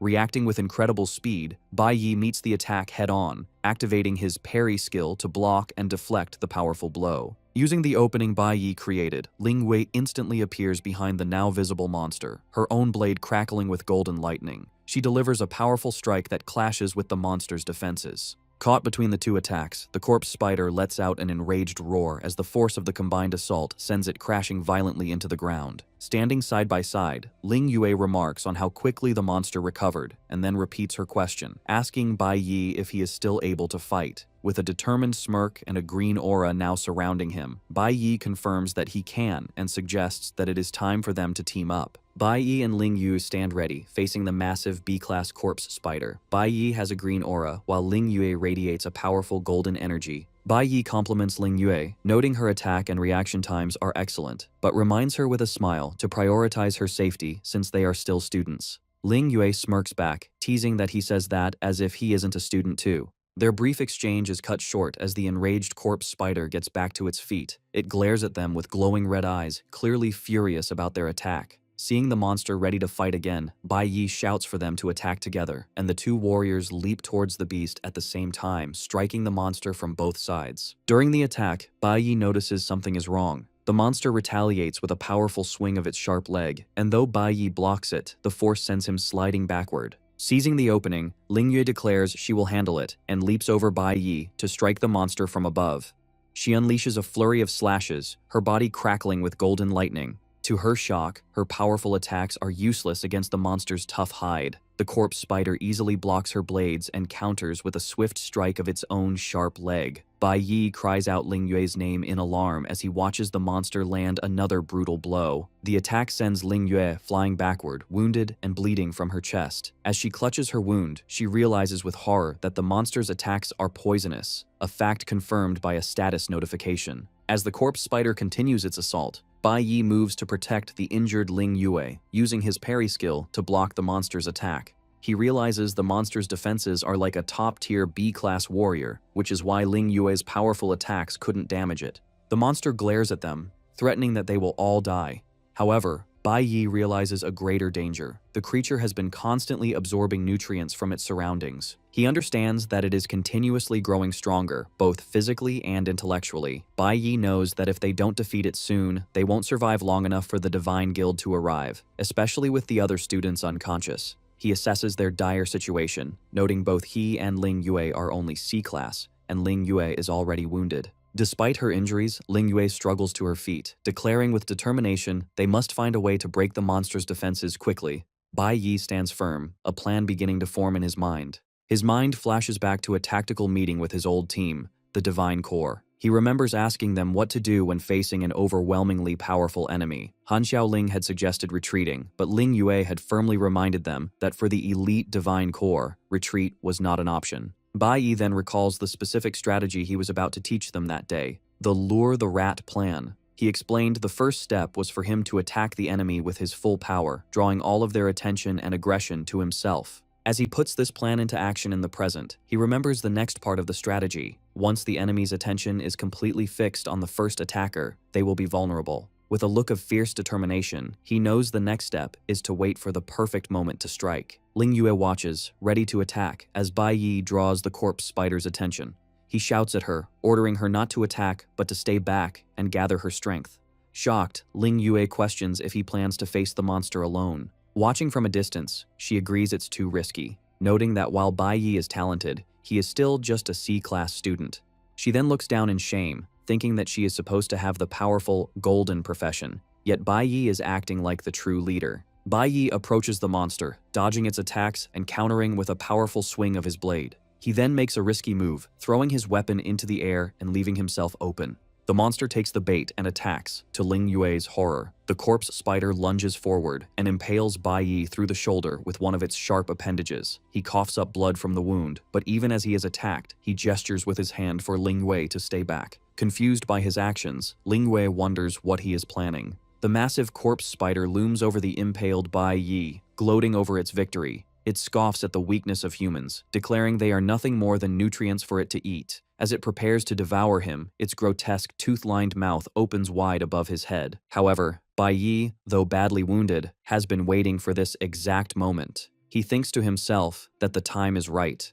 He takes a deep breath and screams Ling Yue's name, shouting that now is the time to attack. Responding instantly, Ling Yue is engulfed in a powerful golden aura as she activates a skill called Flash God, which greatly increases her movement speed. Bai Yi's risky plan is revealed. He had noticed the monster was only vulnerable when it was about to eat its prey. He correctly guessed that the moment it opens its mouth, its tough defenses are temporarily lowered. He knows this is the most critical step of the Lure the Rat plan. Once the enemy is lured in and reveals a weakness, it is time for the rat catcher to strike. Moving with blinding speed, Ling Yue appears in a flash of golden lightning and stabs the corpse spider directly through the back. She looks on with fierce determination, aiming to defeat the monster in a single decisive blow. The monster is completely shocked by the sudden powerful attack. A notification confirms its heart has been paralyzed and its defenses are now broken. Seizing the opportunity, Bai Yi frees himself from the monster's now limp appendage and lands safely on the ground, stating that it is time for the final step.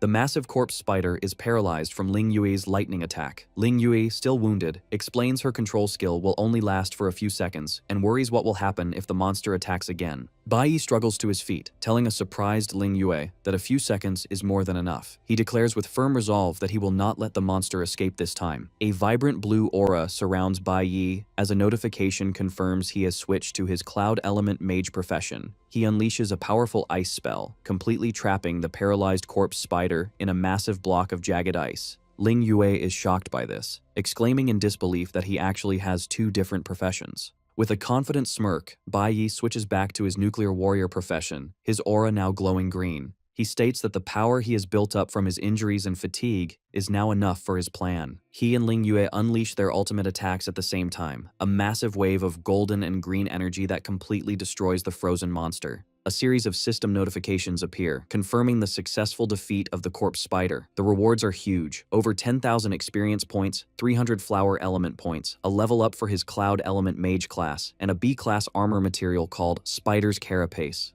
As his wounds and fatigue heal, Bai Yi notes to himself that he needs to defeat high-level monsters to gain good experience. Ling Yu stares at him, completely amazed. She explains that while some rare geniuses in the world have dual elements, she has never heard of someone awakening two different professions at such a young age. Before she can react, a blue aura swirls around Bai Yi's hand as he switches to yet another profession, Flower Element Summoner. He thinks to himself that since his summoner class is now C-class, he can form contracts with up to 6 demons, and he currently has 4 empty slots. Using his Flower Spirit contract skill, Bai Yi reaches out to the defeated monster's spirit, commanding it to come to him. A system notification confirms the contract is successful, and he has a new E-class Flower Warrior summon. Finding the name Corpse Spider hard to remember, Bai Yi decides to rename his new summon Qiangzi. The new summon seems happy with its new name. With its new master chosen, Qiangzi fades away into spirit form. Ling Ye, still processing everything, asks Bai Yi in disbelief if he just switched to a third profession. She remarks that he is truly full of surprises.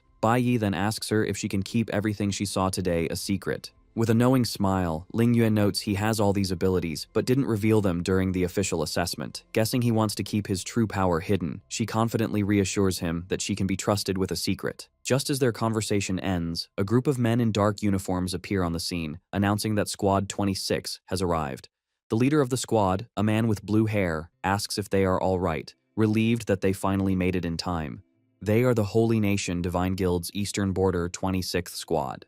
The leader of the newly arrived Divine Guild squad is shocked to find the dead B-class corpse spider, wondering how the monster was already defeated. He tells his team to give medicine to the unconscious students and do a head count, and he is relieved to see everyone waking up. Nearby, Teacher Huang comforts the still shaken Qi Yin, reassuring her that the danger has passed. The squad leader looks at the monster's remains, noting that a C-class team would have struggled against it. He is impressed that 2 students were able to defeat it, calling them true geniuses from the Jiang Nation. Bai Yi and Ling Yue stand together, both still covered in blood from the fight. Zhang Jun, now humbled, approaches Bai Yi with the 2 senior girls. He tells Bai Yi that they are only alive thanks to him, and one of the girls adds that if it weren't for his heroic actions, they would all be dead.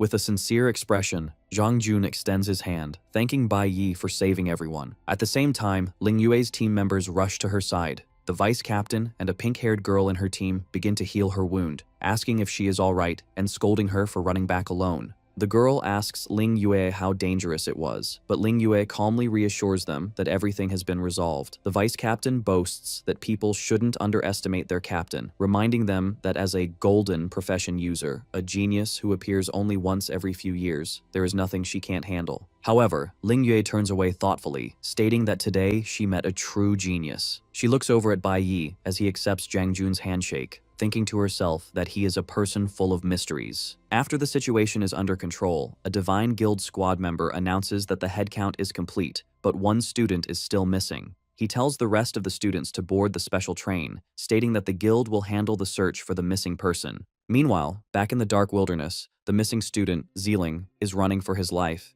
He screams in terror, begging a mysterious creature to stay away from him. He frantically yells that he released the monster, but not for it to come after him. As a massive, shadowy beast with glowing green eyes crawls toward him, Zeeling screams that it was supposed to go and devour the other students. The scene then shifts to the Divine Guild's special train, where the students are traveling. Bai Yi sits and reviews his status on a holographic interface, thinking about the new summon he acquired. He notes that the corpse spider, Changzi, has strong growth potential and could become a powerful asset if he trains it well. A system screen confirms that he now has 3 out of a possible 6 contracts filled. He reflects that while defeating the B-class monster did level up his mage profession, he is still a long way from reaching the next major rank. A status screen shows his current power. His Cloud Element Mage and Nuclear Warrior professions are both C-Class, level 22, while his Flower Element Summoner is C-Class, level 21. As a member of the Divine Guild squad reports that they have successfully regrouped with the students, Bai Yi thinks about the challenges ahead. He knows that most monsters C-Class and above are controlled by the Divine Guild and the families of the gods, which makes it hard for him to find high-level opponents to fight.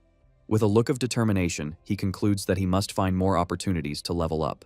As the train speeds along a coastal track and enters a tunnel, a member of the Divine Guild squad announces that they will soon arrive at their destination, the Holy Nation. With a look of intense determination, Bai Yi internally announces his return, his mind set on his singular goal. His thoughts are filled with the image of the man who betrayed him and his team, the traitor. The scene shifts to the eastern border of the Holy Nation on the morning of June 28th. The train with Bai Yi and the other students arrives at the Divine Arms Academy station. The students are amazed by the massive station, commenting that it's many times larger than what they are used to. As Bai Yi walks through the crowd, he hears his classmates talking about how this must be the richest country in the world. A well-dressed man greets the students and introduces himself as the director of the Divine Arms Academy's Eastern Campus. He warmly welcomes them and says he will now lead them on a tour of the highest institution for awakened beings, the Divine Arms Academy. Bai Yi's expression turns serious when he recognizes the name of the school. He knows this is where the traitor graduated from. Based on his memories, he calculates that the traitor, Chris, should be studying at the academy right now. Bai Yi's gaze hardens as he thinks that it's finally time for them to meet.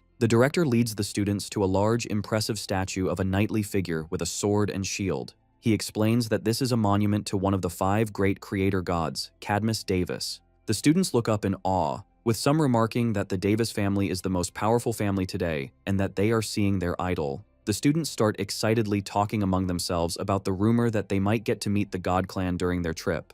The director of the Divine Arms Academy continues his speech, explaining their world's history to the students. He says that when a demon dragon appeared and devastated the land, it was the great Cadmus Davis who stood up, killed the beast, and helped humanity survive. Afterwards, to unite the strongest humans, he founded both the Divine Guild and the Divine Arms Academy. He explains that the Academy is the most elite institution for the awakened in the world, the undisputed number 1. Each year, it only accepts 100 students from around the globe, all between the ages of 12 and 18.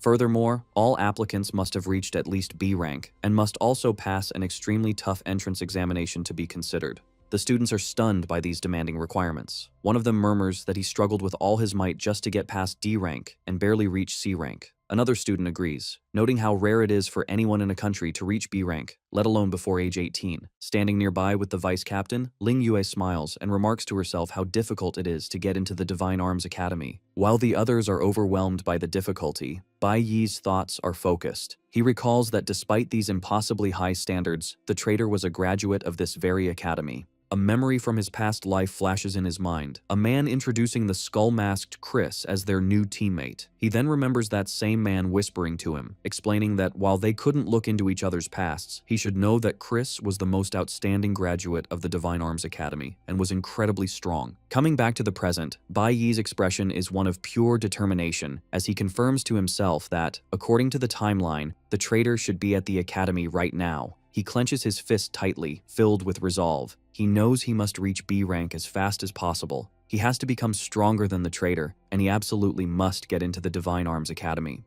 As the students think about the high standards of the Divine Arms Academy, Qi Yin stands behind Bai Yi, thinking. She believes that if Bai Yi said he wants to stay at this school, he must have a way to do it. Suddenly, a well-dressed older man startles Qi Yin by calling her Little Princess. He asks why she came to the Holy Nation without visiting her father first. A flustered Qi Yin turns to face the man, while the other students look on in confusion. The academy director sees the man, bows respectfully, and greets him as Secretary Chen. Secretary Chen tells a surprised Qi Yin that her father is ill from overwork, but had told him not to tell her. Upon hearing the news, Qi Yin immediately rushes off with Secretary Chen toward a waiting car. The other students watch this, with one wondering about Qi Yin's identity, noting that the academy director was so respectful to her family's secretary. Before they can think about it further, a luxurious black limousine pulls up, leaving the students shocked at how fancy the cars are in the Holy Nation. A chauffeur opens the door, and a group of stylishly dressed young people get out. The academy director approaches them and says they are late. A tall, red-haired young man from the group smirks, explaining that students from their private academy have to train in demon lairs every night. The red-haired young man from the private academy explains to the director that they were late because they had a big battle the day before and were tired, asking for some understanding. The director then introduces the two groups. He explains that students from two schools are on this trip and introduces the newcomers as local students from the Eastern Border Supreme Private Academy. The students from Bai Yi's school are impressed, commenting on how stylish the local students look. When the director turns to introduce Bai Yi's group, the red-haired leader arrogantly cuts him off, saying there's no need for an introduction. With a smirk, he assumes they are from an affiliated country and are therefore all just commoners. This rude remark leaves Bai Yi and his classmates confused. Teacher Huang approaches the private school students, looking concerned, and asks if only 5 of them came. The question is met with laughter and mockery from the group. The red-haired leader points at Bai Yi's group and calls them country folk, saying it's normal for them not to have heard of a private academy. He proudly declares that they are from the noble families of the Holy Nation, and because of their status, the educational resources they receive are on a completely different level. He then clarifies Teacher Huang's question with arrogance, explaining that their entire school is only those 5 students, and all of the school's resources are dedicated just to them. One of his female companions adds that, of course, the country folk from a public school wouldn't be able to understand such a thing. These constant insults finally make Jiang Jun furious. He steps forward and angrily asks why they are being called country folk. The red-haired leader gets right in his face, asking if Jiang Jun thinks he's looking down on him. He boasts that they are all future students of the prestigious Divine Arms Academy. He reveals that even though he's only a second year in high school, he is already a level 30 C-class warrior, just 1 level away from reaching B rank. With a menacing smile, he pokes Jiang Jun's tie and condescendingly asks what his level is, adding that they are only here to get familiar with the school early. Left speechless by the red-haired student's taunts, Jiang Jun is overcome with fury. He finally regains his composure and extends a hand, declaring that his own ultimate school team, which includes Ling Yue and the vice captain, will surely be able to compete with them. The private school students are unimpressed. The red-haired leader scoffs, telling them they think too highly of themselves. He points to his own team and boasts that the 5 of them already have perfect synergy, and just yesterday cleared a D-class dungeon, breaking the middle school record. The girl with the beret smiles condescendingly, questioning the point of telling them this, since they have probably never even seen a D-class demon lair. She adds that ordinary people from commoner districts could never understand the refined lives of the nobility. These insults leave Jiang Jun and the other students from his school shaking with rage. The red-haired leader continues his arrogant speech, declaring that their goal is to become God's blessed, while the visitors will spend their entire lives in the countryside.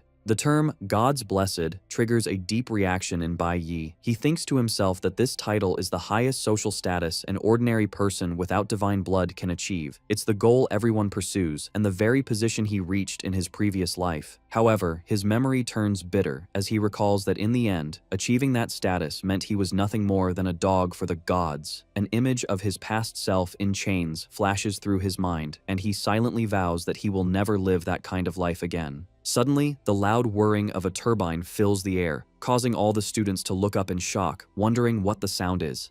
A futuristic flying vehicle soars over their heads. One student recognizes it with alarm as an exclusive mount belonging to the God tribe and questions why it would appear here. The futuristic flying vehicle descends, landing with a gust of wind. A man emerges from the smoke, noting that all the students seem to be gathered there. The private school students turn around in surprise as the man approaches. They recognize him with a shout, identifying him as Lin Feng, a God's Blessed from the powerful Dibi's family. Lin Feng looks over the crowd and states that if the students are here, then Bai Yi must be among them. This declaration confuses the arrogant private school students, who are shocked and wonder who Bai Yi is and why someone as important as Lin Feng would be looking for him. In response, Bai Yi turns and walks toward Lin Feng with an intense glare. Lin Feng addresses Bai Yi, adjusting his glasses and confirming he is the one who single-handedly and perfectly cleared the D-class demon lair during the simulation. He explains that the God tribe, specifically the Debus family, is very interested in his performance. Because the family is hosting a hunting competition,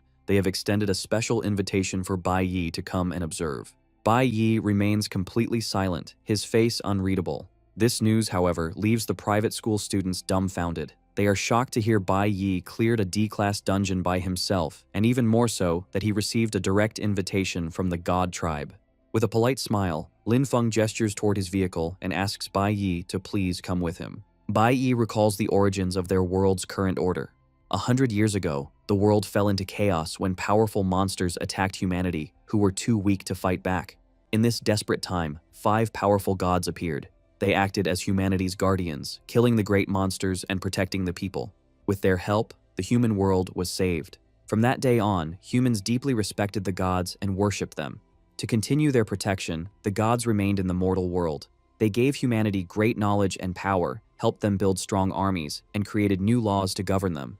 They even joined with humans and had children, creating a new lineage. The direct descendants of these unions became known as the God tribe. Bai Yi's expression is cold and intense. He knows this is the history they are taught, but the reality is that everyone in this world lives under the absolute rule of the gods. Back in the present, the red-haired student from the private school eagerly asks Lin Feng if they can all go to the hunting competition. He excitedly points out that the competition is held in the God tribe's territory, a place he claims commoners could never hope to visit in their lifetime, let alone see the event in person. Lin Feng smiles politely and explains that since the entire cultivation trip was organized by the Debi's family, it was always the plan to invite all the students. He informs them that there is still time before their tour of the Divine Guild, so any interested student is welcome to come along to the competition. The students from Bai Yi's school, including a shocked teacher Huang and Zhang Jun, are in disbelief. They cannot believe they are actually getting a chance to set foot in the God tribe's territory.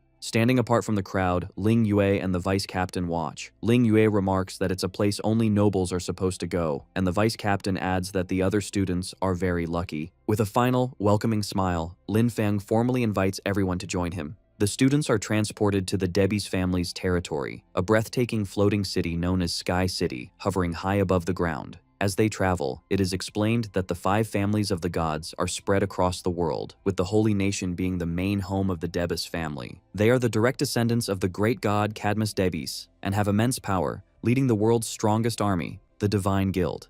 Their influence is absolute, as they also manage the Divine Arms Academy, control the army selection, and even oversee the awakened academies in other nations. Bai Yi understands that the Debus family's interest in him comes from his exceptional performance during the graduation exam. However, he remains wary, questioning why they would choose to meet him at their hunting competition. Upon their arrival, the students are led into a very rich hall, decorated with priceless art, including the Mona Lisa, and so large it made them feel small. They look around in awe, realizing this is truly the home of the God tribe. The hall is patrolled by the family's elite security, the priest's security team. As he takes it all in, Bai Yi's face is grimly determined. He realizes that after all this time, he has finally come face to face with the God Tribe again. Inside the Grand Hall, guarded by the Debbie's family's security, a man stands with his back to the group, looking at the Mona Lisa. He announces that the guests have arrived. He recalls that his grandfather believed art was the only proof of humanity's existence, while his father believed it was ruins.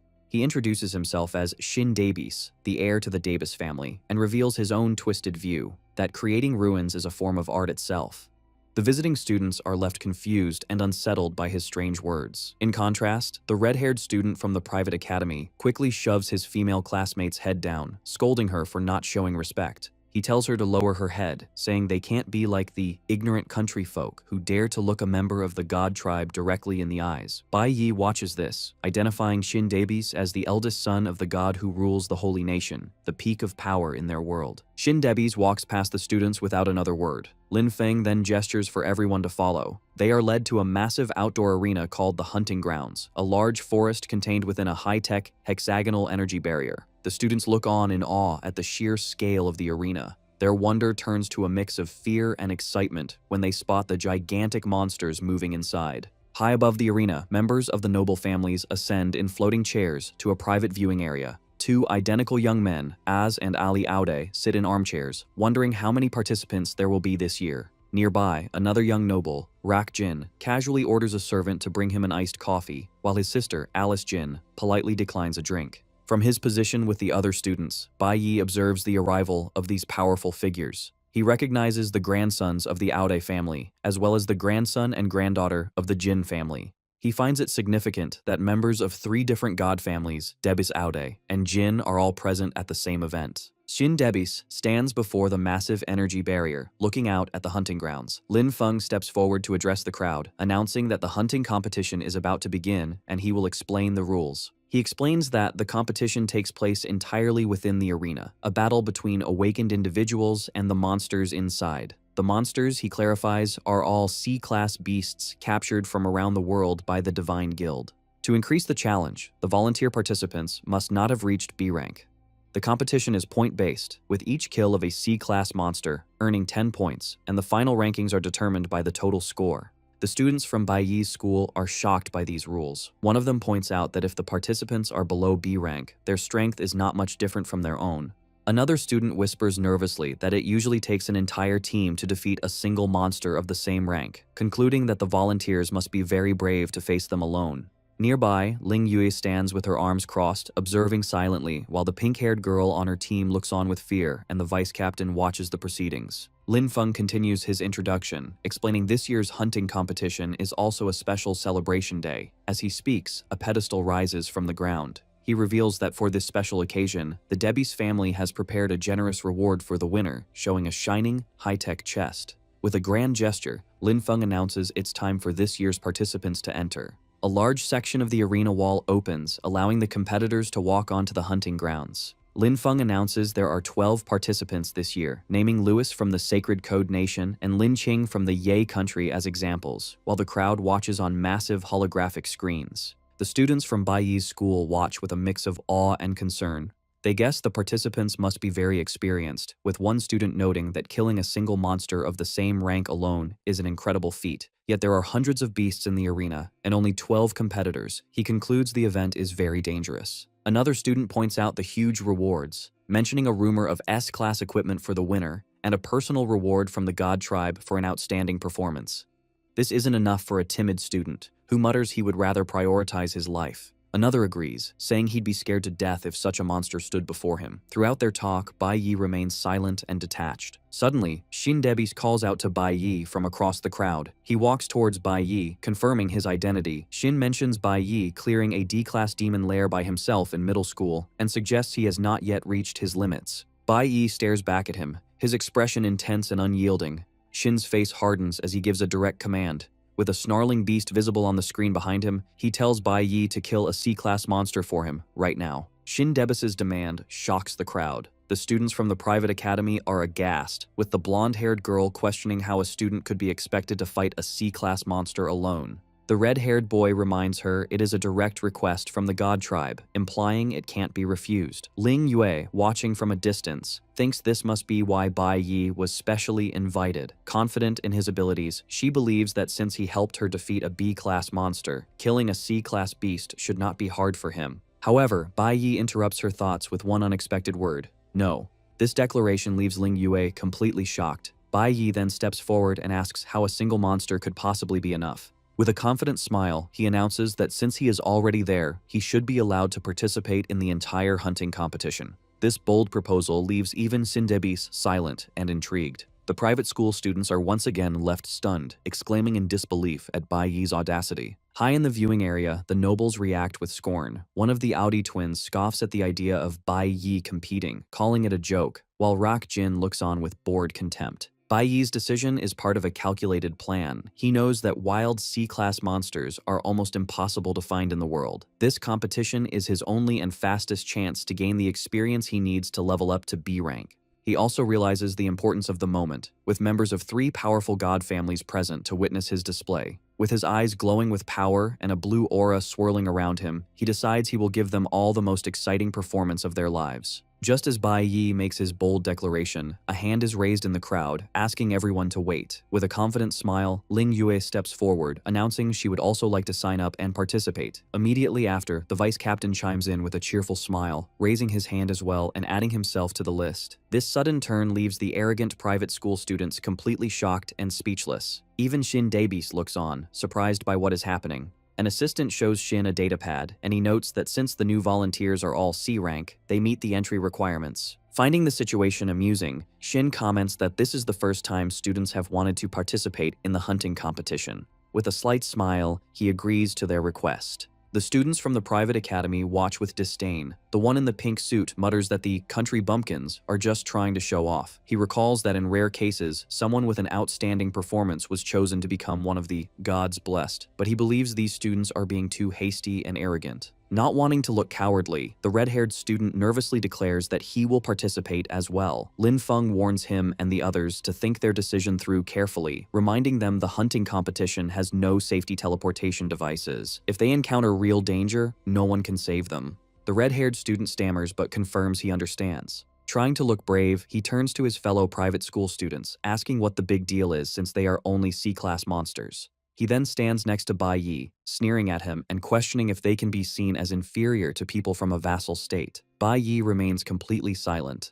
An announcer notes that the number of participants has suddenly increased by 8 people. The 8 new contenders, 5 from the Holy Nation's private academy and 3 from the Jiang Nation, Bai Yi, Ling Wei, and the vice captain are gathered together. High in the nobles' viewing area, Ali Aude, one of the twins, leans back with a smirk, observing the new arrivals and remarking that things have just gotten interesting. Rock Jin asks the Aude twins who they are planning to bet on. The twins, Az and Ali Aude, confidently declare they are each betting 1 million on the students from the Holy Nation's private academy. They boast that these students have been raised with an elite education far superior to the insects from some unknown backwater country. Just then, Shin Daebis approaches, remarking that the situation is interesting. He calmly announces he will be placing his bet on Bai Yi. The Aude twins are stunned. Ali Aude bursts into laughter, asking if Shin is referring to the white-haired country bumpkin. With a condescending smile, Ali Aude tells Shin he should prepare to lose his money. Rak Jin, who had been dismissive before, now stares silently, looking conflicted. After a sigh, he wonders aloud who he should bet on now. Meanwhile, Lin Feng stands alone, a sudden look of concern on his face. He realizes he forgot to warn the participants about a crucial danger. They must not go near the dark forest in the center of the arena. He mutters to himself, hoping they will not be foolish enough to venture into that area. Down below, the competition begins as participants enter the dark forest of the hunting grounds. The group from the Jiang Nation, consisting of Bai Yi, Ling Yue, and the vice captain, walks together. The other competitors, including the 5 students from the private academy, move through the woods, followed by a swarm of hovering camera drones. The blonde-haired girl from the private school team clutches her staff, her face pale with fear. She nervously admits she has never fought a C-class monster before. Their red-haired leader turns to her, annoyed, and asks what she is so afraid of. He reminds her that they have fought D-class bosses in real combat before. He tries to reassure his team, explaining a C-class monster is only about as strong as a D-class boss, and they will be fine if they just fight as a team like they always do. With a look of fierce, arrogant determination, he declares they will show the country bumpkins what a true elite team looks like. As the Jiang Nation team walks through the hunting grounds, Bai Yi is suddenly overcome by a strange sensation. His heart begins to pound violently, causing him to clutch his chest in alarm. He wonders what is happening and why his heart is beating so fast. Ling Yu notices his distress and asks him what the matter is. Quickly regaining his composure, Bai Yi dismisses her concern with a smile, assuring her it's nothing. The vice captain takes this opportunity to approach them, suggesting that since the three of them entered the competition together, they should operate as a team. He then cheekily adds that ever since Bai Yi rejected the ultimate school team's invitation, their captain Ling Yue has been restless and eager to cooperate with him. The vice captain's teasing remark causes Ling Yue to blush furiously as she demands what he is talking about, while Bai Yi simply looks on in confusion. The vice captain laughs off her reaction and asks Bai Yi to consider his proposal. Meanwhile, elsewhere in the forest, the private school team is in a fierce battle against a massive, monstrous creature with glowing eyes looming over them from the shadows. As the beast strikes with a powerful claw, a student summons a glowing green shield just in time to block the attack. However, the force of the blow is immense, sending the student flying backward as another teammate curses in frustration. Their red-haired leader, Calvin, a level 30 C-rank nuclear mage, screams at his struggling teammates, demanding if they can keep up with his movements. The private school team's bravado is immediately tested as the monster leaps into their path. They find themselves facing a massive, blue, dragon-like creature, identified as a level 25 C-class ice storm dragon. The beast swings its powerful body, launching a devastating attack. The student in the pink suit screams in terror, overwhelmed by the creature's presence. Despite the fear, the team fights back. The student who previously summoned a shield does so again, desperately trying to block the monster's claw, shouting that he will fight it to the end. Seizing an opening, a student in a black turtleneck leaps forward, his eyes glowing. He unleashes a poisonous thorn slash, a flower warrior skill that slices through the dragon's arm and inflicts a powerful poison. The massive beast roars in agony, clutching the bloody stump where its limb used to be. Before the creature can recover, the blonde-haired girl of the team summons her power, creating magical snowflakes that swirl around her. She unleashes a C-class cloud element skill called Frost Skill Realm. A barrage of sharp ice projectiles shoots forward, striking the dragon from all sides and locking it in a frozen state. The beast is completely encased in a prison of ice as the girl triumphantly declares she has it under control. For the moment, the powerful monster is successfully neutralized. With the ice storm dragon frozen, the private school team launches a coordinated assault. The woman with the bow praises her teammates' work as she and a student with a glowing sword prepare to strike.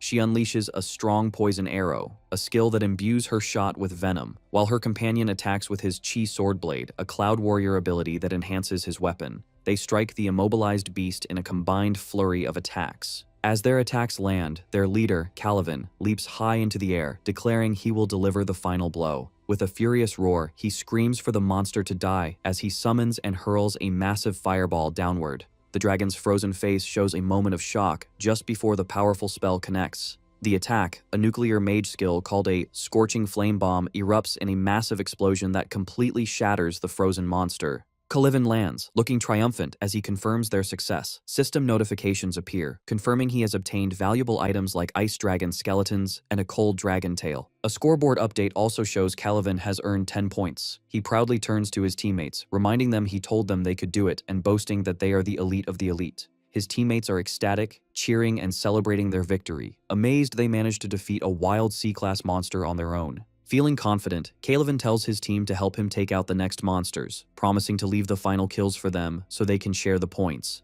However, their celebration is cut short when two teammates notice the large, holographic scoreboard in the distance and point it out to the others. Their triumphant mood evaporates as they see the rankings. In first place is Ling Yue with 150 points, followed by the vice captain with 130, and Bai Yi in third with 120 points. They are in disbelief that the top three have already killed more than 10 monsters each, dwarfing their single victory. From afar, Lin Feng watches the competition uneasily. He suddenly recalls that he forgot to warn the students about a dangerous area, the central dark forest. He tries to reassure himself, thinking surely none of them would be foolish enough to enter such a perilous place. Meanwhile, Kalivan and his team of private school students are shocked when they see the holographic scoreboard. They are stunned to find that Ling Yue is in first place with 150 points, the vice captain is second with 130, and Bai Yi is in third with 120 points, meaning the three of them have each defeated more than 10 monsters. The students from the private academy can't believe what they are seeing, baffled by how it's possible. In the exclusive viewing area for the nobles,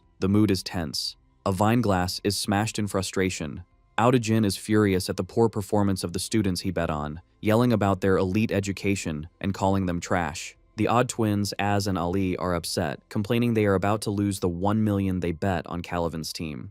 Aliaud sulks, remarking on how lucky Shindebis' choice was. He turns to Shindebis, mockingly noting that the insect he randomly chose to bet on has somehow climbed to third place. Unfazed, Shindebis simply replies that one should never underestimate an insect, adding it was a lesson his father taught him. In the nobles' viewing area, Rockjin smirks, having decided on a plan. He sighs, complaining that the hunt is far too simple and boring to even place a bet. Sensing his intentions, Shindebis asks him what mischievous idea he has come up with. In response, Rockjin stands up dramatically and declares with a wide grin that he will participate in the competition himself and bet on his own victory. However, he quickly changes his mind, grabbing a young man with a collar by the ear and announcing that his dog will go in his place instead. Ali Aude immediately protests, pointing out that the servant is a god's blessed and the rules state only C-class awakeners can participate. Rockjin smiles condescendingly, stating that the god tribe itself is the rule. Grabbing the young man by the hair, Rockjin ups the ante, ordering that the high-level monsters also be released. He then issues a chilling ultimatum. If his servant fails to secure first place, he should just be left to die. The chaos in the hunting arena escalates as a massive level 29 C-class stellar colossus raises its foot to crush a fallen participant.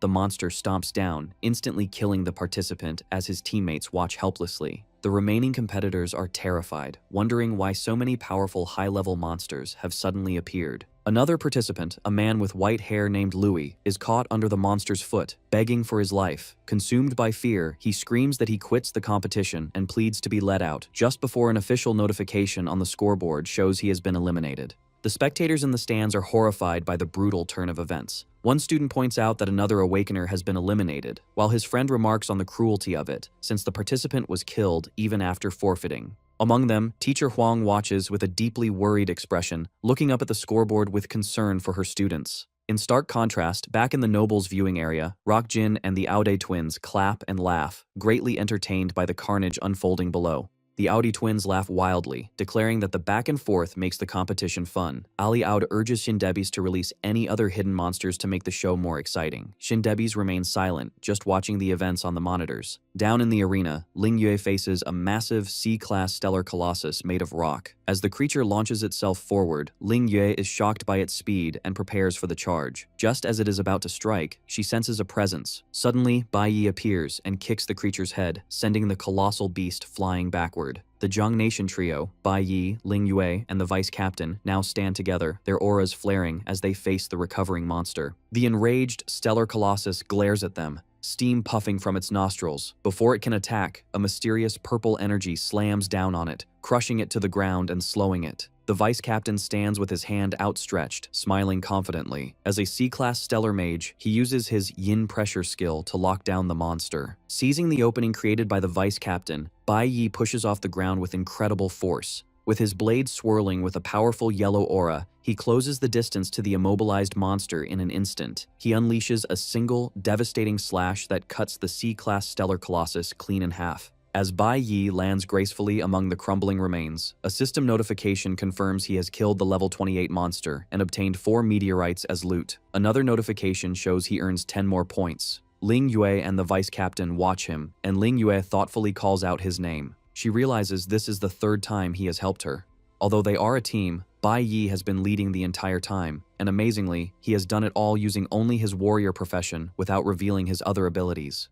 Bai Yi stands silently, looking at his hand. As Bai Yi reflects on his victory, a notification confirms he has gained 1,700 experience points. He looks at his status screen, noting that coming to the competition was the right choice, as his nuclear warrior profession has already leveled up twice to level 24. He thinks about his unique ability to gain experience for any profession he uses in battle. However, when he spots one of the many camera drones monitoring the competition, he understands his predicament. He can't risk revealing his other professions and exposing his secrets.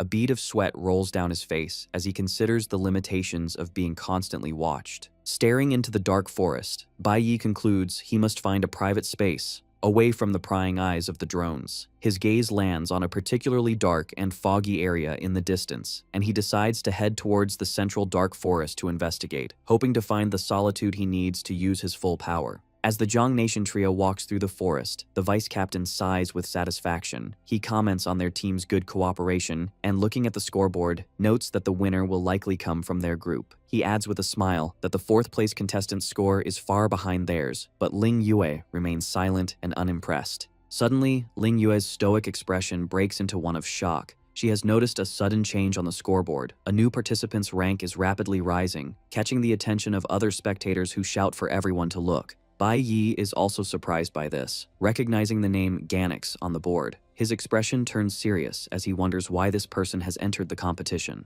Elsewhere in the arena, the reason for the change in rankings becomes clear. Ganix effortlessly slices a massive level 29 stellar colossus to pieces. A notification confirms he has earned 10 points. Clad in formidable ice-like armor, he is revealed to be Ganix, a powerful B-class cloud warrior and one of the gods blessed. He stands silently, a powerful aura surging around him. Having dealt with the beast, he turns his back on its frozen corpse and walks away. The competition intensifies as the scoreboard flashes an update. Ganix's score has skyrocketed to 240, pushing him into third place and knocking Bai Yi down to fourth. In the nobles' viewing area, Rock Jin laughs triumphantly. He gloats loudly, announcing that his participant's ranking has now surpassed the one chosen by Shin Daebis. With a smug grin, Rock Jin continues his taunts, declaring that Shin Daebis' choice is nothing special and that he will claim first place this time. Watching this, as Odd nervously scoffs, muttering that having a powerful god's blessed compete as a substitute is shameless cheating. His twin brother, Ali Aud, turns to Shin Daebis with a sly smile, reminding him of his legendary reputation for never having lost a bet. Ali then laughs, eagerly anticipating that they will finally see Shin Daebis lose for the first time. Throughout all the taunting, Shin Daebis remains silent, staring ahead with an unreadable expression. Finally, a faint smile touches his lips as he begins to speak. He calmly asks the other nobles if they would like to raise the stakes, informing them they are free to change their bets and back a different participant. Then, with unwavering confidence, he makes a stunning declaration. He will be betting 100 million on Bai Yi. Shin Daebis confidently repeats his massive bet, declaring he is putting 100 million on Bai Yi and asking the other nobles if they dare to follow. The Aude twins are shocked by the huge sum, whispering about whether Shin Daebis has gone mad and noting that 100 million is an entire week's worth of their pocket money. Rock Jin, however, grins condescendingly. He boasts that Ganix is his most loyal dog and eagerly accepts the bet, telling Shin Daebis that if he's so determined to throw away his money, he should go right ahead. Seeing the bets are on, Zin Daebis decides to raise the stakes of the competition itself. He explains that to give the participants more motivation to fight for first place, they should add more excitement to the game. Lin Feng, standing beside him, nods in understanding. Down in the arena, Lin Feng's voice suddenly booms out, addressing all competitors. He makes an official announcement. The final phase of the hunting competition is about to begin. He declares that more powerful monsters will be released into the arena, causing the contestants on the ground to look up in shock. They are then given a choice. They can either continue to stay and participate or leave the field. Faced with more powerful monsters, the blonde-haired girl from the private school team declares in terror that she wants to quit. However, the announcer's voice continues, revealing that the Daebis family has added a special new prize. The first place winner will receive a unique item, a beautiful golden ring with a large purple gemstone, known as the Sacred Edict. The sight of the ring makes Bai Yi's expression turn deadly serious. He knows exactly what this item is. The Sacred Edict is a ring that a member of the god tribe can only give once in their entire lifetime. For an ordinary person, receiving this ring is like being granted a get-out-of-jail-free card, a pardon so powerful it can even absolve them of a crime punishable by death. This triggers a powerful memory from Bai Yi's past life. He remembers being a young man in an awakened prison, sitting across from a blindfolded figure who offered him a similar ring. His thoughts confirm the memory's importance. In his previous life, his master used a sacred edict to rescue him from that very prison. Back in the present, Bai Yi is stunned, wondering why the Debbie's family would offer such an incredibly valuable prize. He realizes this new reward will make the competition even more intense, leaving him little time to level up. He turns to his teammates just as the vice captain makes a proposal. He explains that while their teamwork has been good and their scores are rising, the number of monsters on the outskirts of the arena is decreasing. He suggests that from now on, they should split up and fight individually to cover more ground. The vice captain smiles, pointing out that the newcomer, Ganix, has already created a large gap between them on the scoreboard. An updated view of the rankings confirms this, showing Ganix in first place with 350 points, while Ling Wei, the vice captain, and Bai Yi have fallen to second, third, and fourth place. Before agreeing, Bai Yi looks at his teammates with concern, asking if they are sure they can protect themselves on their own. Ling Yu smiles, realizing that Bai Yi had only agreed to team up because he was worried about their safety. Filled with a new sense of friendly rivalry, she confidently tells him not to underestimate the ultimate school team and challenges him to a race to see which of them can claim the #1 spot. Elsewhere in the arena, the other participants are also fighting desperately. Under a chilling command from his master, Rak Jin, Ganix fights with ferocious intensity. Rak Jin's voice echoes in his mind, threatening him with death if he fails to maintain his first-place position. Fueled by this, Ganix unleashes a devastating attack, slicing through monsters with brutal efficiency.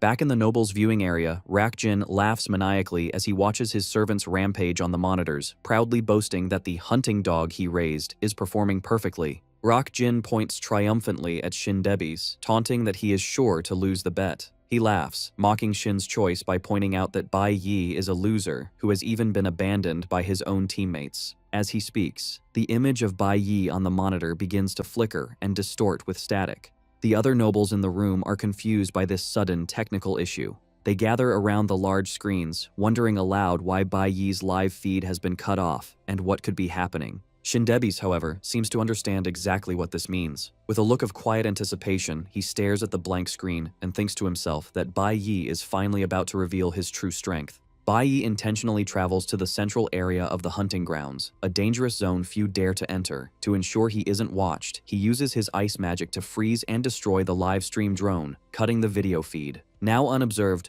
Bai Yi activates his Cloud Element Mage mode. He recalls his master's teachings on where monsters prefer to hide in the jungle. He quickly finds a level 29 C-class Thunderbird, but to him, these creatures are just experience packs. With an intense gaze, Bai Yi prepares for battle, determined to level up all of his professions while no one is watching. Meanwhile, outside the arena, spectators watching the holographic screens see Bai Yi's feed suddenly cut to static and go blank. The sudden blackout causes panic. The two senior girls from the high school worry that the little handsome boy is in terrible danger. Teacher Huang clutches her chest, filled with anxiety about what happened to Bai Yi. Suddenly, Zhang Jun points at the scoreboard, shouting for everyone to look.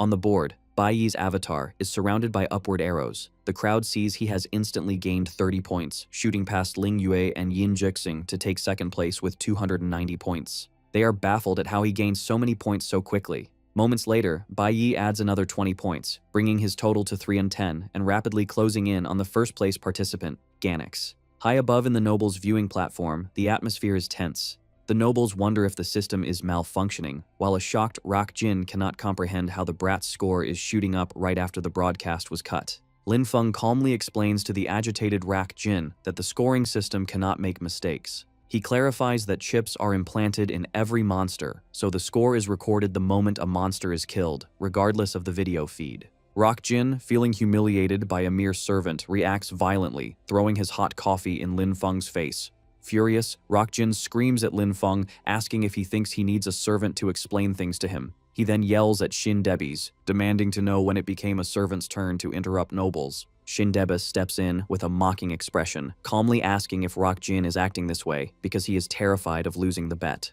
Rak Jin is left speechless and fuming. Shin Debis turns his attention back to the screen, where the leaderboard shows Bai Yi has taken first place with 460 points. Shin Debis thinks to himself that Bai Yi is even more interesting than he first thought. Down in the hunting grounds, Ling Yue has just defeated a monster when she checks the scoreboard and is surprised to see Bai Yi at the top. She expected him to catch up, but not this quickly. As she watches, Bai Yi's score jumps even higher to 620 points. Ling Yue smiles confidently, thinking he will easily secure first place. Elsewhere, the vice captain, Yin Jixing, stares at his screen in shock. He wonders how it's possible for a human to gain points at such a terrifying speed.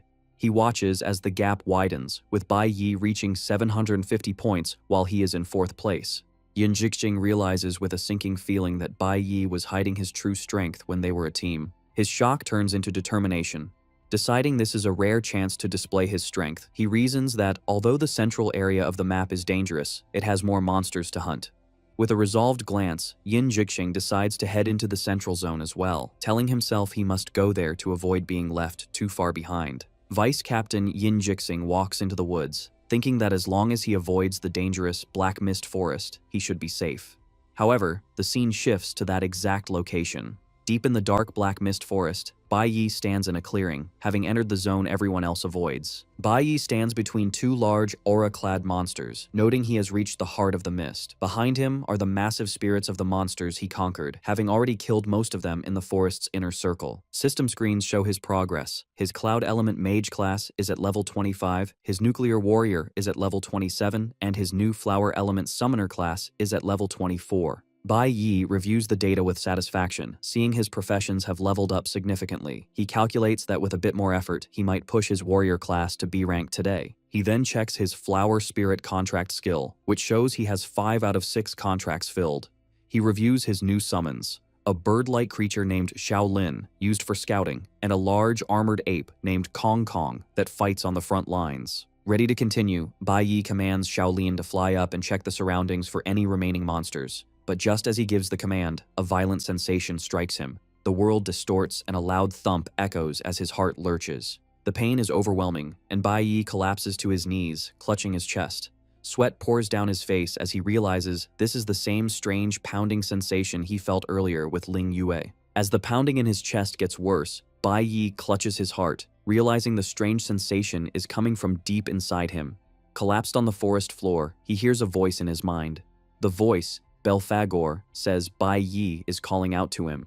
The image of the triple S-class Demon King appears in Bai Yi's thoughts with a sinister grin, offering to help him again. This triggers a flashback to his regression. He remembers Belphagor tearing out his own glowing heart and offering it as a meeting gift. In the memory, a wary Bai Yi asked the Demon King why he wanted a deal and what the price would be. Belphagor only responded with a mysterious, chilling smirk. The Demon King then said the price would be collected only after Bai Yi returned to the past. Bai Yi listened intently as Belphagor whispered the final, secret condition. As the memory ends, Bai Yi's eyes widen in shock as he fully remembers the terms of their deal. Back in the present, Bai Yi stands up, his face shadowed, and remarks that the time has finally come. With intense resolve and glowing eyes, he declares that it is now time to fulfill his promise to the Demon King. In the spectator area, students are amazed by the updated leaderboard. Bai Yi is in first place with 750 points, far ahead of the others. Teacher Huang is overjoyed, exclaiming with pride that 3 of the top 4 competitors are from their school. Zhangjun admits Bai Yi is incredible, but is confused about his score since his live feed is cut. The pink-haired member of the ultimate school team overhears and explains that Bai Yi must have gone to the central area of the hunting grounds, revealing her team received special lessons about the layout.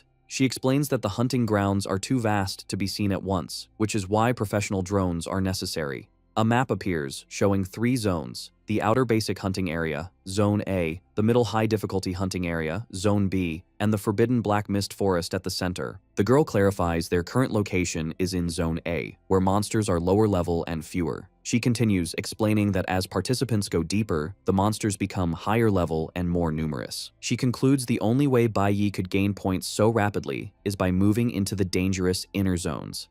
Zhangjun finally understands. However, the girl adds a stern warning. The central Black Mist Forest is absolutely forbidden. Legend says the forest is cursed, and anyone who enters will never be seen again. She looks at the screen with concern, wondering why her vice captain, Yin Jixing, would go to such a dangerous place. The scene shifts to Yin Jixing walking through the dark woods. He thinks his only goal was to hunt more monsters in the inner circle, but he accidentally wandered into the black mist forest. He stops and looks around, then suddenly notices a figure ahead. He is shocked to see Bai Yi walking calmly even deeper into the forbidden forest. Yin Jixing watches in disbelief, wondering why Bai Yi is here and if he intends to enter the cursed woods, seemingly unaware of the danger. Watching Bai Yi head into the cursed forest, Yin Jixing instinctively reaches out to warn him, but then stops himself. He thinks that letting Bai Yi go is actually a good thing for him. He looks down in frustration at the scoreboard, where Bai Yi's score of 750 overshadows his own. His expression twists into a sinister grin as he realizes the opportunity. He thinks that if Bai Yi were to disappear, the attention of the gods would more easily fall upon him instead. Having made his decision, Yin Jixing stands back and watches Bai Yi disappear into the darkness, making no move to help. Inside the black mist forest, Bai Yi walks along a dark and eerie path. After walking for some time, he stops and examines a mark he carved into a tree. He realizes with confusion that he has returned to his starting point, even though he is sure he walked in a straight line. He touches the mark, confirming that despite not turning, he has somehow ended up back where he began. Surrounded by glowing piles of bones, Bai Yi identifies the powerful illusion. He realizes he has been trapped inside a ghost wall, a magical maze meant to confuse intruders. Looking around, he sees the entire area is a valley littered with the skeletons of those who came before him and died here. He wonders what kind of powerful spell was cast on this place. He questions the purpose of such powerful magic and wonders what dark secret the Black Mist Forest is hiding. Outside the forest, spectators watch the scoreboard in confusion. Ganix has retaken first place with 830 points, while Bai Yi's score is stuck at 750, dropping him to second. The crowd wonders why he stopped earning points. Elsewhere, Yin Jixing finds his captain, Ling Yue, after she defeated a monster. Ling Yue immediately asks if he has seen Bai Yi, noting his score hasn't changed for a long time. Yin Jixing confirms he saw Bai Yi in the high difficulty area heading toward the central zone. The news shocks Ling Yue, who realizes Bai Yi might have entered the forbidden Black Mist Forest. Just then, his profile on the scoreboard flickers with static. The static intensifies until a red lost connection error appears. Bai Yi's name and score then vanish from the leaderboard. The spectators are shocked. Zhang Jun exclaims that Bai Yi's score has disappeared, fearing he's been eliminated, or worse. Teacher Huang watches, deeply worried, silently praying he is okay. Meanwhile, Bai Yi is trapped in the Black Mist Forest's Valley of Bones. Realizing a magical illusion is deceiving his senses, he closes his eyes, choosing not to trust what he sees or hears. A surge of purple energy surrounds him as he places a hand over his heart, trusting his intuition to guide him. Following his heartbeat, Bai Yi navigates the maze along a glowing path only he can see. With eyes closed, he feels himself getting closer to the source. He finally stops in a clearing of glowing bones, sensing he has arrived. Bai Yi opens his eyes. He stands at the edge of a massive, dark abyss in the center of the forest. He is shocked, realizing this giant chasm was never mentioned in the records from his past life. Looking down, he concludes the floating sky city must be hiding a secret. Deciding to investigate, he switches to his flower element summoner profession and summons his flying mount, Xiaolin. He leaps into the abyss, riding Xiaolin down into the darkness. They land safely at the bottom, and Bai Yi finds himself in a vast landscape of dark, jagged ruins, wondering what this hidden place is. Amidst the ruins, Bai Yi wonders if a great battle happened here, when a deep voice echoes from the shadows, asking who has come. A massive, spectral figure in dark purple flames emerges, startling him. He quickly realizes he is not facing a single entity, but an entire undead army. Before him stand towering, spectral knights in dark armor, glowing with purple energy. System notifications identify them as level 27 C-class undead warriors, with their leader floating above. The leader, a massive figure in ornate armor, is identified as a B-rank stellar warrior lord, a necro warrior. It accuses Bai Yi of trespassing on forbidden ground. From within its dark helmet, its glowing blue eyes glare down as it commands its army to kill. Another system notification provides more details, confirming it's an intelligent, lord-level monster with unknown origins and an extremely high danger level. Ling Yu examines a monster's corpse in the forest. She sees the traces of freezing magic and burn marks on the wound, which confirms to her that Bai Yi killed it. Yin Jixing, standing behind her, says they've checked the area and Bai Yi's tracks lead down a single path.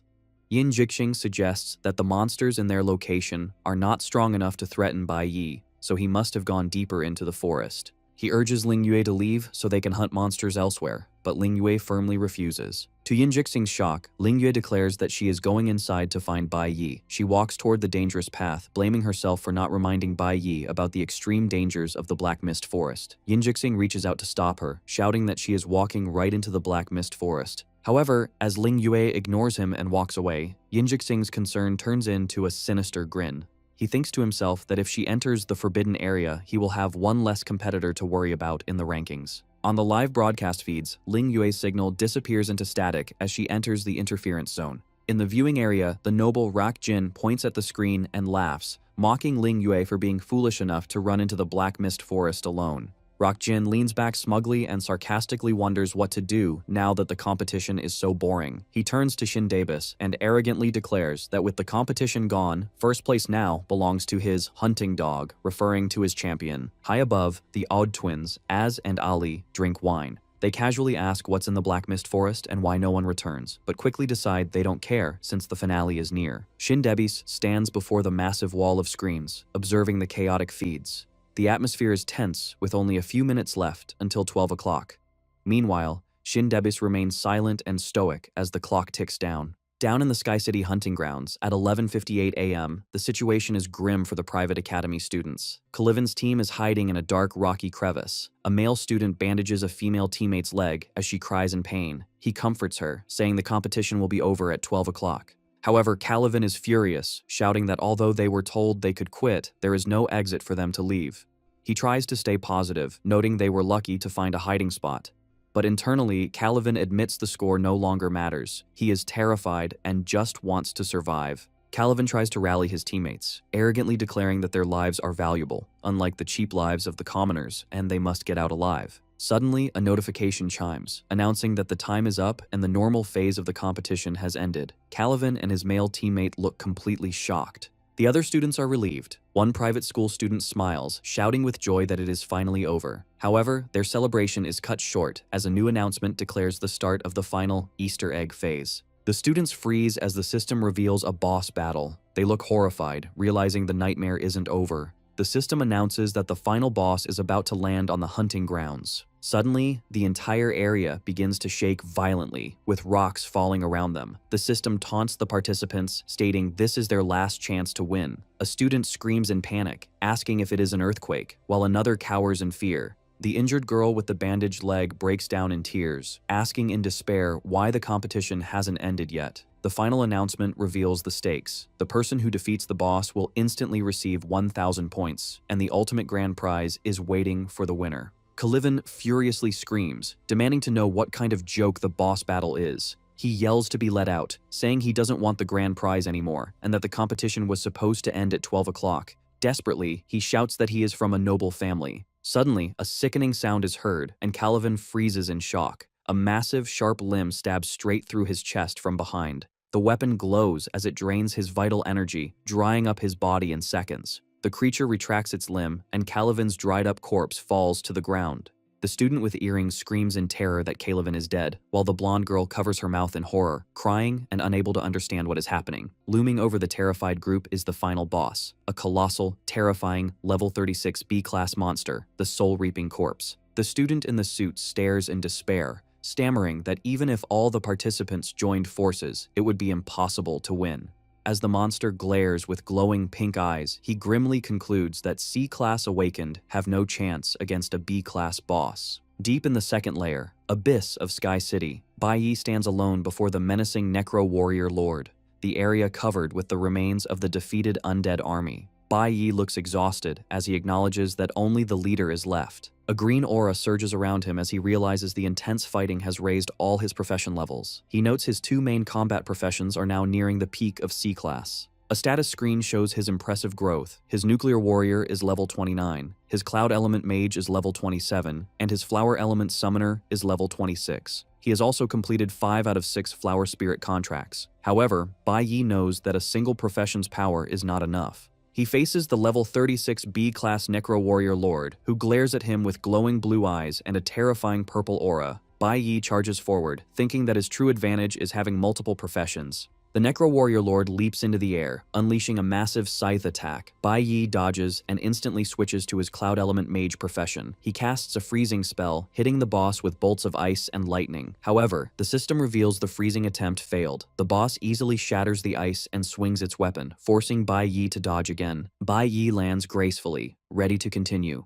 The Necro Warrior Lord swings its massive weapon down, aiming to crush him. Bai Yi quickly switches back to his nuclear warrior profession and meets the attack head-on. Using his parry skill, he blocks the giant scythe, creating a massive shockwave. As he struggles against the attack, Bai Yi realizes the key to victory is using all his assets. Suddenly, a sharp blade stabs through the Necro Warrior Lord's chest armor from behind, shocking the monster. It is revealed that Bai Yi's summon, the Thorn's ape named Kong Kong, delivered the sneak attack. Bai Yi notes that his powerful summons have also grown rapidly, and that Kong Kong's strength is now equal to a C-class awakener. Seizing the moment while the boss is pinned, Bai Yi drives his own dagger into its head. As he applies force, he declares that his multiple professions and summons are enough to close the gap between him and the B-class enemy. Together, Bai Yi and Kong Kong pull their weapons out of the defeated boss, and it collapses. A system notification confirms the successful kill. Bai Yi lands safely as notifications confirm his massive growth. His Nuclear Warrior class has reached level 30, his Cloud Element Mage is level 28, and his Summoner class is level 27.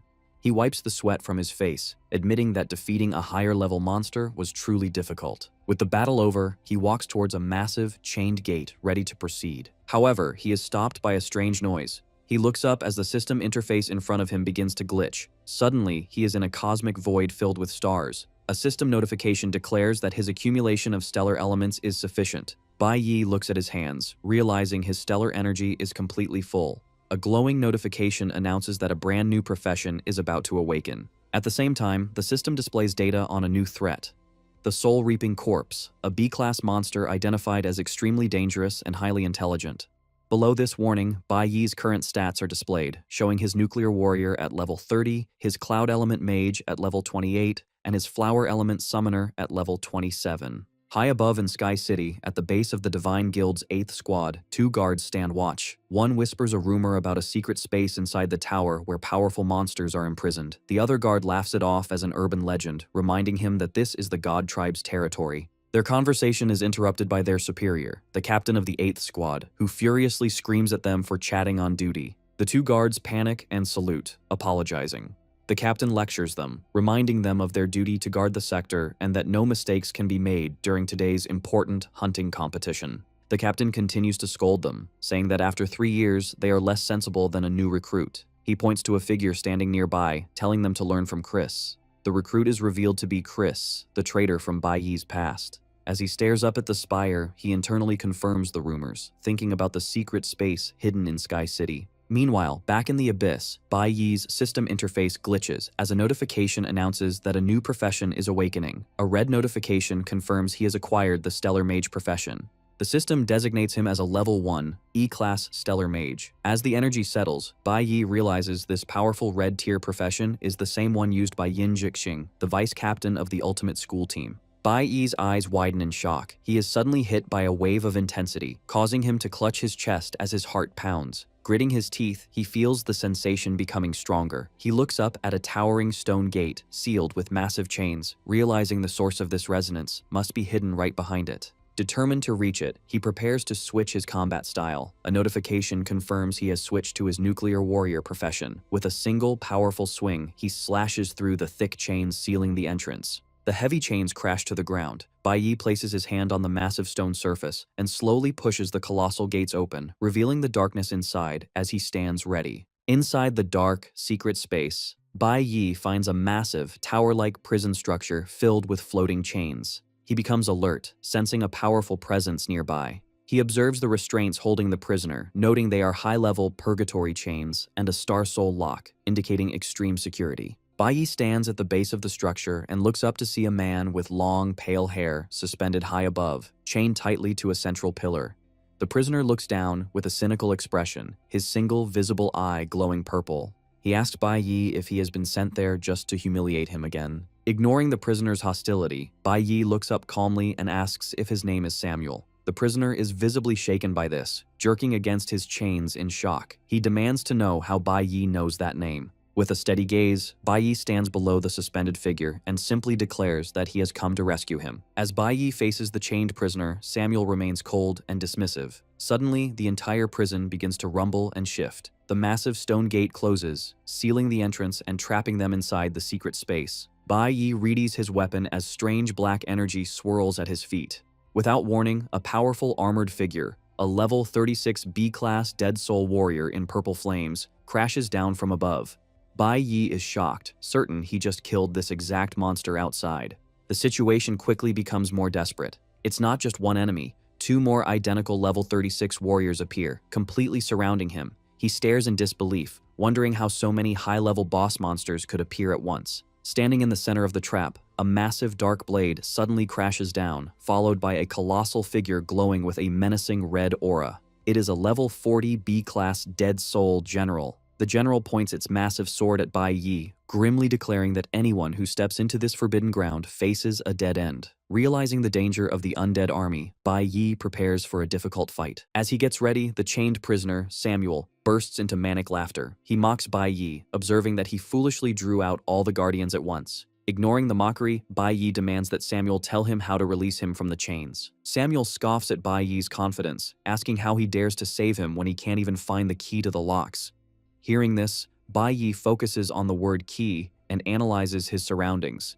His gaze lands on the Dead Soul General's glowing sword, and he realizes the massive weapon itself is the key needed to open the chains. Seeing his reaction, Samuel smiles sinisterly, noting Bai Yi's quick thinking. However, he quickly returns to mockery, warning that with his current skills, he will merely become another dead soul under the monster's blade. Bai Yi remains focused, finally understanding the true nature of the event. He realizes the God Tribe restricts the hunting competition to C-class awakeners to cover up this secret prison. The security is so strong that even a B-class awakener who stumbled upon it would be killed without a trace. Samuel smirks, remarking that it seems Bai Yi has accepted his end, but Bai Yi's eyes narrow with determination. Instead of giving up, he grips his weapon as a system notification appears. He switches his class to Nuclear Warrior, declaring that he will not simply die obediently. He boldly challenges Samuel, asking if he dares to make a gamble on whether he can save him. As the swarm of Dead Soul warriors lunges at him, Bai Yi calmly dodges their strikes. In the heat of battle, he tells the prisoner that if he succeeds, he expects him to listen to his demands. Bai Yi then addresses him by his true title, the Demon King, Samuel. Suspended above, Samuel is genuinely surprised to see that Bai Yi shows absolutely no fear. Finding the situation entertaining, he smiles and tells Bai Yi to bring it on. With his eyes suddenly glowing orange, Samuel makes a solemn vow. If Bai Yi can truly release him, he, the Demon King, will agree to any condition Bai Yi asks for. Meanwhile, the system analyzes the massive enemy. It identifies the Dead Soul General as a B-class stellar warrior. The warning highlights that this monster possesses advanced wisdom and unknown abilities, classifying its danger level as unknowable.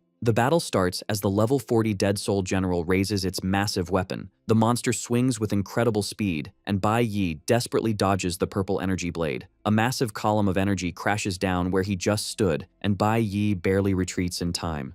He raises his weapon to defend himself, grimacing at the creature's incredible strength. The general continues its relentless assault. Bai Yi instinctively tracks the next swing and blocks the massive glowing blade, the impact shaking him. While Bai Yi is occupied with the general, a level 36 Dead Soul warrior ambushes him from above.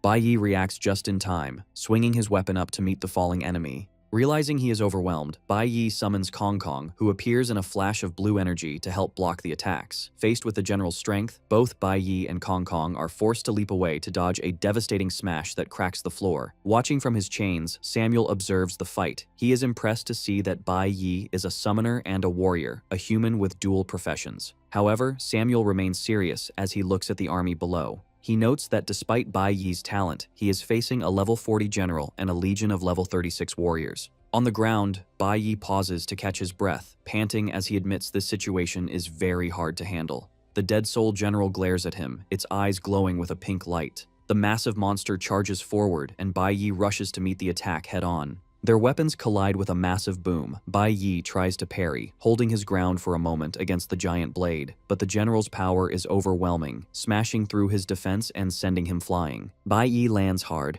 skidding across the stone floor. He looks up, blood trickling down his face, as the system confirms he is injured.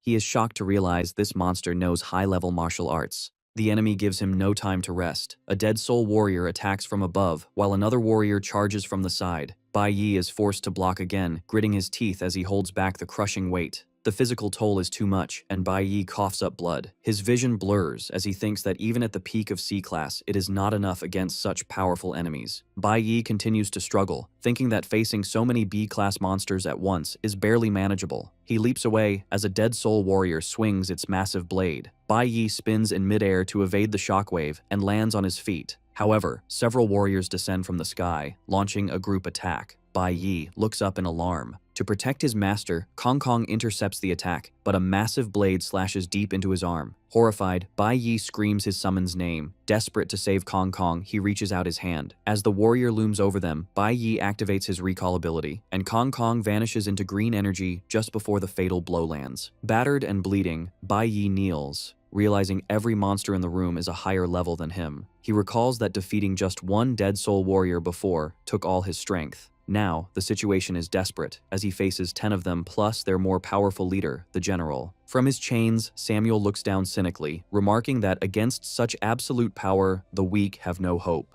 Bai Yi refuses to accept this. Closing his eyes and denying Samuel's pessimism, he looks at the surrounding monsters and understands this isn't a battle of life and death where he must kill them all to win. With a burst of determination, Bai Yi shouts for his flying summon, Shaolin, to attack from behind. The creature appears, raining down energy projectiles. Surprised, the dead soul warriors look up, their attention drawn from Bai Yi as the projectiles clang against their armor, creating chaos. Seizing the brief distraction, Bai Yi's eyes glow as he makes his move. Using Flash, he teleports past the defenders and reappears directly in front of the massive dead soul general. A notification confirms he has switched to Cloud Element Mage, ready to strike the boss. Bai Yi casts a powerful freezing spell directly at the general, taking advantage of the opening. The general is forced to focus on shattering the ice, freezing its arm, leaving it vulnerable. Seizing this chance, Bai Yi charges with his glowing blade, declaring he will use his full strength. He delivers a precise strike to the general's wrist, causing the monster to lose its grip. The giant purple greatsword falls from its hand, and the general realizes Bai Yi's true target was the sword, the key. Bai Yi lands next to the fallen weapon. He kicks the sword into the air, knowing the goal was never to fight to the death, but to get the key. He summons his beast Kong Kong into the air above the pit. The massive ape descends, aiming for the falling purple sword.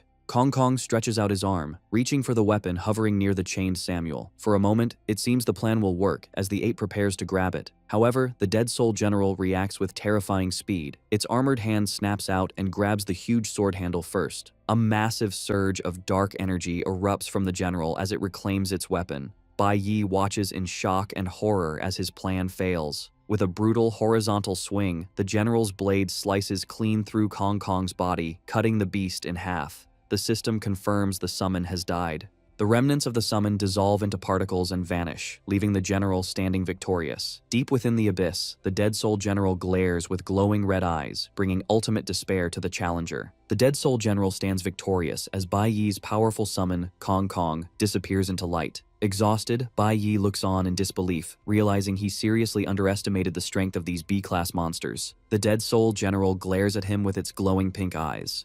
Watching from his chains, the prisoner Samuel tells Bai Yi that these undead creatures are not like the simple monsters he has fought before. Bai Yi is alone in the center of the room, surrounded by an army of dead soul warriors. Samuel then reveals a shocking secret. These powerful warriors were once his own men. Despite the odds, Bai Yi's fighting spirit returns. A golden aura surrounds him as he grips his weapon with new determination. In response, the dead soul general charges forward with incredible speed. Bai Yi uses his flash ability to teleport, just avoiding a huge swing from the general's sword, but the attack doesn't stop. Another dead soul warrior comes down from above, trying to crush him with its own weapon. Showing amazing awareness, Bai Yi masterfully dodges another powerful swing. In a display of acrobatic skill, he lands perfectly on the flat side of the warrior's huge blade. Using the enemy's weapon as a launching pad, he starts a powerful counterattack against another warrior. The battle continues as two dead soul warriors charge at Bai Yi at the same time from different directions. Thinking quickly in the air, Bai Yi releases his weapon, flips it, and catches it again with a reversed grip, getting ready for a new defensive move. Just in time, he brings his weapon up to block a strike, the sound of steel on steel echoing in the room. Watching from above, Samuel is impressed by the young human's skill, saying his abilities are quite good. He watches as Bai Yi expertly blocks the attacks of 2 warriors at once, admitting that he has mastered his profession. However, Samuel's expression turns serious. He notes that while Bai Yi is a top fighter for a human, he is still just one person fighting alone. Meanwhile, Bai Yi is completely surrounded by the undead army. Samuel concludes that while Bai Yi is skilled, his enemies are a team. The non-stop attack continues, and Bai Yi is forced to block another powerful swing from a dead soul warrior. The force of the blow sends him sliding backward across the stone floor as Samuel notes that Bai Yi has no chance of winning. Panting heavily, tired, and sweating from the constant battle, Bai Yi struggles to breathe. His determined look hardens as he thinks about Samuel's words. He remembers that he too once had a team. Bai Yi's thoughts go back to his past life. He firmly tells someone he doesn't need a team. He is at the impressive headquarters of the Divine Guild, insisting he can handle things alone. Inside a lounge, the past version of Bai Yi sits stiffly on a couch, explaining to another person that he isn't used to fighting with others. The man who is smoking sarcastically asks if Bai Yi thinks he is the best, and that everyone else would just slow him down. A flustered Bai Yi quickly denies this, clarifying that he is just not good at getting along with people. The man scoffs at this, putting out his cigarette. With a teasing smile, he asks if he and Bai Yi don't get along well. Bai Yi explains that it's different because the man is his master. His master cuts him off, telling him to stop making excuses and try it. He tells Bai Yi that he has picked a team of powerful warriors and that it's time for him to make some friends. Bai Yi is annoyed as he is introduced to his new teammates, the cheerful Han Xiaoling, the mysterious Lucian, and Ling Yue. Bai Yi reflects on that time. He remembers thinking that because they all had such different personalities, it would be impossible for them to get along. But to his surprise, they stayed together for many years and became a real team. Back in the present, Bai Yi's expression changes. He looks up with fierce determination, declaring that he has never been fighting alone. He says he hasn't been alone since the day he returned to the past. His eyes burn with anger as he reveals he has always carried the hatred of his fallen friends with him. A powerful purple aura erupts around him as a system notice confirms he is switching to his newly awakened stellar mage profession. His eyes glowing a menacing pink, he unleashes a devastating new skill called Stellar Abyss. The spell is cast, and immense power tears the battlefield apart. The solid stone floor of the room shatters, and huge chunks of rock begin to float upwards, throwing the undead army into chaos. The system explains that this powerful stellar mage skill can completely change the surrounding area.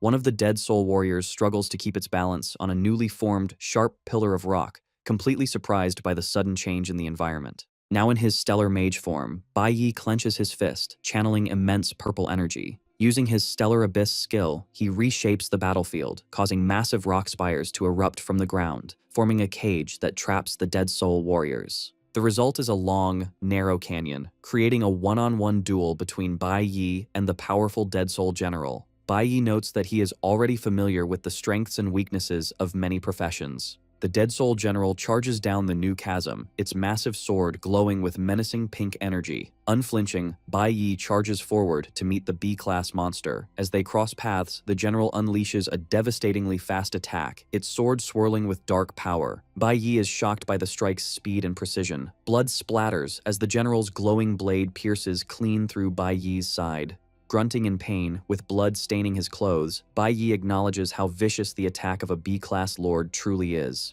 However, instead of backing away, he uses the close distance to his advantage and grabs the general's arm with a firm grip.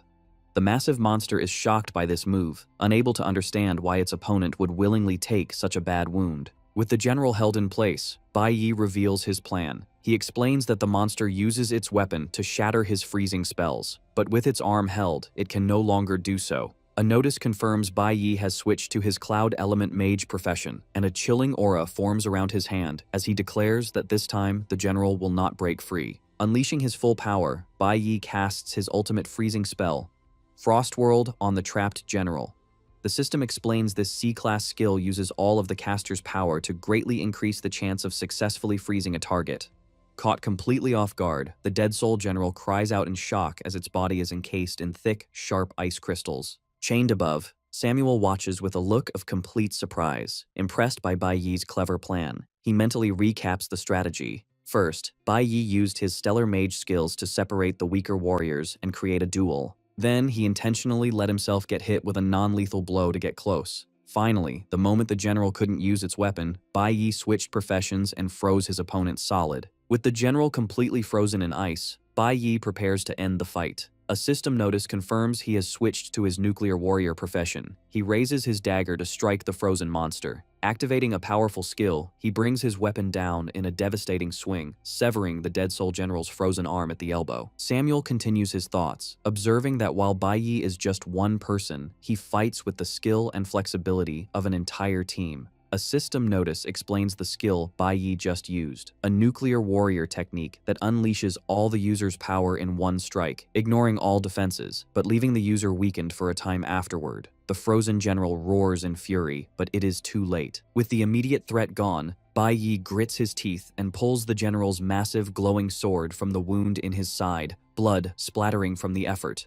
Holding the huge weapon, he looks up at the prisoner, remarking that he has been waiting for this moment. With a determined roar, he declares that the key has arrived. Using all his remaining strength, Bai Yi throws the giant sword like a spear directly at the central lock holding Samuel's chains. The frozen general senses the danger and cries out, trying to stop him. It struggles, attempting to shatter the ice around its body, but its efforts are useless. The massive sword flies straight, embedding itself perfectly in the keyhole of the old lock. The sword turns, and a surge of dark, swirling energy erupts, shattering the chains that hold the prisoner. Now free, Samuel looks down, a faint, impressed smile on his face, as his eyes glow with purple power. He expresses his disbelief and admiration, acknowledging that Bai Yi actually succeeded in his impossible task. The Demon King has finally been released. Weakened and bleeding, Bai Yi struggles to stay on his knees. He reminds the newly freed Samuel of their deal, telling him he had promised to grant any condition. Suddenly, the injured dead soul general grabs Bai Yi by the throat and lifts him into the air. At the same time, the other dead soul warriors break free as their rock prisons crumble around them. Held by the neck, Bai Yi struggles to speak, demanding Samuel fulfill his promise and destroy the entire army. Floating above, Samuel calmly agrees, adding that he was going to do it anyway. His body transforms as dark tattoos cover his arm and a large horn grows from his head. Now radiating immense power and crackling with golden lightning, Samuel declares he won't forgive a single traitor. His overwhelming presence fills the chamber. With glowing eyes and a cold, murderous look, the Demon King Samuel glares down at the undead army. In a flash of golden lightning, Samuel vanishes. He reappears before a dead soul warrior and plunges his hand through its chest, destroying it instantly. Crackling lightning fills the chamber as he teleports between enemies, scorching the air. He then vanishes before the dead soul general still holding Bai Yi. Before the general can react, Samuel appears in front of it, his eyes glowing with rage. He grabs the general's remaining arm. In a brutal motion, Samuel kicks the monster's chest while ripping its arm clean off. The force sends the general flying, shattering the stone wall as it crashes. Freed, the injured Bai Yi lands safely nearby, clutching his chest. Samuel stands over the destruction, casually dropping the severed arm. The remaining dead soul warriors fly down, surrounding the Demon King. Unimpressed, Samuel remarks that they still haven't realized how serious their situation is. One warrior swings its huge weapon, but Samuel vanishes in a flash of lightning, easily dodging. Before it can react, he reappears and grabs its head. He blasts golden energy from his hand, instantly burning the warrior to ash. Only its scorched helmet remains in his hand, crackling with lightning.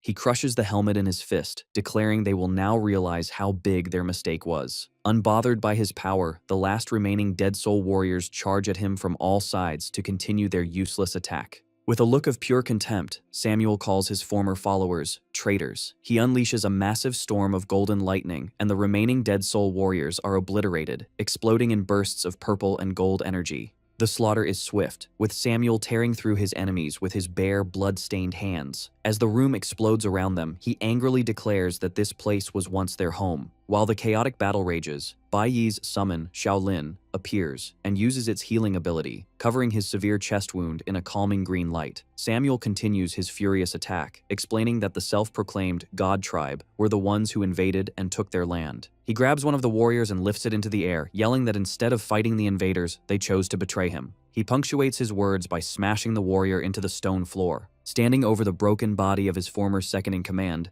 Samuel coldly asks if serving as the god's watchdog was a happier life than being one of his followers.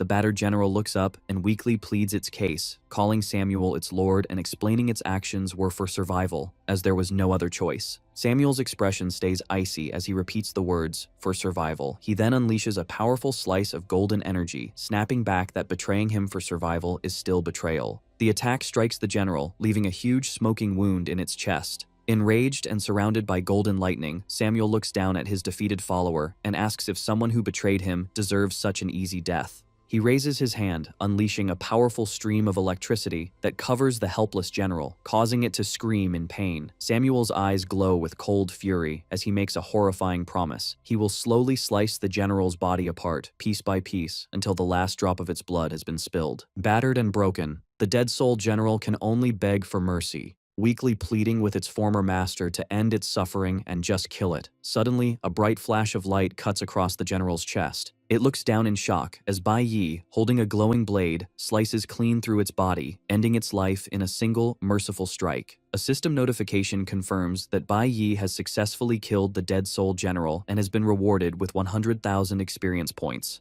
Another notification announces he has obtained a locked S-rank item called Messenger's Soul. Samuel is furious. He turns to Bai Yi, his tall form crackling with rage, and demands to know how he dared to interrupt his execution. With his eyes glowing, he roars at Bai Yi, asking who he thinks he is. Exhausted and bleeding, Bai Yi remains silent, his expression unreadable as he faces the angry Demon King. Bai Yi remembers the deal he made with the Demon King Belphegor before he was sent back in time.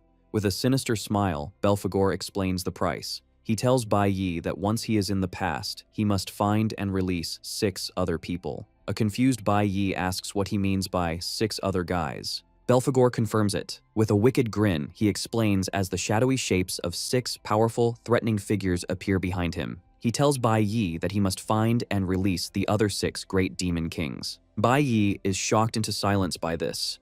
Belphegor then explains how Bai Yi will find them, touching his chest and saying that the heart he was given will sense them when the time is right. Leaning in with a sly grin, Belphegor tells Bai Yi that the other demon kings hate the gods just as much as he does, meaning their goals are the same. He suggests that after freeing them, Bai Yi should make them his slaughtering gods to help him get his revenge. Belphegor laughs wildly at the exciting idea. A hero teaming up with demon kings. His face turns cold as he adjusts his tie, saying that the foolish and ugly gods brought this on themselves. He finishes by giving a final, chilling command. They will work together to overthrow the filthy world ruled by the gods.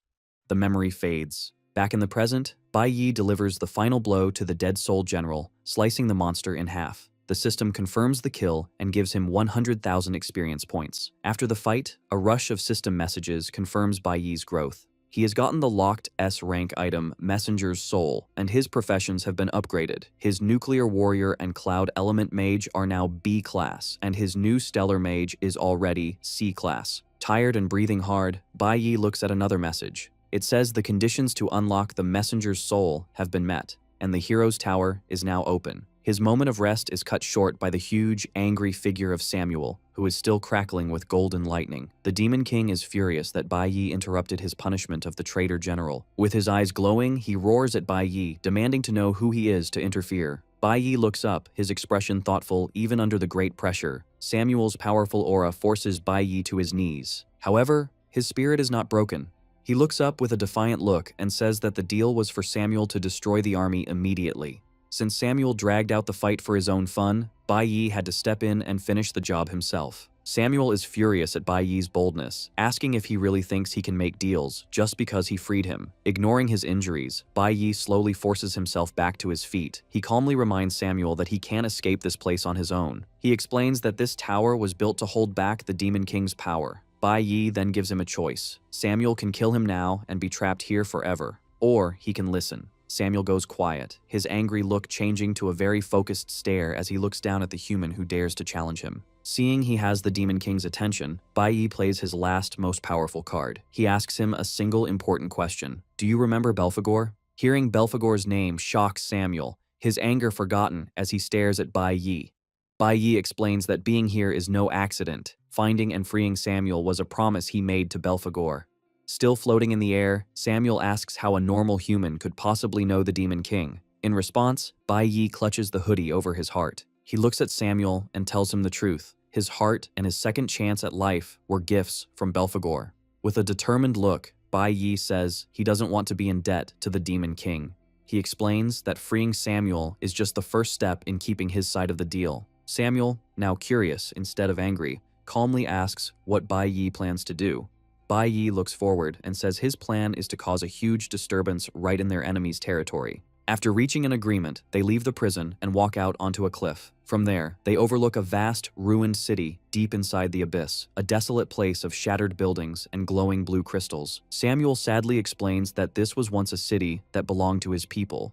As he steps into the ruins, he begins to tell their tragic story. He explains that long ago, he led the demon tribe on a long journey. After much searching, they found this place, a perfect home full of magic crystals and power. But their peace didn't last. Soon after they settled, invaders who called themselves the God Tribe arrived with an army and claimed their land. Samuel's face darkens as he remembers the surprise attack. The God Tribe assaulted his people while they were building their new home. It was a complete disaster. Their land was stolen, and the Demon Tribe was defeated and forced into slavery. The invaders turned their home into the Sky City, which was split into two layers, a floating city above and the dark abyss below. He describes the huge difference between them. The upper layer was a paradise of luxury for the God Tribe. Meanwhile, the lower layer, the abyss, was turned into a massive prison for his people and any humans who dared to resist the gods. To keep them trapped forever, the God Tribe created a powerful, magical barrier. The enslaved people were forced into endless, hard labor. Some were chained to huge machines, their life force drained to be used as an energy source. Samuel reveals the cruel reason for all this pain. All the energy taken from the prisoners was used to keep the Sky City floating and power the fancy lifestyles of the gods above. He looks at the skeleton of a chained demon, saddened by the injustice. He explains that these people had done nothing wrong, yet they were humiliated for so long that many have even forgotten their own names. Finally, he explains what happened to him. The God Tribe couldn't beat him in a fight, so their only choice was to lock him away in the secret prison, where he stayed until Bai Yi came. Samuel's face twists with anger as he finishes his story, saying that if the God Tribe hadn't imprisoned him, he too might have ended up as one of the broken slaves. Bai Yi stands among the skeletons and observes that the so-called Sky City is a perfect and cruel example of how their world really works. He thinks about how unfair their reality is, where the powerful sit comfortably above, looking down on the suffering of the masses. He concludes that justice has never really existed in this world. The two of them stand before a huge industrial building, the source of Sky City's power. Bai Yi sees the building and says that since all the city's power comes from this one place, their path forward is much simpler. A confused Samuel looks at him, and Bai Yi explains his plan. He tells Samuel to stay in the abyss, to free all the enslaved people, and destroy the energy furnace. In the meantime, Bai Yi will go back to the upper layer to destroy the barrier that traps them. Samuel immediately says it's a bad idea, warning Bai Yi that he can't possibly destroy the barrier by himself. He insists the God Tribe would never have made a barrier that could be so easily broken from the inside. With a confident nod, Bai Yi reveals that he isn't alone, explaining he already made plans before coming here. His eyes burn with determination as he makes a serious promise, declaring that he will free every single prisoner from this hellish place. Looking up at the grand tower in the center of the floating city, Bai Yi announces his ultimate goal. He is going to tear down that Tower of God. In the forest, a system notification identifies the final boss as a level 36 B-class soul-reaping corpse. Kalivin's teammates stare in horror, and the student in the suit realizes that even if all the competitors joined forces, they couldn't possibly win. He trembles, knowing C-class awakeners stand no chance against a B-class boss. On the ground, Kalivin's shriveled corpse is a grim reminder of its power. As panic spreads, another student in a hoodie tries to rally the others. He draws his spear and tells his teammates not to be afraid, saying that if they fight together, they might be able to win. The idea is met with fury. The student in the suit panics, screaming that he's a madman and that they aren't commoners with lives to throw away. Breaking down in tears, he cries that they are nobles from a private academy, and he never would have joined if he'd known how dangerous it was. As they argue, the soul-reaping corpse leans over Kalivin's body and absorbs his life force with a sickening slurp. The student in the suit looks on in terror, shouting at the others, asking if it looks like any normal monster they've seen. He turns and runs, yelling back that they aren't like the commoners who would risk their lives for a little prize money. The student with the spear is enraged, shouting back that this was never about money. He furiously tells the rich students to stop living in their fantasy world. He grips his spear tightly, revealing they were never willing participants. He remembers two shadowy, masked figures appearing at his door to congratulate his wife on being selected for the hunting competition. He recalls his panic as he pleaded with them, explaining she had just given birth and was still nursing their baby. Desperate, he had offered to take her place, but they responded with a chilling threat, asking if he meant to defy the god tribe. The memory fades as he looks at his terrified teammates huddled in a small gap in the rocks. He grits his teeth, realizing the hunting competition is just a slaughter for the gods' entertainment. He understands they are all nothing but the gods' playthings. High above in the spectator area, the nobles watch the carnage on massive screens. One man points and laughs at the terrified participants. The Aude twins, Az and Ali, are laughing hysterically, finding the whole thing hilarious. They urge the boss to get on with it, demanding to see the most exciting part of the hunting competition. Amidst the cruel laughter, Shin Debis stands apart, watching the screens in cold silence. Hiding in the crevice, the remaining students from the private academy are terrified. One of them stammers that the monster just devoured Kalevin. Their fear grows as the huge soul-reaping corpse finishes its meal and turns its head. The monster's interest is caught, and a horrifying toothy grin spreads across its face as it says that it can smell blood. Its gaze lands on the injured girl with the bandaged leg, who shrinks back in terror, realizing she is the source of the scent. With a deep roar, the monster lunges, its sharp limbs ready to strike her down. The student with the spear panics, screaming for his wife and reaching for her. Just as the monster's glowing limb is about to land the killing blow, the man throws himself in front of his wife. The sharp limb pierces his chest, and he grits his teeth in agony, having saved her from the attack. Behind him, his wife can only stare in shocked horror. The soul-reaping corpse shows no mercy, tossing the impaled man aside. He crashes hard against the ground as his wife screams his name. The injured woman sits on the ground, weeping in shock over her husband's sacrifice.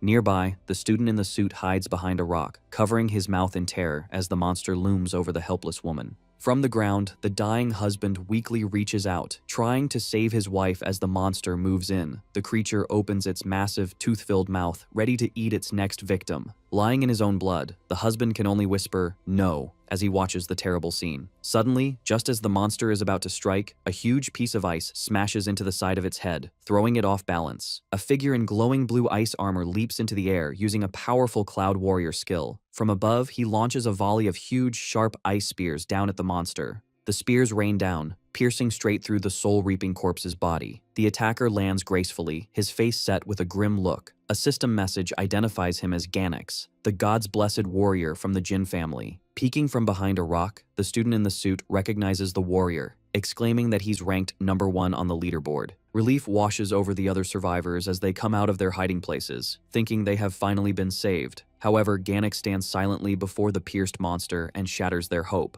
He tells them their fate was sealed the moment they entered this battlefield. Staring at the monster, he says that no one can escape this game of the gods. His words are cut off by an angry voice on a hidden earpiece, demanding to know why he came out so soon and spoiled the entertainment. The student in the suit looks at Ganax, confused by his dark words and asking what he means. Elsewhere, watching the scene unfold, Ali Aude complains that his family's warrior has ruined their fun, but Rak Jin leans forward with a wicked grin, telling him not to worry because he has another idea. With a look of cruel excitement, he says he wants to see something even more thrilling. Ganax remains silent as he receives his new orders. Rak Jin's voice commands him to ignore the monster, turn around, and kill the woman. The woman, whose husband just died for her, looks on in absolute panic, her new hope instantly turning to terror as she realizes she is the new target. Meanwhile, Bai Yi explains to Samuel that he will return to the upper layer and break the barrier that keeps them all trapped. Samuel immediately doubts him, warning that he can't possibly destroy the barrier by himself. He insists the god tribe would never have created a barrier that could be so easily broken from the inside.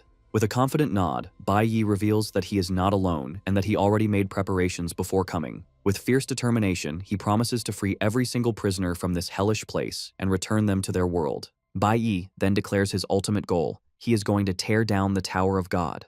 Samuel is surprised by the human's sheer boldness and ambition. A faint, impressed smile crosses his face as he remarks to himself that the person Belphegor chose is truly interesting. Bai Yi then turns to the Demon King, reminding him of his unfulfilled promise to grant one condition. Acknowledging the debt, Samuel's body erupts with a surge of immense golden lightning. He declares he will handle it himself and give Bai Yi a gift in advance as thanks. As golden energy crackles in his palm, he prepares to fulfill his promise. Samuel explains that the heart Belphegor gave Bai Yi can absorb all elemental power. He then announces he will pour all the elemental energy he has stored up over his long years in prison directly into Bai Yi. Golden lightning surrounds Bai Yi as he closes his eyes and accepts the immense transfer of energy from the Demon King. System notifications flash, confirming his elemental power is now completely full, and a massive surge of golden power erupts from his body. The system announces that he has successfully awakened a brand new profession, the Electric Element Mage.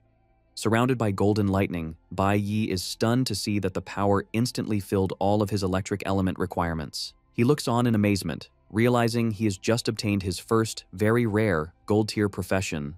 But Samuel's gift isn't finished. He tells Bai Yi to take one more item, holding up a small, detailed ring that glows with a purple energy. He places his demon ring in Bai Yi's hand, explaining that it works as a limitless storage device. More importantly, it can also transmit Bai Yi's voice directly to him. He explains that if Bai Yi calls out to the ring, he will be able to sense his exact location. With that, the Demon King makes a serious vow. Placing a hand over his chest, he promises that no matter where Bai Yi is, the moment he hears his call for help, he will immediately rush to his side. A bit confused, Bai Yi asks why he called himself Liu Yun when he thought his name was Samuel. The Demon King explains that Samuel was his original name. With a sad, determined look, he clarifies that due to certain events, he changed his name to Liu Yun, a name that only a very select few trusted people are allowed to know. Bai Yi accepts this with a warm smile, calling him by his true name, Liu Yun. With their pact sealed, Bai Yi prepares to leave. The system confirms he has switched to his flower element summoner profession, and a blue aura swirls around his feet. He tells Liu Yun that time is running out and he must return to the upper level.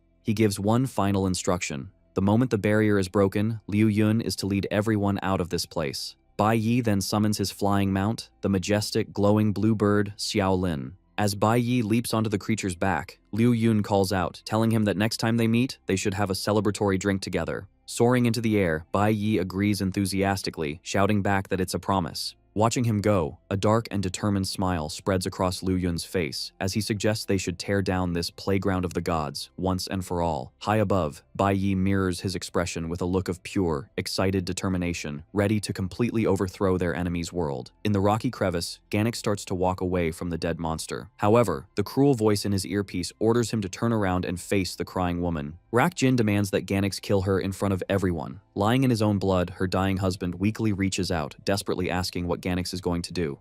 Through the communication device, the other nobles laugh at the twisted command, telling Ganex to hurry up and kill the wife for their entertainment.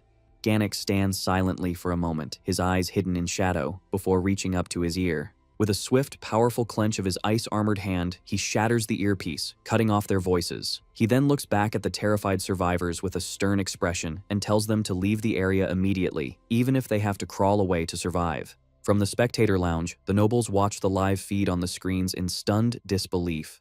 Down in the hunting grounds, the injured woman stares at Ganex's back, confused by his sudden act of mercy and asking what he means. Rakjin's face twists with pure anger as he curses his champion for disobeying his orders. Next to him, the Audi twins, Az and Ali, are in shock, unable to understand how a lowly, God's blessed, would dare to rebel against them. Furious, Rakjin leaps from his chair, screaming that his hunting dog dared to destroy the earpiece. He vows to severely punish Ganex for this. Just as his anger peaks, one of the Audi twins interrupts him, pointing excitedly at the leaderboard. On the massive screen, Ganex is still in first place with 950 points, but the display suddenly flickers with static. A moment later, a new name appears, and the nobles stare in disbelief. Bai Yi's score of 750 has returned, placing him in second. The twins are shocked, questioning how he could possibly still be alive after going into the Black Mist Forest. Far below, Bai Yi walks alone through the dark, bone-filled paths of that same forbidden forest. He thinks to himself that this hunting competition was never fair. From the start, it has only been a twisted game run by the so-called gods. He thinks about all the pawns in their cruel game, the powerful monsters sent to cause chaos, and the desperate awakeners forced to fight for their lives. Golden lightning begins to spark around him as he concludes that everyone here is just a player in a game they never chose. However, Bai Yi's expression hardens with determination as he says that the game is still missing its most important players. With his eyes glowing with new power, he declares that it's finally time for the gods themselves to be dragged down from their thrones and forced to join the game they created. Walking through the black mist forest, Bai Yi compares the world to the forest itself. He thinks once you're controlled by the gods, finding the right path again is impossible. With a grim expression, he remembers being deceived by their lies in his past life. Looking back now, he sees all the cracks in their story. Golden lightning sparks in his eyes as he declares the world is an illusion, just like the forest. His thoughts lead him to a huge, tree-like creature covered in tubes and machinery. The system identifies it as the Illusion Demon, a level 39, B-class flower element mage lord. Bai Yi sees machinery connected to the monster, giving it power. He approaches, thinking the creature must be the source of the mist, but seeing it trapped, his expression changes. He realizes it's not an enemy, but another pitiful victim, imprisoned and used by the god tribe. In a memory, a young man frantically tries to wake a girl in a richly decorated bedroom. A sleepy Ling Yue stirs, asking her brother what is wrong. Without explanation, he urgently pulls her out of bed, telling her to follow him. They hide in a dark, cramped space, where her brother is distressed and a frightened Ling Yue watches him. He suddenly covers her mouth, whispering for her not to make a sound. A menacing voice calls from outside, asking where they are and taunting that it will find them. Trembling, a terrified Ling Yue peeks through a crack. She sees a horrifying, shadowy monster with multiple glowing eyes, wondering where they have gone. The nightmare forces her to remember seeing her father's dead body, and then her mother's, also murdered. The memory climaxes as the monster's red eyes appear at the door, finding her brother. Her own desperate screams from the past echo in her mind, begging the monster to stop. Ling Yue suddenly wakes with a scream. She finds herself in the black mist forest, held safely in Bai Yi's arms. He comforts her, saying she was trapped in an illusion, but is safe now. Still shaken, she says his name and looks around the misty, confusing forest. Bai Yi gives her a reassuring smile and tells her that it's over, adding that everything happening here is about to end. In the spectator area, the leaderboard updates. Ganix is still first, followed by Bai Yi and Yin Jixing. To the noble's surprise, Ling Yue's 250 points have reappeared, placing her fourth. One of the Audu twins points at the screen, laughing. The brothers find it hilarious, mocking Rak Jin that he might lose his bet now that his own God's blessed, Ganix, is disobeying him. Humiliated and silent, Rak Jin stands up, his face hidden in shadow. He clenches his fist and screams Shindebis' name, furiously demanding the release of the demon enhancer. Shindebis turns, questioning the order. He reveals the substance is extremely dangerous, and using it on a B-class lord would be catastrophic, but Rak Jin is beyond reason. His face is twisted in a furious snarl as he declares he doesn't care about winning or losing anymore. All he wants is for everyone in the hunting grounds to die. He calls for a vote, reminding everyone that 5 members of the god tribe are present to make the decision. Rak Jin rallies the other nobles, asking if they also want things to be more brutal. The Aud twins eagerly agree, wanting to see a good show. One mockingly asks Rak Jin if he feels no pity for his own god's blessed, Ganix. Rak Jin turns to his sister, Alice Jin, who reluctantly agrees. He then announces they have 3 votes, enough to pass the motion. His platform detaches and moves towards the screens overlooking the hunting grounds. He impatiently shouts for them to release the enhancer. With resignation, Shindebis agrees. Standing at the platform's edge, Rak Jin complains the leaderboard is blocking his view and orders it turned off. He declares he wants to watch with his own eyes as all the participants die. Down in the hunting grounds, large pillars burst from the ground. They open, releasing a thick crimson mist that spreads quickly, blanketing the landscape in a red fog. Ganix, still protecting the other survivors, looks up in surprise, while the others wonder what the strange red substance is. The crimson mist swirls around the colossal soul-reaping corpse, which begins to absorb it. The monster wraps a tentacle around the blue ice, encasing it before shattering the ice completely. A system notification confirms the level 36 B-class monster has entered a berserk state. Now transformed and more terrifying, it looms over the survivors. The creature leaps high, its lower body transforming into tentacles that allow it to fly. It lets out a powerful roar as a wave of green energy erupts from its body, and the system confirms its attack, physical strength, and elemental power have all been boosted. This energy spreads across the hunting grounds, absorbed from the forest, and causing the trees to wither instantly. The power-up also affects the other monsters, causing them to become more aggressive and swarm the skies. Watching the chaos, Ganix grimly observes that all the monsters have been strengthened. His expression becomes serious as he looks up at the flying boss monster, realizing it's preparing to wipe out everyone left inside the barrier. From his floating platform, a furious Rakjin gloats, screaming that this is the consequence for disobeying him and calling Ganax a damned lowlife. As he yells, the barrier begins to glitch. He continues his tirade, enraged that these ants dared to escape his control, calling them rats who belong in the gutter. His face contorts with rage as he declares they will never defy him, a member of the god tribe. Suddenly, alarms flash across the malfunctioning barrier, warning of a power system failure. More warnings announce the protective shield is about to fail. Rakjin looks around in confusion, demanding to know what's happening. The shield system fails, and the barrier separating the nobles from the hunting grounds vanishes, leaving them exposed to the swarming monsters. The Aude twins leap to their feet in terror, screaming that the barrier was supposed to protect them and questioning how it could malfunction. Watching the chaos, Shin Debis realizes with a grim expression that this is no accident. Someone has deliberately sabotaged Sky City. Now unprotected, Rakjin stands frozen on his platform, directly in front of the massive, berserk, soul-reaping corpse. The terrifying monster slowly turns its head, fixing its gaze on the nobleman. Overcome with terror, Rakjin stammers, desperately calling out for Ganax to save him. A flashback reveals the design of Sky City's power source. An architect tells a God Tribe official he designed 2 separate energy systems to ensure the city would float forever. The primary system is an energy furnace in the abyss. It's powered by a huge magic crystal and requires constant labor from enslaved people to supply energy to the upper city. The second is an external backup system, storing enough energy to run Sky City for a month. The architect boasts that if the primary system fails, the backup would activate immediately, ensuring Sky City would never fall. He confidently states this dual system ensures the safety of everyone in the God Tribe's territory, even from intruders. The official scoffs at the idea, saying no one would dare invade them, confident that Sky City will forever stand above all others. Back in the present, a panicked Rakjin screams at Shin Debis about the failing protective barrier. With a grim expression, Shin Debis realizes the barrier's failure can only mean that someone has destroyed the energy furnace. Deep within the abyss, in the forsaken land full of broken chains, his deduction is proven correct. A massive surge of golden lightning erupts from the furnace building, signaling its destruction. Samuel, now known as Liu Yun, stands with his freed people and declares they have destroyed the energy furnace. Smiling confidently, he tells his followers that the next step is up to them. As the primary power fails, an automated command echoes through Sky City, announcing the switch to backup power.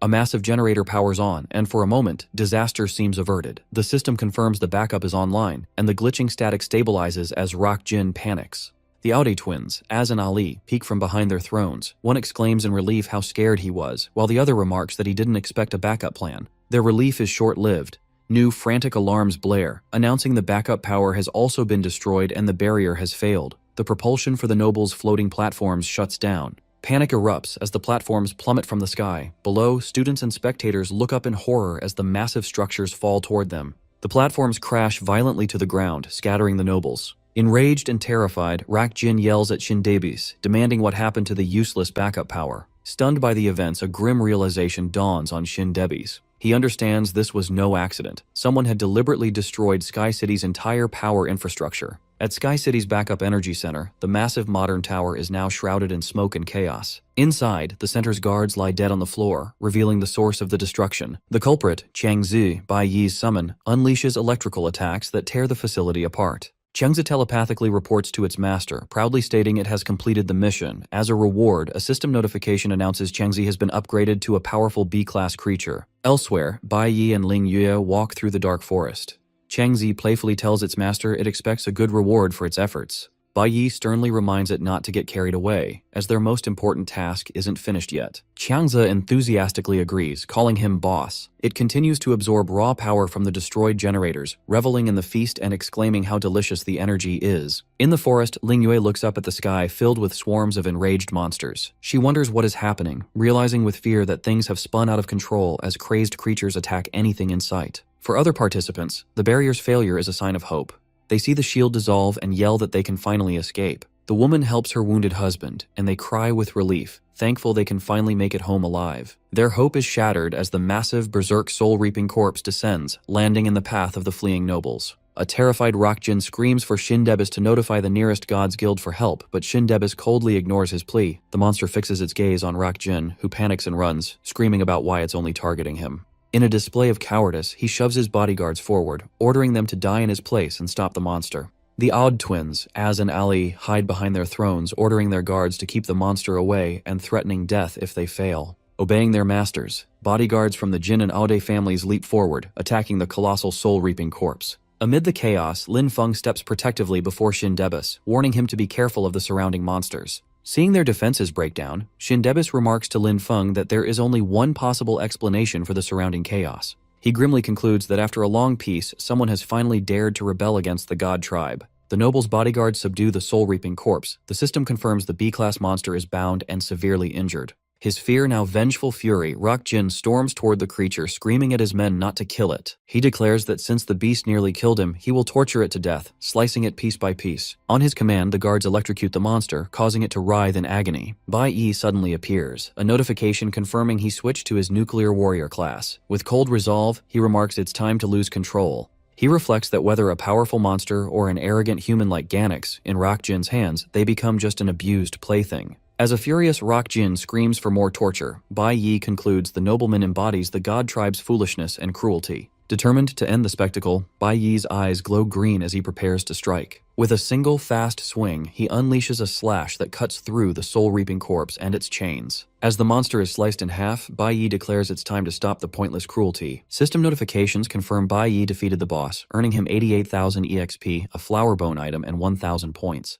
Grinning confidently, Bai Yi announces it's time to decide the winner of the hunting game. Enraged that Bai Yi stole his vengeance, Rock Jin storms up, demanding who gave him permission to interfere. Before Bai Yi can answer, a violent rumbling shakes Sky City. A massive earthquake throws everyone off balance. Hiding behind their thrones, the Aode twins cry out in confusion, wondering what is happening. Watching the chaos, Shindebis realizes this is no mere act of rebellion. His thoughts are confirmed by Bai Yi's summon, Changzi, standing in the ruins of a large internal structure. The creature telepathically reports that, as Bai Yi predicted, the central sky tower's structure was very fragile. Changzi boasts they never expected an attack on the main support pillar from within, and announces its mission is complete. After the report, the massive Tower of God in Sky City begins to groan and crack under its own weight. Panic erupts among the nobles and spectators, including a terrified teacher Huang and Zhang Jun, as they watch the symbol of the god's power crumble. Shindebis watches the destruction, processing the attack's true scale. He thinks these rebels are doing far more than just fighting back. From the abyss where the lower city once stood, a colossal, draconic form emerges from the dust and smoke. The system identifies the creature as the SSS-class Demon King, Liu Yun, in his dragon form. As Liu Yun's shadow looms over the city, Bai Yi stands before him, surrounded by lightning. Shindebis finally realizes this is a full-scale war against the absolute rule of the gods.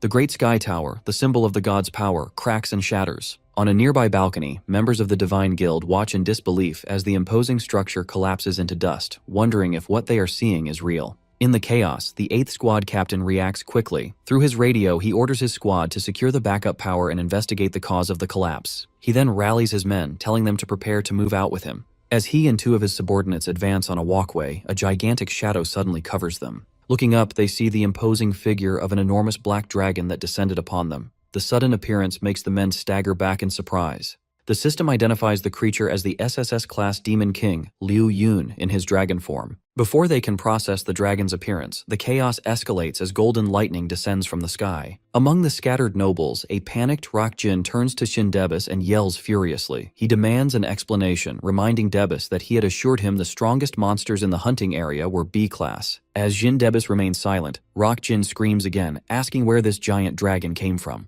Shindebis does not respond, but his expression turns grim as he recalls a story from his past. He thinks of how his grandfather once fought and failed to kill an immortal dragon, and now, that same creature has appeared before him. Golden lightning crackles with immense power in the dark and stormy sky. A massive bolt strikes a colossal stone statue, shattering its upper body into a cascade of rubble. As the statue crumbles, people below scream and flee in terror from the falling debris. 2 onlookers stare in absolute shock, one of them mentioning the statue of Lord Cadmus has just been destroyed by a single lightning strike from the dragon. Floating menacingly in the sky, the dragon Liu Yun snarls, his voice filled with ancient rage. He proclaims that after being suppressed underground for so many years, it is time for a reckoning. As he speaks, a massive explosion of golden energy erupts from his body, engulfing the city in destructive light and sending rubble flying everywhere. In the chaos, Lin Feng stands protectively in front of Shindebis, shielding him from the blast. Lin Feng, sweating under immense pressure, realizes the dragon's power is S-class or higher, and he resolves to protect Shindebis at all costs. Shindebis is shocked. He watches the Demon King prepare another attack, struggling to comprehend how the god tribe's sacred territory could suffer such a blow so quickly. The dragon gathers a blinding sphere of fire above its head, preparing a devastating strike. With a deafening roar, the dragon unleashes its chaotic power, violently shattering the ground and structures below. The overwhelming attack obliterates a massive black tower and the surrounding area, reducing everything to a huge cloud of falling debris and dust. Amidst the destruction, the Aude twins are panicked. Ali Aude cries out in sheer terror. His brother, As-Ad, cowers behind him, sobbing and begging for a place to hide. As-Ad screams in despair, realizing no one can possibly kill the dragon and desperately offering a huge reward to anyone who can save them. Ali Aude stares in horror, concluding it's impossible to defeat the creature unless the god's army intervenes. High above, Liu Yun continues to dominate the dark sky, lightning flashing around his massive, shadowy form. The dragon glares down with a piercing, glowing red eye and unleashes a terrifying roar that echoes over the ruined city. On the ground, utter chaos ensues as monsters from the hunting grounds escape and rampage through the streets. A group of men battles the stampeding beasts, including a giant elephant-like monster, fighting to protect the god tribe. In the rubble, a man gripping a sword orders his squad to hold their defensive formation. Nearby, Teacher Huang bursts from a damaged doorway, coughing in the thick smoke and dust. Covered in small scratches, she looks around with deep concern, checking if everyone is okay and manages to avoid being crushed by collapsing buildings. Among the hunting competition survivors, the C-Class Cloud Archer sighs and tells Teacher Huang not to worry, as they are all awakeners and not so easily injured.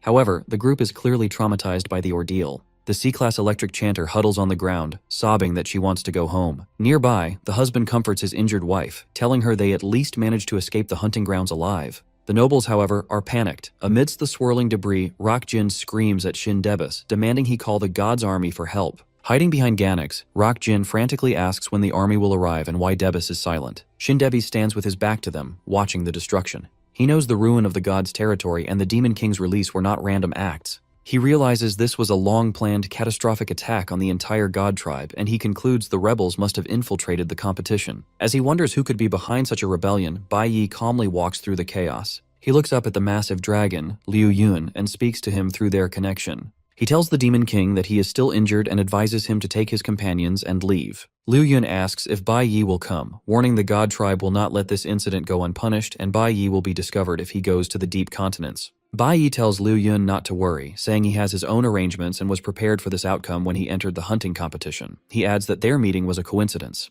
With determination, Bai Yi declares that this hunting game against the gods has just begun. He walks towards the nobles, thinking what comes next will be his revenge. Liu Yun remarks that Bai Yi is a truly interesting person, adding that he finally understands why the demon Belphegor chose him. Bai Yi smiles and calmly advises the dragon to stop wasting time, warning that the god's army will arrive soon if they don't leave. Unafraid, Liu Yun scoffs at the warning, confidently asking what the god's army could possibly do to him. With several freed demons on his back, Liu Yun's priorities shift. He explains that if he didn't have his people to protect, he would have destroyed Sky City. Looking at his rescued kin, he solemnly notes they have suffered far too much because of him. Realizing their safety comes first, the Demon King spreads his massive wings with the other dragons and agrees it is time for them to depart. As Liu Yun ascends, he gratefully tells Bai Yi he'll never forget the favor of letting his people see the sky again, promising to answer his call. Looking down at the young man in the ruins, the dragon declares that one day they will overthrow the rule of the gods together. Bai Yi watches his powerful new ally depart and bids him a final farewell.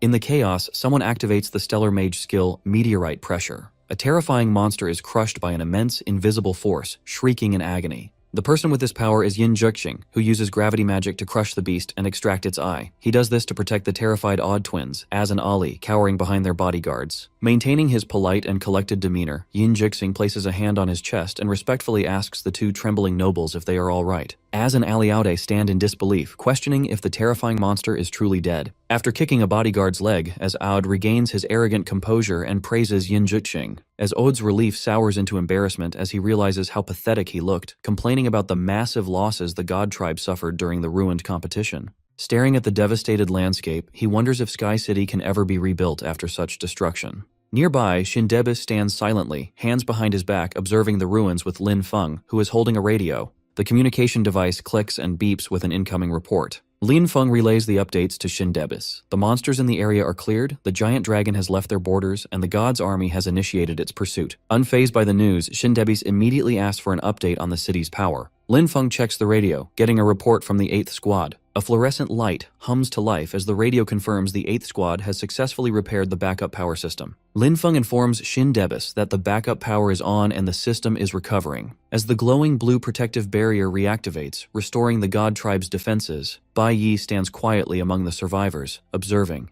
He looks on with a serious, focused expression, pondering the situation as the first stage of his revenge comes to an end. As the blue protective barrier reactivates, the husband and wife look up, expressing profound relief that their ordeal is over. Nearby, the blonde-haired girl is comforted by another student, who reassures her that the monsters have been cleared and the dragon fled. The blonde-haired girl sheds tears of relief, thankful that the terrifying hunting competition has ended. Suddenly, golden electricity begins to crackle in the air before the startled survivors. The energy expands into a massive holographic projection of the competition's final leaderboard. Bai Yi stands calmly in the ruins, looking at the giant screen as the crowd murmurs. Gazing at the board, Teacher Huang's eyes widen in shock as she realizes that Bai Yi has officially taken first place. Shin Debis steps on the platform, which slowly floats into the air above the crowd. With his back to the audience, he hovers before the massive scoreboard, which displays Bai Yi at the top with 1750 points, followed by Ganix, Yin Jiqing, and Ling Yue. Shin Debis announces to the survivors that despite interruptions, the competition has been completed. With a snap of his fingers, the nobleman declares that the God Tribe's promises will not change regardless of the catastrophic events. At Shin Debis' signal, Lin Feng steps forward, standing next to two ornate glowing golden boxes that hold the grand prize. The Aude twins, Az and Ali, look on with surprise and annoyance, questioning how Shin Debis could still care about the results after such a disaster. Lin Feng stands behind the table with the golden boxes, gesturing toward them as he formally congratulates Bai Yi for securing first place. Bai Yi stares intently at his reward as the golden chest opens, radiating a brilliant light while Lin Feng presents the prize. Two magnificent glowing items float from the chest, a powerful S-level curved sword and the coveted S-level ring, the Sacred Edict. Bai Yi slips the glowing ring onto his hand, successfully equipping it. He then grasps the handle of his new sword, watching fiery golden energy swirl around its blade.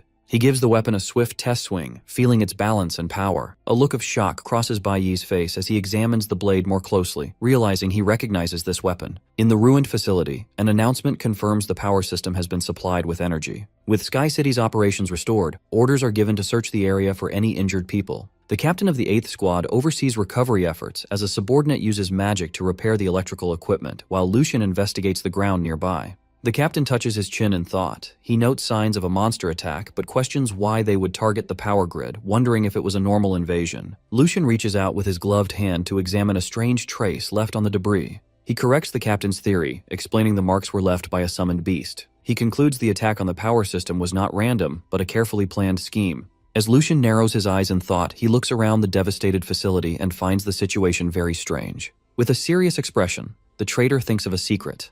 In his previous life, the Sky Tower never collapsed, revealing that he, like Bai Yi, also possesses memories of a past life. Nearby, the female member of the ultimate school team treats Ling Yue's injuries with green healing magic. As she treats her, the teammate looks at Bai Yi, noting in awe that an S-rank weapon is a national treasure. She admits she's never seen one and wonders if its full power is unlocked. Meanwhile, Yin Jixing watches Bai Yi with a resentful glare. Narrowing his glowing green eyes, Yin Jixing bitterly mutters Bai Yi's name. He furiously thinks about all those rewards were supposed to belong to him. He recalls during the boss fight when Rock Jin ordered his guards to electrocute the monster, revealing he had been secretly preparing to deal the final, glorious blow at that very moment. However, just as Yin Jixing was charging his magic for the perfect opportunity, Bai Yi rushed past him and stole the kill. In the shadows, a furious Yin Jixing stews in jealousy, concluding that Bai Yi stole his chance to impress the God Tribe and win the S-rank weapon. Meanwhile, oblivious to the vice captain's jealousy, Bai Yi wields his new glowing sword, surprised as he realizes exactly which legendary weapon he obtained.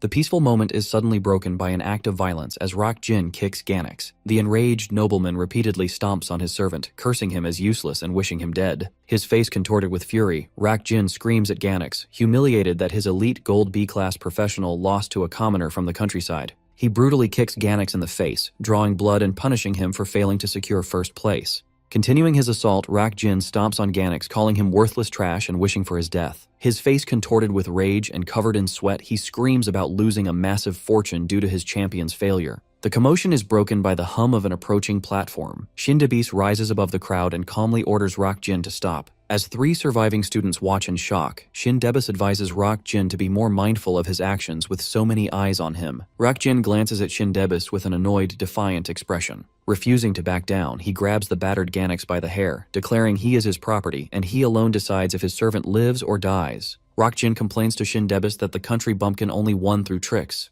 angrily asking if Shin Debis thinks he can just step on him. Hearing the insults, Bai Yi glances back over his shoulder. Rakjin tightens his grip on Ganex's hair, claiming that in a fair fight, the newcomer could never match his champion. Bai Yi's eyes narrow as he listens to the nobleman's boasts, noting Ganex's name. Shin Debus closes his eyes and considers the situation for a moment.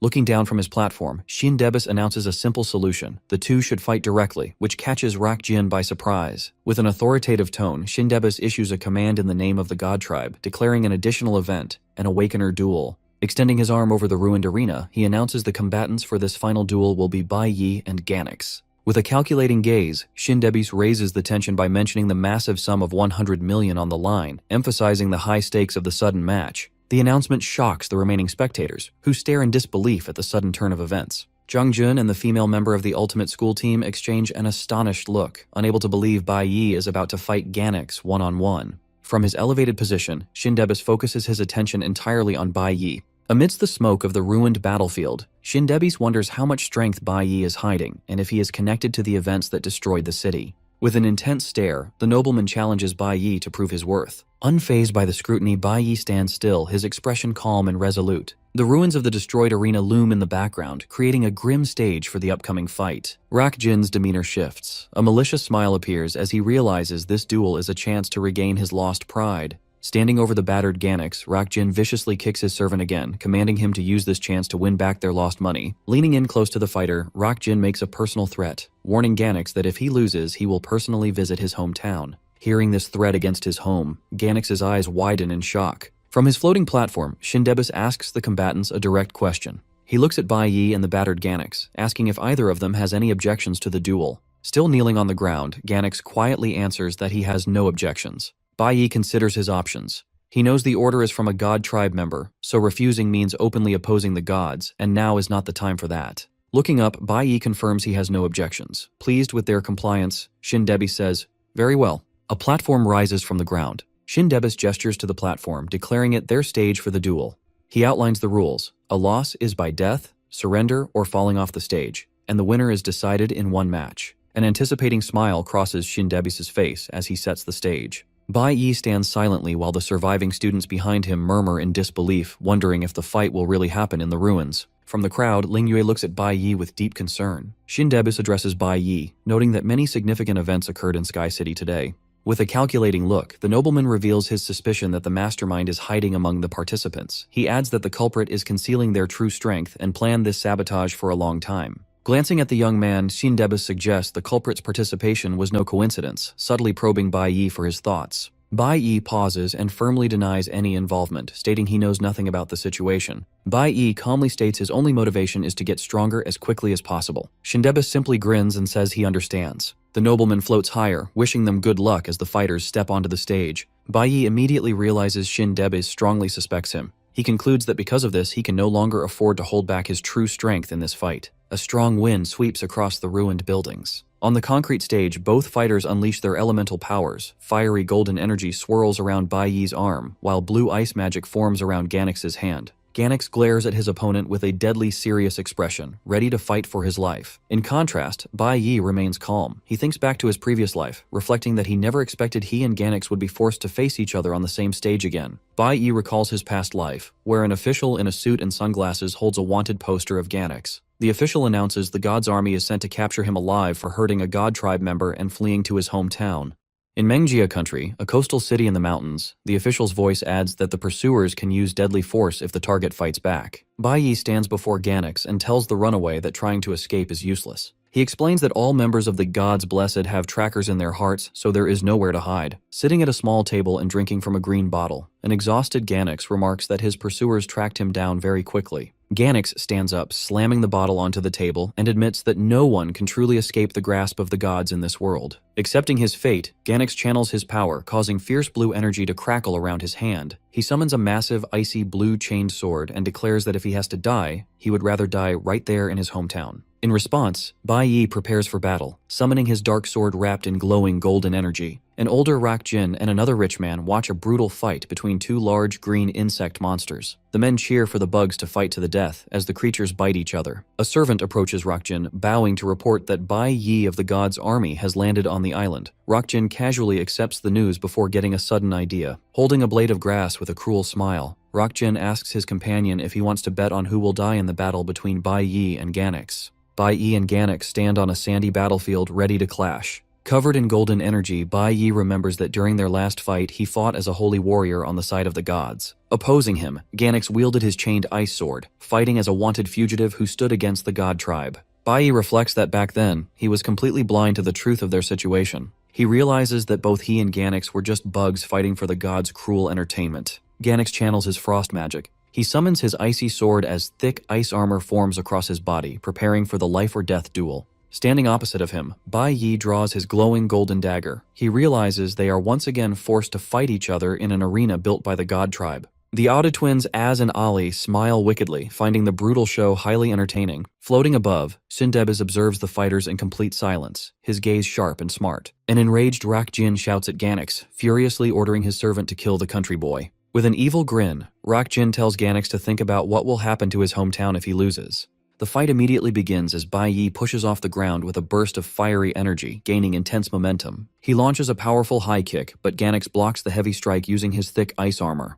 Reacting quickly, Ganax tightens his grip on his chained ice sword and unleashes a barrage of sharp ice projectiles at his opponent. Bai Yi leaps through the air, easily dodging the deadly ice spikes. Spinning gracefully, he deflects the remaining projectiles with his glowing blade and lands securely behind Ganax, thinking to himself that this level of resistance is simply not enough. With a sharp, focused stare, Bai Yi prepares his next move. He lunges forward with blinding speed, swinging his blazing golden sword and forcing Ganax to step back to defend himself. Visibly stressed, Ganax braces himself for the heavy impact. Bai Yi unleashes a powerful swing with his weapon, internally declaring that his true plan is to make the god tribe feel absolute fear. The powerful strike connects, triggering a massive fiery explosion that completely engulfs the battlefield. The immense shockwave from the explosion violently blows back the students, who shield themselves while amazed by the terrifying clash of ice and fire. Watching the powerful display from a distance, Teacher Huang breaks a sweat, realizing how incredibly strong both young men are. The battlefield is completely engulfed in thick smoke and dust, frustrating Rak Jin, who complains that the debris is blocking his view and he cannot see. Suddenly cutting through the dense smoke, Bai Yi lunges forward with his golden sword. With a precise and brutal strike, Bai Yi stabs his glowing weapon directly into Ganax's chest, leaving him shocked by the piercing blow. Locked in close quarters amidst the dust, Bai Yi holds his weapon deep against his opponent and calmly calls out Ganax's name. Staring intensely into Ganax's eyes, Bai Yi asks the wounded fighter a question about what he truly desires. Leaning in close so no one else can hear, Bai Yi softly whispers a secret message to him. Hearing the whispered words, Ganax's eyes widen in pure surprise, completely taken aback by whatever Bai Yi just revealed to him. A massive explosion erupts between them on the battlefield, breaking the quiet moment. The force of the blast throws both fighters backward, making them slide across the arena floor. Bai Yi recovers smoothly with his golden dagger ready, while Ganax stands clutching his bleeding chest.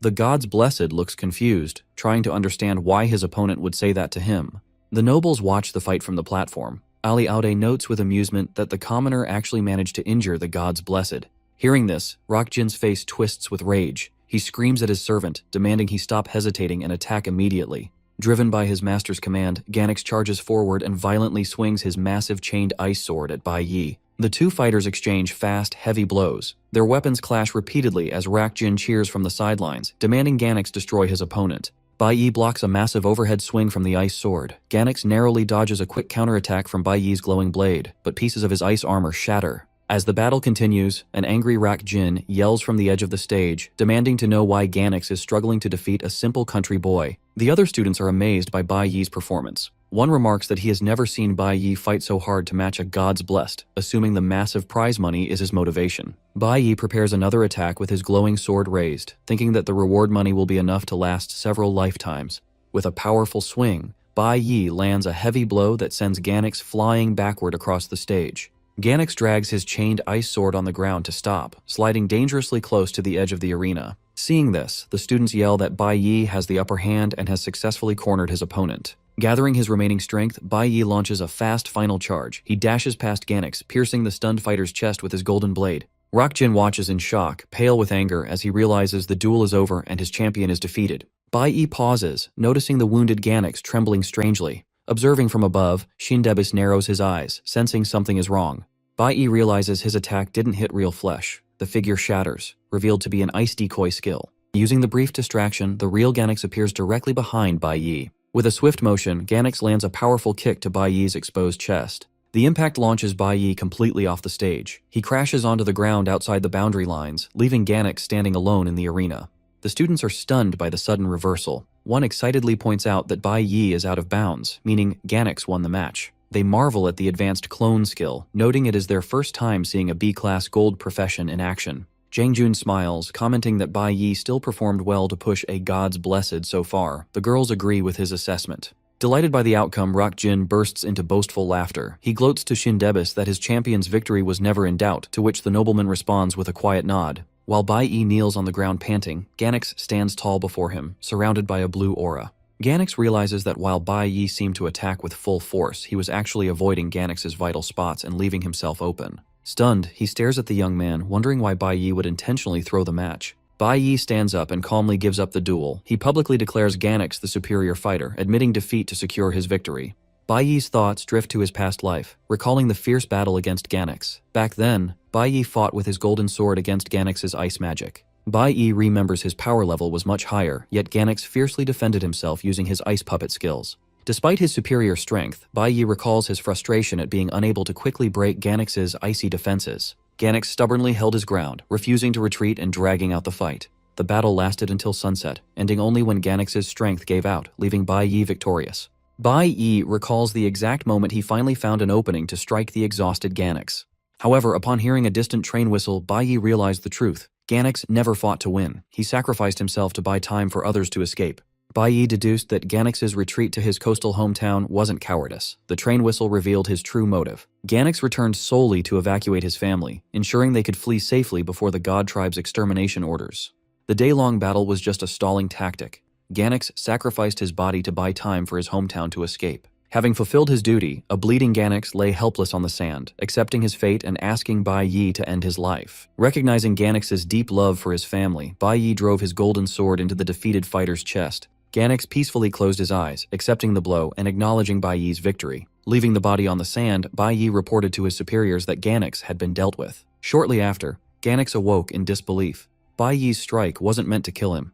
It safely shattered his powers and destroyed the God Tribe's tracker in his heart. Free from the god's control, Ganax sat up. He watched Bai Yi disappear into the sunset, wondering why the loyal soldier faked his death to spare him. In his past life, Ganax was branded a wanted fugitive after accidentally injuring the noble Rock Jin.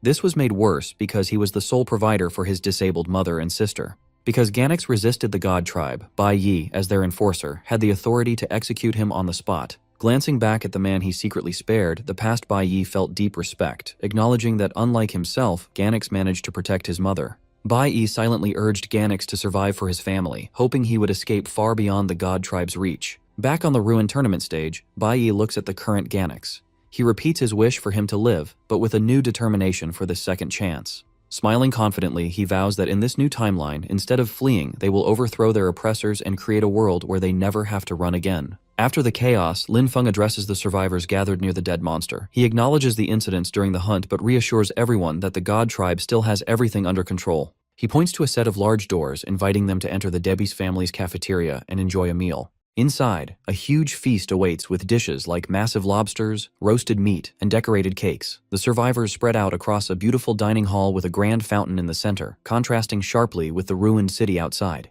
Overjoyed by the food, Zhang Jun grabs a large crab. He drools, saying such food is usually only for top officials in his country, and excitedly declares he will eat dozens of them. Nearby, Teacher Huang notices the perfect condition of the dining hall. She thinks about how strong the God Tribe's buildings must be to stay completely intact despite the destruction outside. The participants settle down to eat and recover. Even the nobles quietly enjoy their meals.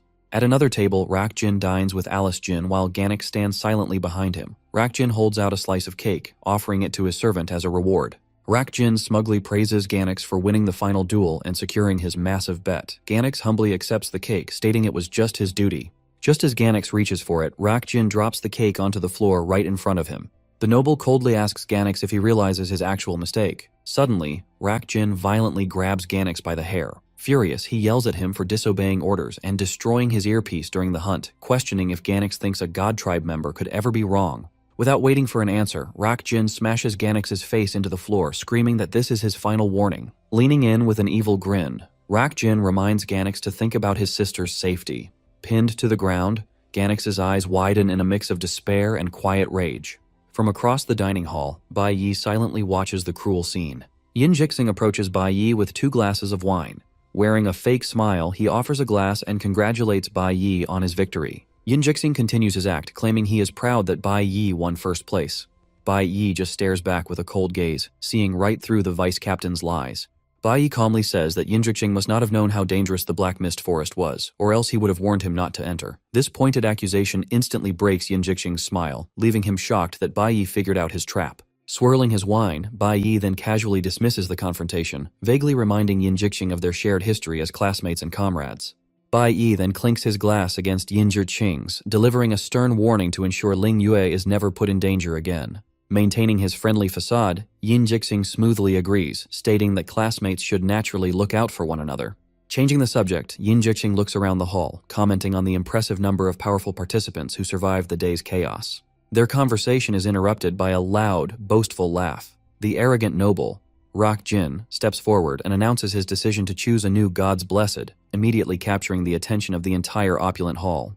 The declaration sends a shock through the crowd. Yin Jixing looks alarmed, while Ling Yue and teacher Huang stare in disbelief.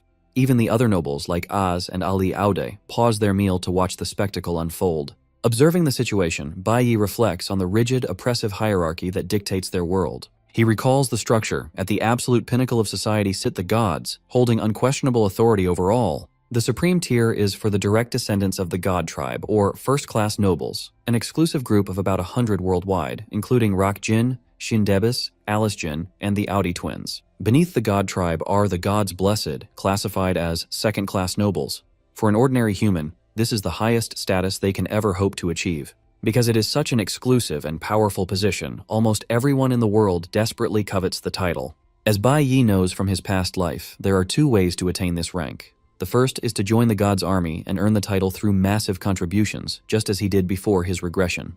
The second, easier method relies on the whim of a noble. A commoner favored by a God tribe member can simply be gifted a unique God's Blessed medal. By law, every God tribe member has the authority to select one awakener to become their lifelong, fiercely loyal personal guard. Onlookers whisper, speculating that Rock Jin might select Bai Yi as his God's Blessed after his impressive victory in the tournament. Overhearing the gossip, Yin Jixing's expression twists with resentful jealousy. He fumes, wondering why Bai Yi should get this honor after monopolizing the competition's rewards.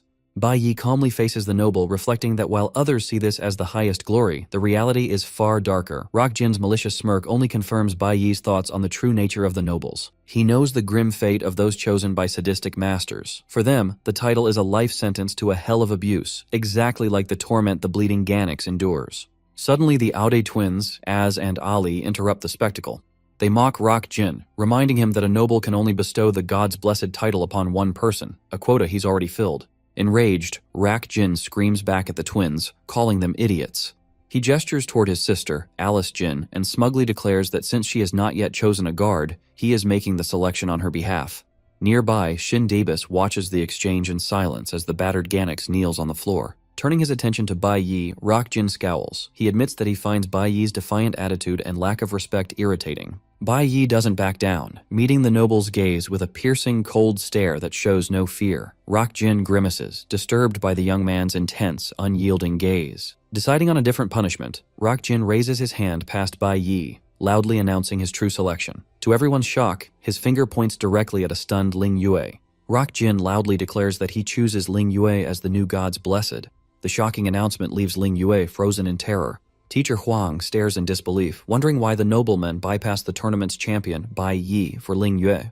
Nearby spectators piece it together, murmuring that it makes sense for Rock Jin to choose a female awakener since the guard is meant for his younger sister. Unable to watch, Alice Jin stands and calls out to her older brother, drawing the surprised attention of Rock Jin and the others. Trembling and near tears, Alice protests, telling her brother she doesn't want Ling Yue and insists she doesn't need a guard right now. Her defiance is met with brutal violence as Rock Jin slaps her across the face. The loud impact echoes through the hall, leaving the onlookers stunned. Shin Debis watches the abuse with a cold gaze. Looming over his cowering sister, Rock Jin's face darkens with rage as he dares her to repeat her refusal, asking again if she needs a guard. Holding her stinging cheek, a broken and crying Alice stammers out a forced agreement, whispering that she does need one. Satisfied with her submission, Rock Jin places a hand on her trembling head.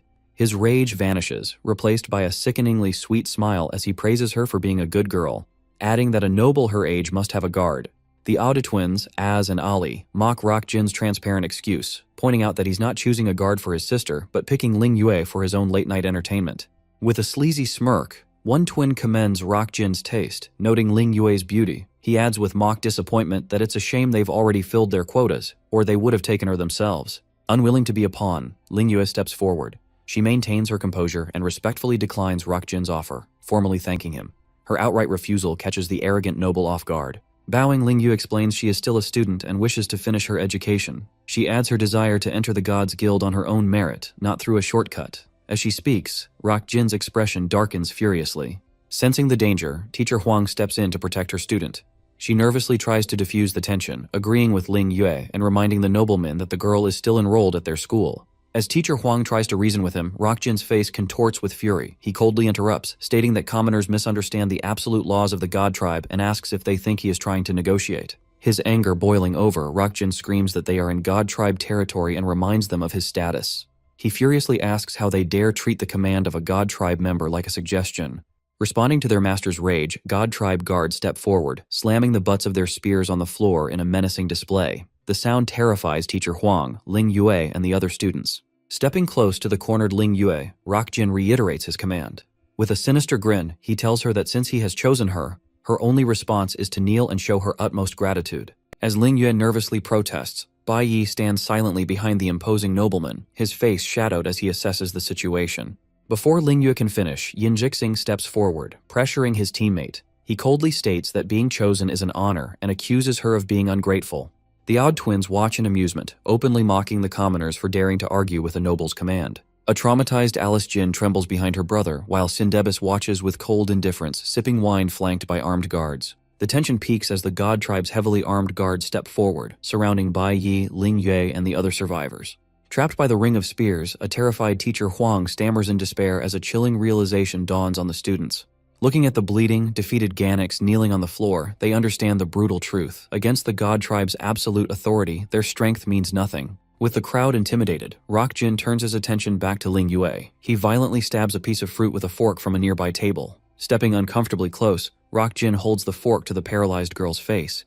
With a predatory smile, he tells her to be a good girl, promising he will love her dearly. Suddenly, a burst of green energy erupts. In a flash, Bai Yi appears beside the arrogant Rock Jin, catching the nobleman completely off guard. Before Rock Jin can react, Bai Yi draws back his fist, his eyes glowing with fierce determination. Cloaked in a green aura, he delivers a devastating punch to Rock Jin, declaring he will shatter their oppressive rules. The impact sends the nobleman flying. The hall falls into shocked silence as everyone stares in horror at the unthinkable sight, a commoner attacking a first-class noble. Wasting no time, Bai Yi dashes forward as Rock Jin crashes onto the floor, skidding helplessly across the grand dining hall. Bai Yi leaps onto the fallen noble, his eyes glowing as he ruthlessly punches Rock Jin's face. The panicked onlookers cry out, thinking he's gone mad. The commotion startles the battered Ganax. He weakly pushes himself up from the floor, staring at the unbelievable scene. A flashback reveals the secret conversation Bai Yi had with Ganax during their duel. Bai Yi had asked the enslaved fighter if he wanted to kill his cruel master, Rock Jin. Watching the beating, Ganax's eyes widen. He realizes Bai Yi wasn't joking and is actually following through with his deadly proposition. Bai Yi pulls back his glowing fist for another strike. The God Tribe guards rush to intervene as the stunned crowd realizes with dread that Bai Yi might actually kill the nobleman. Reduced to a bloody mess, a terrified Rock Jin screams for help. His cries are cut short as Bai Yi's fist smashes into his face again, knocking a tooth from his mouth. Continuing his relentless assault, Bai Yi lands another brutal punch, leaving Rock Jin battered and bleeding on the dining hall floor. Watching the violence, Ling Yue stands frozen in absolute shock, unable to process Bai Yi's actions. The day, June 28, 2105, was meant to be the God Tribe's festival. Instead, it became a day of catastrophe, marked by the collapse of the floating sky city and the escape of demons from the abyss. To this list of disasters is now added a shocking incident, a commoner violently beating a member of the untouchable God Tribe. Before Bai Yi can land another blow, Yin Jixing intervenes, activating his powerful Stellar Mage skill. A thick, rock-like substance tightly wraps around Bai Yi's neck and arm, halting his attack and catching him by surprise. With Bai Yi restrained by the magic, the God Tribe guards quickly move in, surrounding him with their spears, while Rock Jin lies incapacitated. Despite being subdued, Bai Yi shows no fear. With his face shadowed, he internally declares that his vengeance against the gods has only just begun. The guards then secure Bai Yi, placing heavy handcuffs on his wrists. Observing the spectacle from a distance, Shindebis calmly sips his wine, finding Bai Yi's impulsive outburst highly suspicious and sensing a deeper motive. Holding the subdued Bai Yi at spear point, the guards turn to Shindebis and ask for his orders. Shindebis calmly orders them to take Bai Yi to the confinement room for now.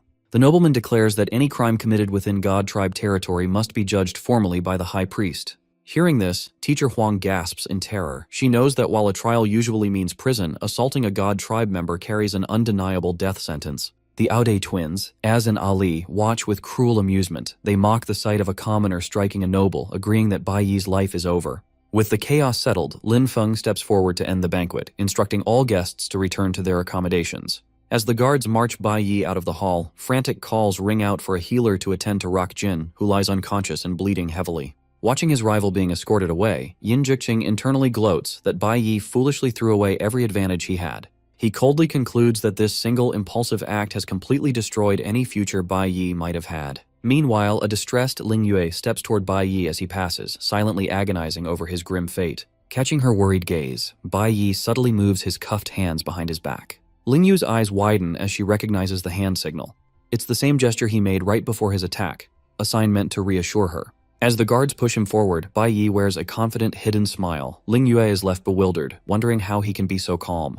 That evening, within the God Tribe's guest quarters, a harsh slap breaks the silence. Inside a room, a young nurse is struck violently across the face, sending her crashing to the floor. Rock Jin, his face battered and bandaged, stands furiously over the fallen nurse. With Ganix behind him, he curses her for treating his wounds too roughly. Humiliated by his public beating from a commoner, Rock Jin demands to know where his attacker is being held.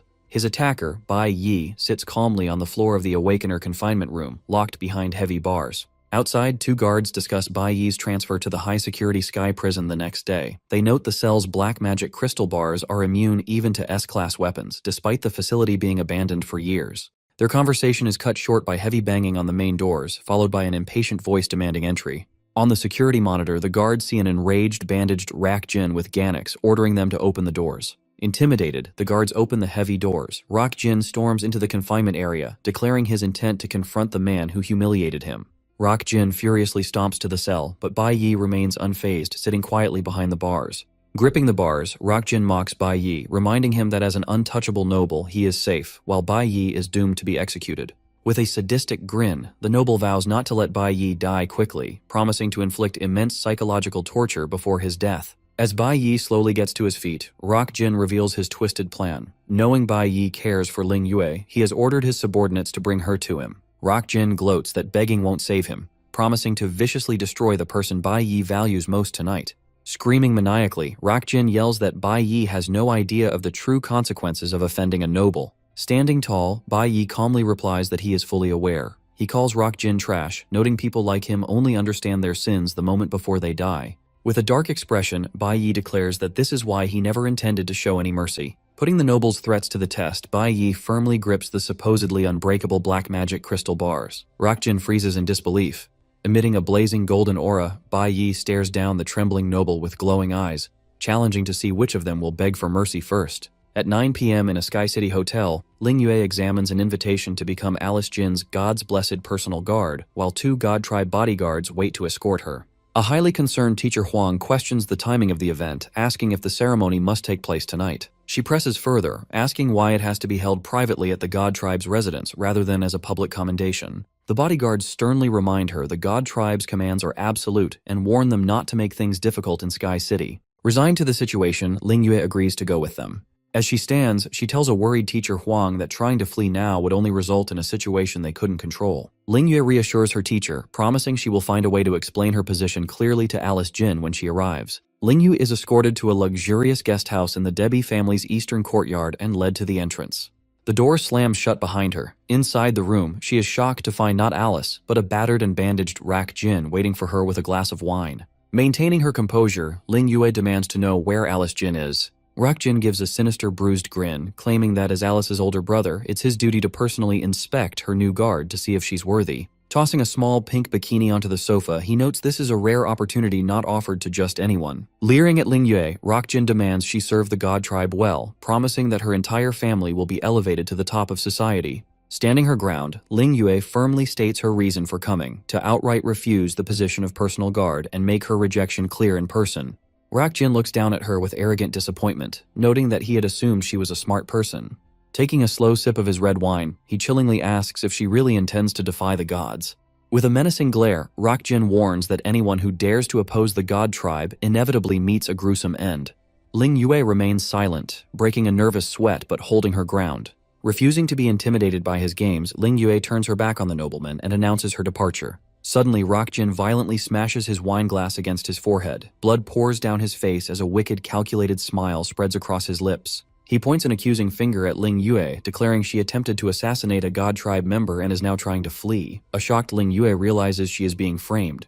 Rock Jin orders his servant to capture her. Instantly, a shadowy, menacing figure with glowing eyes appears right behind Ling Yue. It is Ganix, ready to obey. Ganix lunges forward to grab her, but Ling Yue reacts quickly, managing to deflect and evade the sudden strike. Ling Yue attempts a swift counterattack, but Ganix effortlessly ducks under her blow, retaliating with a devastating strike that sends her flying across the room. Suddenly, a massive, jagged formation of blue ice erupts violently from the ground. Ling Yue is caught off guard, watching in shock as Ganix unleashes his powerful ice magic, freezing her lower body. Ling Yue grimaces, her injuries from the black mist forest still unhealed. Watching Ganix's freezing aura, she knows his power is far beyond hers, making victory impossible in her injured state. Rock Jin lays out her options. If she runs, his lie becomes truth. She'll be branded a traitorous assassin and hunted worldwide.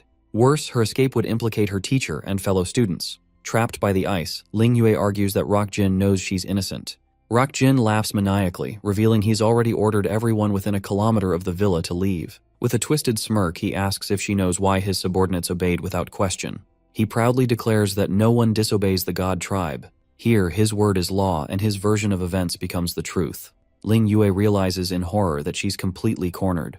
Pacing behind the ice, Rock Jin taunts that she should thank her friend Bai Yi for her current predicament. He reveals his motive. He's targeting Ling Yue because he saw how much she and Bai Yi care for each other. With a sadistic smile, Rock Jin says their bond is why he must possess her to get his revenge. His expression twists into pure rage as he declares he will destroy Bai Yi, no matter the cost. Rock Jin's fury stems from his earlier humiliation. Ranting about country bumpkins, he thinks of Bai Yi, locked away in a high-security cell. Insulted that a lower-class ant dared to assault him, Rock Jin is determined to make Bai Yi suffer by ruining Ling Yue. Rock Jin gloats that Bai Yi is in an inescapable black magic crystal prison and will soon be transferred to the Sky Prison for torture and execution. Trapped by the ice, a terrified Ling Yue yells for Ganix to stay back as he advances on her. Desperate, Ling Yue summons a golden dagger, declaring she'd rather die than fall into Rock Jin's hands. She holds the glowing blade to her neck as Ganix clenches his fist and steps closer.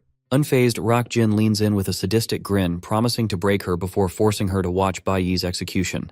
As he reaches for her, a massive blast of pink stellar mage energy erupts from the side, smashing a piece of the wall into his face. The impact sends Rock Jin flying across the room into the far wall. Ganix freezes, shocked by the sudden attack. Ling Yue stares in tearful disbelief. Her grip loosens and the golden dagger clatters onto the ice. From the dust and rubble, a figure emerges, wreathed in a fierce, pulsing pink aura. It is Bai Yi, having broken free and tracked them down. Bleeding and battered in the debris, Rock Jin stares in disbelief, stammering that the black magic crystal prison is indestructible. Paralyzed with fear, Rock Jin demands to know how Bai Yi escaped. With glowing eyes and an intimidating aura, Bai Yi coldly tells Rock Jin he will never live to find out. On the night of June 28, 2105, the heavily guarded Awakener confinement facility was on high alert. Security cameras and spotlights swept the quiet perimeter following the day's chaotic events.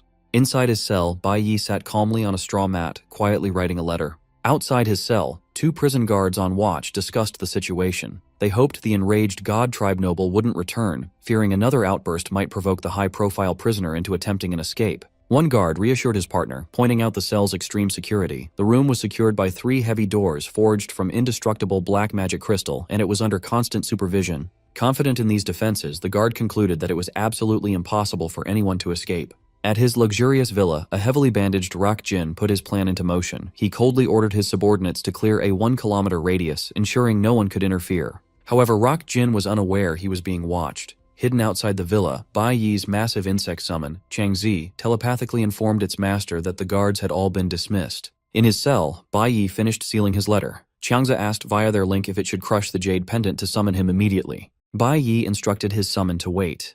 He could not be absent from the prison for long, so he had to time his escape for the most critical moment to avoid detection. He reflected on a key mechanic of his world. High-tier items had a strict limit and could only be generated a maximum of 4 times. He recalled tirelessly clearing the Spirit Jade Demon Cave 20 times at the Academy just to acquire all 4 sets of these rare teleportation pendants.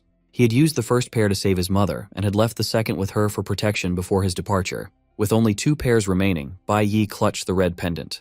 Acknowledging they had only one chance, he hardened his gaze with deadly resolve. Determined to end the threat, he violently crushed the pendant, vowing to assassinate Rock Jin as quickly as possible. In the present, Bai Yi appears in Rock Jin's villa. He shatters the ice-freezing Ling Yue's lower body and steps protectively in front of her, gently reassuring her that she is safe now. Ling Yu stares up at him in disbelief, struggling to process his impossible arrival. Standing amidst the ruined room, Bai Yi glares at his enemies. When Ling Yue asks why he is there, he coldly replies, "I've come to kill someone." Clutching his battered face, Rock Jin stammers in denial, frantically questioning how the prisoner has escaped the supposedly indestructible black crystal cell. Realizing the immediate danger, Rock Jin cowers behind his enslaved guard, Ganix. He furiously orders him to kill Bai Yi, threatening to massacre Ganix's family if he fails. Ganix unleashes his power, encasing his body in thick, glowing blue ice armor. Seeing this, a desperate Rock Jin cheers him on, arrogantly reminding him how easily he defeated Bai Yi in the tournament. In response, Bai Yi activates his own power, surrounding himself with a vibrant pink aura. Ganix quietly asks if Bai Yi intends to follow through on the promise he made during their duel, the secret offer to eliminate their cruel master. Bai Yi's serious, unwavering expression is all the confirmation Ganix needs of his deadly intent. The heavily armored Ganix then makes a quiet request for Bai Yi to strike him with his full strength. This will allow him to lose the fight convincingly and protect his family from Rock Jin's wrath. Hearing the betrayal, Rock Jin screams in disbelief. He accuses his servant of losing his mind and demands to know what secret deal they made during the tournament. In response to Ganix's request, Bai Yi simply gives a calm smile. Granting the fighter's wish, Bai Yi channels his pink stellar mage energy. He summons a stone hand from the ground that slams into Ganix, launching him backward and taking him out of the fight. A terrified Rock Jin watches in shock as debris flies past. Now defenseless, the panicked nobleman turns to flee. He curses Ganix, threatening to slaughter the servant's entire village in revenge. Rock Jin's escape is abruptly cut short when massive dark stone pillars erupt from the ground. Bai Yi uses his Earth Surge prison skill, forming a tight cage around the noble and removing any chance of escape. Seeing another pillar trap him from behind, the panicked noble desperately screams for his guards to save him. As the terrified man yells for his security team, Bai Yi just smiles. Standing among the stone pillars, he reminds the trembling Rock Jin that no guards are coming. The nobleman himself had ordered everyone to leave the area earlier. He brings up Rock Jin's earlier arrogance, when he proudly boasted about clearing the villa. By claiming no one would disobey the god tribe, he accidentally created the perfect isolated spot for his own defeat. Horror washes over Rock Jin's face as he realizes his own orders have doomed him. Bai Yi then calls out to Ling Yue, who watches the terrifying scene in shock. He firmly tells Ling Yue that whatever happens next has nothing to do with her, instructing her to act like she knows nothing about tonight. Using his powers again, Bai Yi summons a huge black stone wall from the floor. This completely seals Ling Yue away, blocking her view so she sees none of the violence. Now trapped alone in the cage, a sweating Rock Jin begs Bai Yi to wait, stammering in fear as he asks what he plans to do. Staring down with cold eyes, Bai Yi tells the cowering noble he should already know. He declares that his judgment against the god tribe has officially begun. Panicked, Rock Jin begs for his life and warns that help is on the way. He uses Ling Yue's safety as a bargaining chip, desperately ordering Bai Yi to let him go. When threats fail, Rock Jin clings to the stone pillars and resorts to begging. He promises endless wealth and a safe escape if he is spared. In response, Bai Yi just glares back, glowing with a cold pink aura. Unmoved by the pathetic bargaining, Bai Yi raises his hand and channels his energy. He breaks off a jagged stone shard and shoots it at Rock Jin, cleanly severing the noble's arm in a massive spray of blood. The arrogant noble freezes in sheer disbelief, staring blankly at his bloody stump before the pain finally sets in. Bai Yi remembers how Rock Jin had bullied a terrified Ling Wei at the banquet. With cold determination, he views this brutal amputation as rightful payback for his teammate. As Rock Jin writhes on the floor, screaming and begging for mercy, Bai Yi unleashes another spell. A giant stone hand erupts from the ground and tightly grips the noble's leg. With a sickening crunch, the stone hand crushes Rock Jin's leg, tearing another shriek from his throat. Remembering how the noble had ruthlessly stomped on his defeated servant Ganix, Bai Yi dedicates this broken limb as payback for the enslaved fighter. Leaving a gruesome trail of blood, the mutilated Rock Jin drags his body across the floor.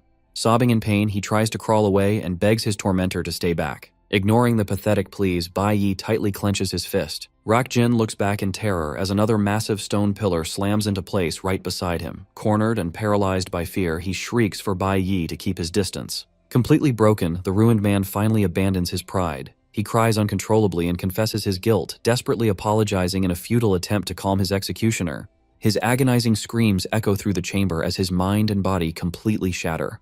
Standing tall behind the stone pillars, Bai Yi looks down at his victim.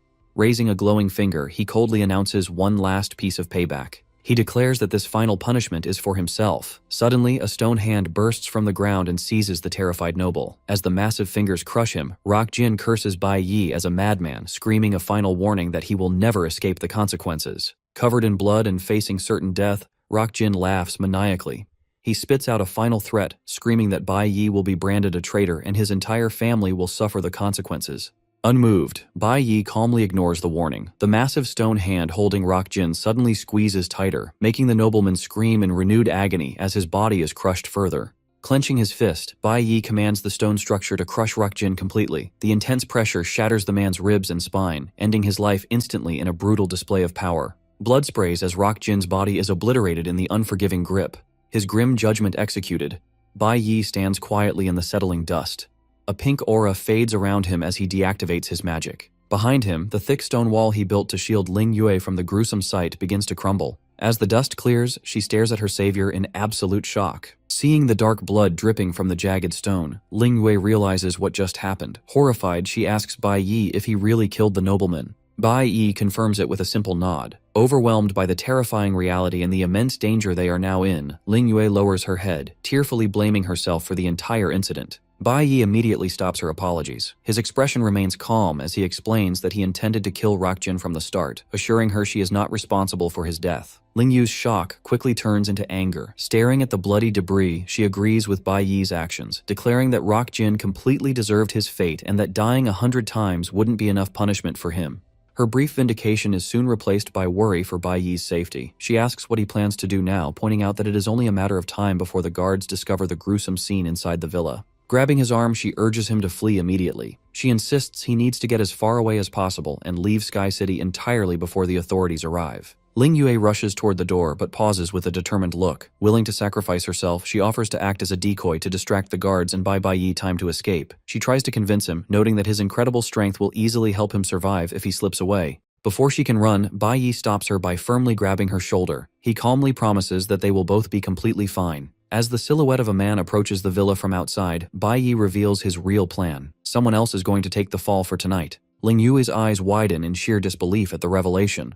Smirking slightly, Bai Yi simply states that his chosen scapegoat will be arriving at any moment. He tells Ling Yue that true teammates must protect each other, as they are the only ones to rely on in life or death situations. He highlights the strong bond needed between comrades fighting side by side. However, his expression darkens as he describes someone who did the exact opposite. A teammate who just watched his comrades fall into danger.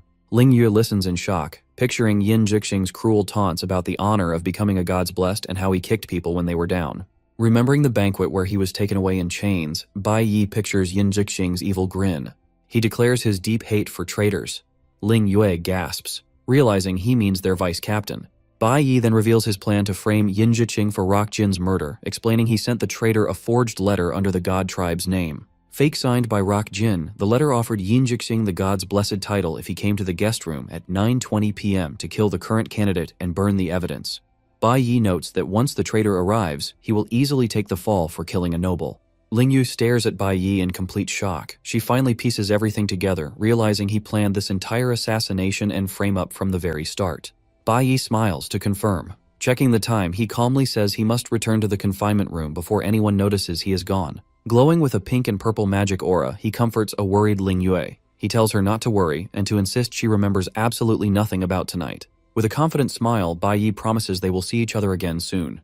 In a bright flash of light, he vanishes from the room, leaving Ling Yue safely behind.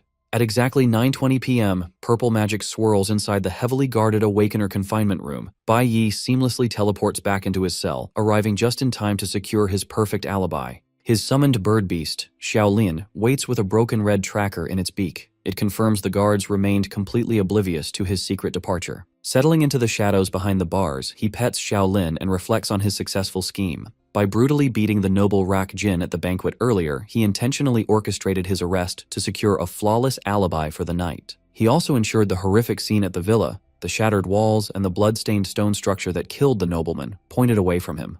All the destructive abilities used were the signature skills of a stellar mage. The final piece of his plan involved a forged god tribe order. He recalls handing the letter, which promised the title of God's Blessed for a late-night assassination, to Chiang Zi. He instructed the beast to leave the bait exactly where Yin Zhiqing would find it. Knowing his former teammate's ambitious nature, Bai Yi is confident the trap will work. A traitor will inevitably choose betrayal, framing himself perfectly for the nobleman's murder. Right on cue, Yin Zhiqing arrives at the location expecting an easy path to power. His confidence vanishes when he sees a massive hole blown into the villa. Shocked, he cautiously steps through the rubble into the ruined interior. Inside, the situation is completely different from what the forged letter promised. He finds both Ganix and Ling Yue lying unconscious on the floor. Confused by the devastation, Yin Zhiqing looks around. His eyes land on a massive, jagged stone structure dripping with fresh blood, making him wonder what happened. Suddenly, a rushing sound startles him. He turns around just as a massive wall of fire erupts in the doorway, trapping him inside the crime scene. Outside, patrolling God Tribe guards spot the towering flames engulfing the villa. Realizing the danger, they immediately call for all available security to respond. A squad of guards quickly rushes toward the burning building to start a rescue operation. Hiding in the bushes nearby, Bai Yi's summoned mantis beast, Chiang Zi, holds a flaming torch. It set the fire to draw attention to the frame-up. Having successfully executed its master's plan, the mantis is the true MVP of the night, earning titles like Demolition Master and Arsonist, while the guards scramble. The guards kick down the burning doors and storm into the room, shouting for everyone to freeze. They quickly spot the blood-stained structure and realize the noble Rak Jin has been assassinated. The guards immediately point their spears at Yin Zhiqing, the only conscious person there. Caught red-handed in the flaming room with the murdered noble, a panicked Yin Zhiqing desperately tries to protest, but Bai Yi's trap has already sprung perfectly. The God Tribe guards examine the bloody, jagged stone structure that impaled Rak Jin. They recognize the ability to alter terrain as a signature skill of a stellar mage, concluding that the noble was assassinated by one. As the guards secure the scene, they drag away the panicked Yin Zhiqing, who desperately pleads his innocence and claims to know nothing about the murder. Back in his prison cell, Bai Yi reflects on the night's events. He considers this a satisfying part of his revenge, but knows that his plans have only just begun. Sometime later, the heavy doors to the confinement facility rumble open. A bald attendant in a suit respectfully guides a visitor inside, announcing his arrival. The visitor is Shin Dabis. He stops before Bai Yi's cell and calls out his name. Bai Yi, who was sitting on the floor, looks up to face him. Looking at Bai Yi through the bars, Shin Dabis proposes that they make a deal. On June 28, 2105, during the God Tribe celebration, two major events shock the world. The first is the sudden collapse of Sky City and the terrifying escape of the Abyssal Dragon. The second event is the brutal murder of a God Tribe member. At the bloody crime scene, an investigator orders the immediate arrest of the prime suspect, Yin Zhiqing. Also discovered at the scene are the victim's personal guard, Ganix and Ling Yue. When questioned by the authorities, both claim they are in deep shock and have no memory of what happened that night. Because he failed to protect his master, Ganix faces harsh punishment. He is sentenced to be stripped of his special title and convicted on the spot. Just as his fate seems sealed, Alice Jin unexpectedly steps in. She points right at Ganix and demands him as her new personal guard. Since another God Tribe member has claimed him, Ganix is officially cleared of all charges and escapes his punishment. Meanwhile, Bai Yi has to pay for what he did at the banquet. Covered in heavy chains, he is dragged off to the Sky Prison for publicly attacking a noble. 2 days later, on June 30th, Bai Yi is put on trial. He stands in a huge amphitheater right in front of a massive statue of the Scales of Justice. Up in the stands, a very worried Ling Yue keeps a close eye on the trial. An older judge reads the charges aloud. He states that Bai Yi attacked Rak Jin for no reason, leaving the noble badly injured and in a coma. The judge declares him guilty of assaulting a God Tribe member and misusing his powers. He hands down a strict 5-year prison sentence, then asks the prisoner if he has anything to say. Bai Yi just stands there in complete silence, his face showing no emotion at all. 2 nights before the trial, Shin Dabis pays a quiet visit to Bai Yi in his dark holding cell. He is there to offer the prisoner a secret deal, asking him to work for the powerful Dabis family. Shin Dabis promises Bai Yi that he will be freed immediately if he agrees. Still sitting calmly on the cold floor, Bai Yi politely thanks him for the kind offer. Pretending to be weak, Bai Yi claims he just is not strong enough to handle such a big job.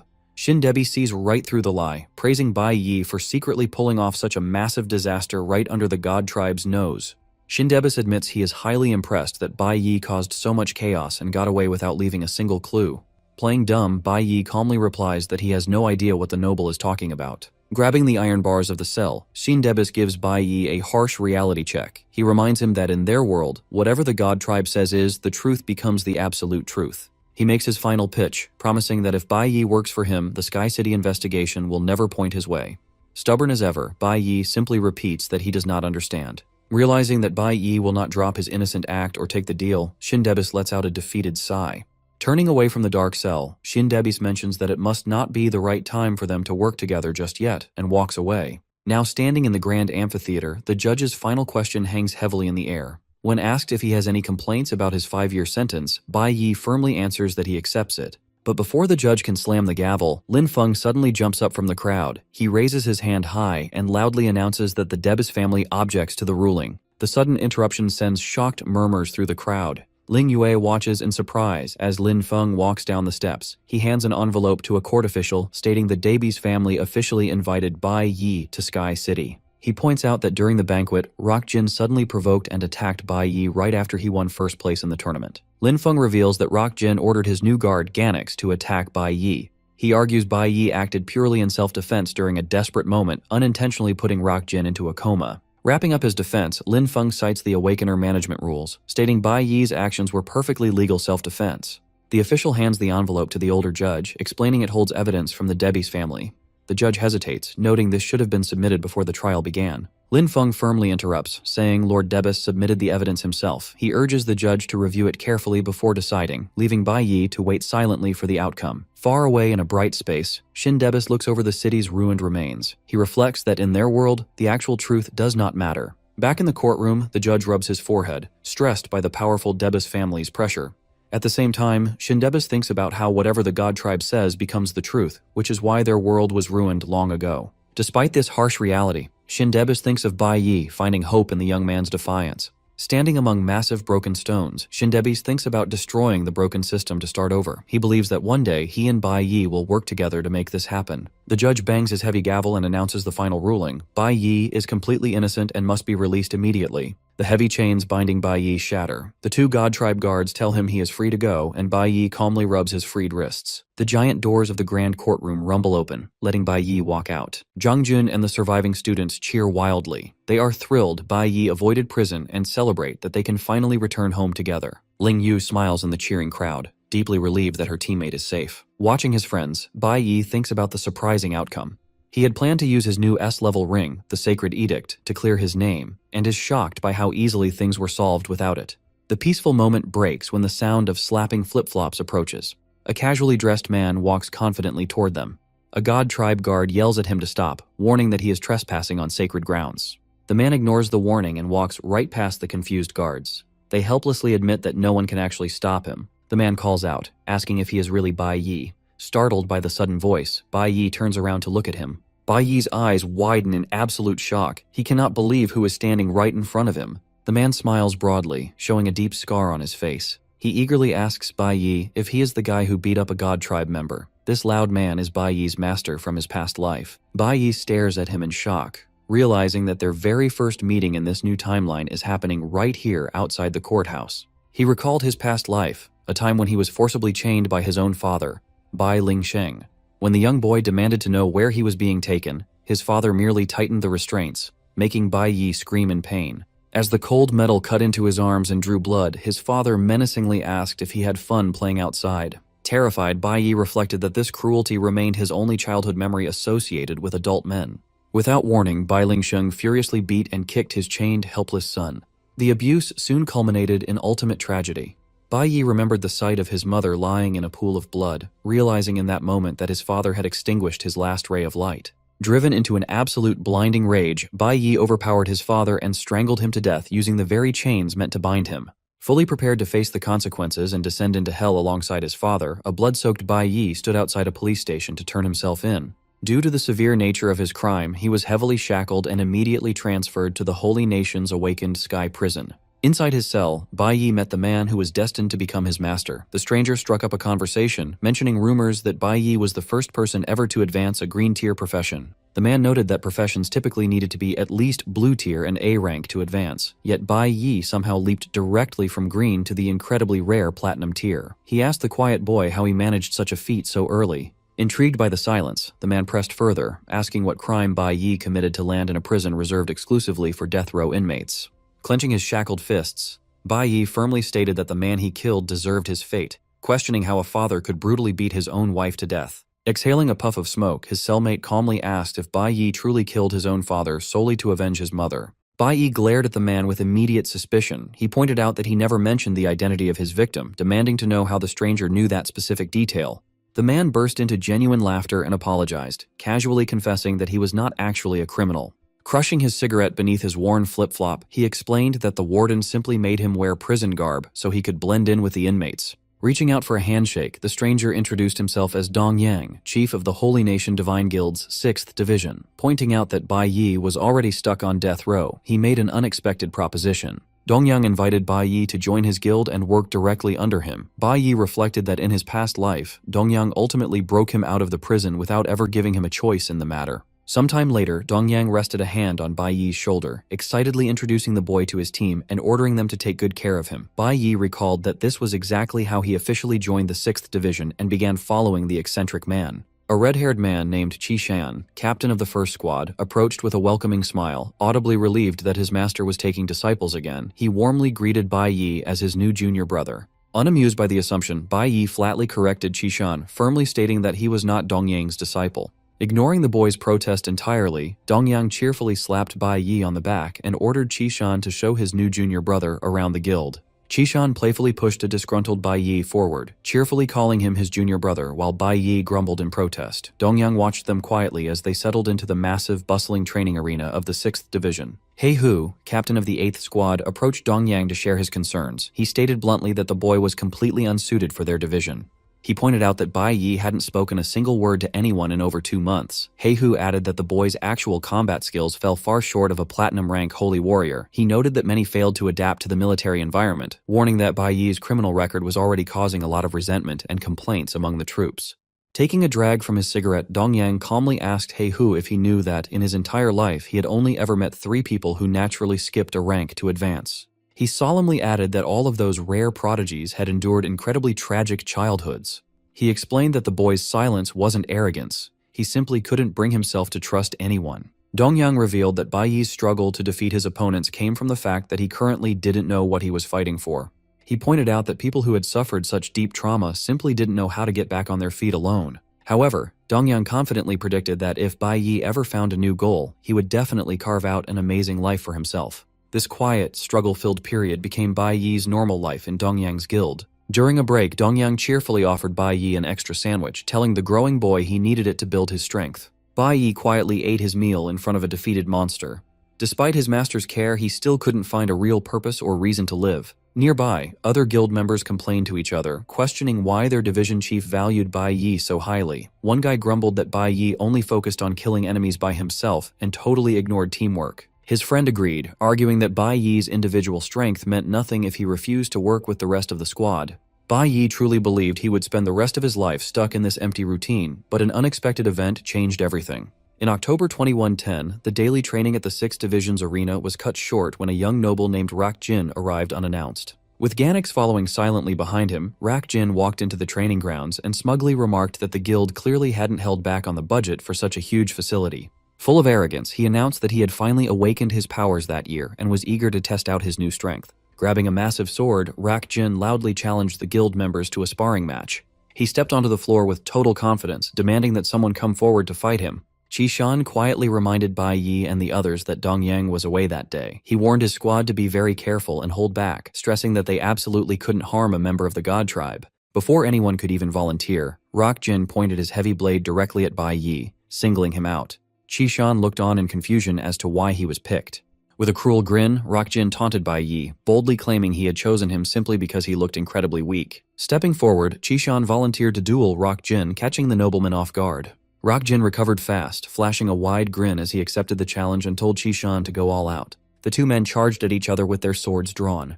With a heavy swing, Rakjin knocked Qishan's weapon out of his hands. Qishan faked shock as the noble's blade stopped right in front of him. Watching from the sidelines, Bai Yi noted how obvious Qishan's acting was. Sitting on the floor, Qishan surrendered, praising Rakjin's strength. Rakjin scoffed and called him trash. Wanting more, he turned to the rest of the squad and demanded the next challenger. Rakjin then beat down the other members of the 6th Division, landing heavy punches while Bai Yi observed the one-sided beating. He kicked another guild member to the ground, clearing the room on his own. Standing over them, an annoyed Rakjin complained that everyone was too weak. No one could last even 2 rounds against him. The defeated guild member accepted his loss from the floor, flattering the arrogant noble by calling him a genius warrior. Instead of accepting the compliment, Rakjin stabbed the flattering guild member in the shoulder. Heihu and Qishan watched the unprovoked cruelty in shock. Pulling his blade free from the screaming man, Rakjin mocked the group, questioning how a squad this weak could be the strongest guild division. He called them all trash and pointed his sword at Qishan, declaring that he needed to bring Debus here to see the garbage he was raising. Qishan held still, sweating under the threat. Bai Yi stepped in, using his sword to swat Rakjin's blade away and shield his captain. He stepped forward with a hard glare and declared he would be Rakjin's next opponent. This was the first time he felt real anger since leaving prison. Fueled by that rage, it took him less than a single round to overpower the arrogant nobleman. He disarmed his opponent, knocked him down, and drove Rakjin's own sword into the floor right beside the fallen noble. Defeated and humiliated, Rakjin stared up from the ground in silence as Bai Yi declared that the 6th Division was not just a bunch of trash. Qishan rushed to the wounded guild member, asking if he was all right. The battered young man expressed his relief, remarking in disbelief that the quiet Bai Yi had stepped up to fight for them. Unwilling to accept his defeat, Rakjin stared up from the floor and mocked Bai Yi. In a sudden move, the nobleman grabbed the sharp blade of his opponent's sword and asked if Bai Yi really thought he was just trash. He sliced his own hand on the blade on purpose, then screamed that Bai Yi had dared to injure a member of the god tribe. By framing his opponent, he introduced Bai Yi to the cruel reality of how their world operated. Shocked by the stunt and the accusation, Bai Yi released his grip, letting the sword clatter against the stone floor. God tribe guards swarmed the area, surrounding Bai Yi with their spears drawn. Qishan and the wounded guild member watched the arrest in panic. Realizing the consequences of harming a noble, Qishan yelled for someone to notify their master, Dongyang. As a result of Rakjin's setup, Bai Yi was locked behind the bars of the Sky Prison once again. He accepted his fate, believing that this time, he would never be allowed to leave. To his surprise, the heavy cell door unlocked. A guard stood in the doorway and informed Bai Yi that he was free to go, without any explanation. Upon his return, the 6th Division hosted a welcome-back banquet in his honor. Bai Yi was greeted by his squad mates, including Heihu and Qishan, but he noticed that someone important was missing. Scanning the room, Bai Yi asked where their master had gone. Qishan smiled and reassured him, explaining that Dongyang had left on a mission and would be back in a month. The squad raised their glasses, toasting to Bai Yi's safe return. Despite the cheerful atmosphere, Bai Yi sensed that something was wrong. Looking around the room, he realized his squad mates were hiding something from him. After a few rounds of drinks, Bai Yi pressed them to tell him the truth. The festive mood broke. Qishan lowered his head and revealed that the god tribe still intended to punish Bai Yi for attacking a noble. Trembling, he explained that if Bai Yi faced another trial, he would be expelled from the 6th Division and his future would be over. Fighting back tears, Qishan confessed that their master had always wanted to see Bai Yi stand tall and succeed. Unable to hold back his sobs, Qishan revealed that just as Dongyang saw a glimmer of hope for Bai Yi's future, he chose to accept God's punishment to spare his student. The revelation left Bai Yi stunned. Gripping Bai Yi's shoulder, a weeping Qishan begged him not to go looking for their master, warning that the location was far too dangerous and that only Dongyang could survive it. Ignoring the warning, Bai Yi sprinted out into the stormy night. He realized that Dongyang had already used his one-time sacred edict to break him out of prison the first time they met. Understanding the weight of his master's sacrifice, Bai Yi concluded that Dongyang must have made a new deal with the gods to protect him from the consequences of attacking Rakjin. Driven by urgency, Bai Yi raced forward, knowing that Dongyang was enduring the deadly god's punishment in his place. To reach his master, Bai Yi entered the Forest of Divine Punishment, where he was ambushed by a horde of monstrous beasts. Knowing that anyone undertaking this trial had to fight through the woods alone, Bai Yi cut down the monsters blocking his path. After clearing the forest, he began scaling the jagged peak of Divine Punishment barehanded. During the ascent, a loose rock crumbled under his grip. He slipped and nearly fell to his death, but caught himself with one hand and kept climbing. Half a month later, a battered and exhausted Bai Yi reached the summit. There, he found Dongyang bound by heavy chains beneath a massive pillar of descending lightning. His master screamed in agony, enduring a month-long sentence of continuous lightning strikes. Gasping for breath, Dongyang looked up and noticed his student. Despite his suffering, he offered Bai Yi a warm, proud smile, praising him for managing to fight his way to the peak. Standing battered in the rain, Bai Yi questioned why Dongyang would go to such lengths for him. He cried out in frustration, asking why his master would save him time and time again. Tears ran down his face as he agonized over Dongyang using the sacred edict to rescue him, now enduring physical punishment in his place. As he climbed the steep mountain, Bai Yi berated himself, feeling like a foolish, selfish brat who knew nothing. Overwhelmed with guilt, he felt worthless. Upon reaching the summit, he found Dongyang chained and bruised.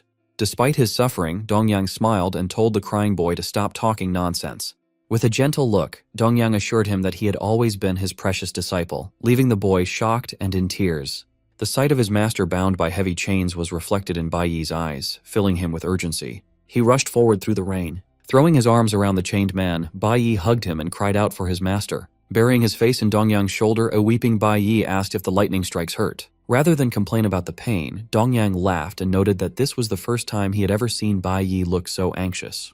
With a bloody smile, he told his student that he had finally come alive. Snapping back to the present, Bai Yi remembers that his master and the Sky Prison's warden were good friends who met often, which was why their first meeting in his previous life had happened inside the prison. He reflects that he originally wanted to stay locked up in the Sky Prison a bit longer, not daring to ask for the same deep bond they shared in the past. It was just a fantasy to catch a glimpse of his master from afar while serving his sentence, never expecting the timeline to shift so much. Startled, he realizes that their first encounter in this new life is happening right now. Standing just outside the courthouse doors, Dongyang, dressed in casual clothes, looks down and asks if he is Bai Yi. Pointing at him, Dongyang asks if he is the guy who beat the crap out of the God Tribe noble. Bursting into laughter, he claps a hand on Bai Yi's shoulder, praising his bravery. With a welcoming smile, he extends his hand and invites Bai Yi to join the 6th Guild Division. Looking at the extended hand, Bai Yi is left speechless. He can't believe he is reunited with his master far sooner than he ever dreamed. The Divine Guild, built to rule the world, is the largest and most powerful organization. It is divided into 6 branches, each led by one of the strongest fighters. Dongyang, the leader of the 6th Guild, approaches young Bai Yi with an invitation to join his ranks. The surrounding crowd whispers, recognizing the famous leader from the news and marveling that he would personally recruit someone like Bai Yi. Bai Yi is stunned to meet the master from his past life so early. He did not expect Dongyang to offer him a place by his side again. Yet, Bai Yi remains conflicted, haunted by memories of his previous life. He remembers standing before a grave, mourning his master's death. The memory of losing Dongyang once before brings him to tears. Clenching his fists, Bai Yi knows the mission he must undertake in this life is too dangerous to involve others. He relaxes his hands, resolving not to let his master be endangered because of him again. Bai Yi declines the invitation, explaining that he intends to finish his studies at the Divine Weapon Academy first. Nearby, Zhang Jun praises Bai Yi's ambition to attend the academy, assuming he planned to stay in the Holy Nation all along. Understanding his reasoning, Dongyang commends Bai Yi for being such an ambitious young man. He hands Bai Yi a business card, introducing himself as the leader of the 6th Guild and expressing his pleasure at meeting him. Bai Yi stares at the card, reflecting on his connection to the guild. Dongyang waves goodbye, telling Bai Yi he is always welcome to visit their headquarters. An enthusiastic fan rushes up to Dongyang for an autograph, and a crowd of admirers swarms him. While Dongyang tries to organize the fans, Ling Yue watches Bai Yi step away, observing his shifting expression. Bai Yi looks at the guild's crest on the business card, wondering if his former comrades are doing well in this timeline. He stands alone while the crowd surrounds his former master. A hand on his shoulder snaps him out of his thoughts. Bai Yi turns to see Ling Yue, who asks if he is having another long-time-no-see moment. She notes that the look in his eyes as he watched Dongyang was the same expression he had when he first met her. Ling Yu thought about the chaotic events of Sky City for a long time. Looking into Bai Yi's eyes helped her understand her remaining questions. She says anything is possible in their world, hinting that Bai Yi might carry a secret past no one else has ever lived through. Her sudden insight catches Bai Yi off guard. She tells him a similar thing happened to her brother. One day he just changed, claiming he had lived a different life. She didn't understand his words back then. She watched him grow distant, quiet, and lonely before he disappeared from her life for good. Turning to Bai Yi, Ling Yue says she doesn't want him to end up the same way. With a warm smile, she tells him that whenever he feels ready to share his burdens, he can talk to her. She promises to keep his secrets, giving him a playful look. Bai Yi remains silent for a moment, then gives her a genuine smile and thanks her. Their training journey comes to an end on July 3rd, 2105. Teacher Huang and Ling Yue wave as they head back home. As the train pulls away, Bai Yi's own journey to the Holy Nation begins. He walks alone down a city street under the bright moonlight, backpack over his shoulder. The tall buildings feel familiar. He hasn't been here in years. The Holy Nation is the most advanced country in the world, but most of the wealth sits with the elite God tribe and a few big merchants. The cost of living for regular people is steep, with basic needs costing way more than in other cities. School doesn't start until September 1st, so he has almost 2 months to kill. He needs money, and a lot of it. To get around the God Tribe's strict rules and work on his own terms, he will have to start his own guild. Walking down a quiet alley, Bai Yi knows his most urgent problem is cash. Just then, a neon trading sign flickers on. The night market is open. Shoppers pack the street, bargaining for gear in the world's largest free market for magic items and monsters. Bai Yi pushes through the crowd and stops in front of a shop called the Nano Exchange. This is where he and his trusted business partner first met in his past life. With a warm smile, Bai Yi looks at the shop, ready to meet his old friend again. The busy free trade market for monster resources is a massive hub for buying and selling monster items. Inside the shops, weapons and gear hang on the walls, helping fighters find equipment to get stronger. Many visitors browse these stores to buy good gear and improve their combat skills. Bai Yi walks into the Nano Exchange shop with his backpack, looking to raise funds to start his own guild. At the entrance, he politely says he wants to sell some materials and asks if the shop owner is free. The pink-haired receptionist, Yu Ao, rudely replies that her boss is too busy for casual sellers. She tells Bai Yi that a student like him cannot possibly have rare items and offers to check them herself. Looking at her, Bai Yi realizes she is just as rude as she was in his past life. Instead of arguing, he calmly holds out his hand to show his items. He uses his magic storage ring, and a bright golden light flashes from his palm as he opens his pocket dimension. The ring projects many rare items, showing an impressive pile of meteorites, steel bones, dragon bones, owl feathers, and magic diamonds. Yu Ao is shocked to see these valuable C-grade materials, quickly figuring out they are worth at least 1.8 million. She instantly becomes polite and welcoming, calling Bai Yi an honored guest. Since there are too many items for the counter, she spreads them out across a large table. With his items laid out, Bai Yi calmly asks if he can meet the owner now. Blushing with embarrassment, Yu Ao tries to act polite. She points toward the back of the shop, inviting him into the private room. Walking quickly to lead the way, Yu Ao yells to her father that they have a huge transaction. She brings Bai Yi into the quiet back room, where her father is working under a desk lamp. Her father, the shop owner Yu Qian, turns around with a curious look, surprised by his daughter's loud shouts. Wanting to see the valuable items, Yu Qian sits at the main table. Next to him, Yu Ao excitedly tells Bai Yi to show her father everything, making Bai Yi feel a bit awkward from her sudden friendliness. Staying calm, Bai Yi raises his hand again to use his magic ring. A second screen appears, showing even rarer B-grade materials like lark grass, dried bone flowers, mantis steel, and 20 intermediate magic crystals. Looking at the B-grade materials on the table, Yu Ao points them out to her father, happily asking for his expert opinion. Checking them closely, Yu Tian nods in approval, confirming the materials are in great condition. However, Bai Yi calmly says these items are just the start, and that the main item he wants to show them is something else entirely. As golden lightning begins to spark from his magic ring, both Yu Qian and Yu Ao stare in silent shock. Bai Yi draws a bright golden sword from his magic storage ring, placing it on the table. Seeing the weapon, Yu Qian freezes in shock. A confused Yu Ao asks her father what's wrong. Yu Qian stares at the blade, stunned by what he sees. Yu Ao asks her father what kind of weapon this is as Yu Qian struggles to speak. Excited, Yu Qian shouts that this is a one-of-a-kind treasure, ignoring his daughter's demands for an explanation. Holding the glowing hilt, Yu Qian lifts the weapon with a smile. He says it's the S-class golden blade named Lu. He explains that this legendary sword grows stronger along with its user. Watching the excited shop owner, Bai Yi thinks his old friend hasn't changed. He still loses his mind over a top-tier weapon. This brings back a memory from his past life when Yu Qian made his sword for the god's army. Yu Qian gave a sword to the young warrior.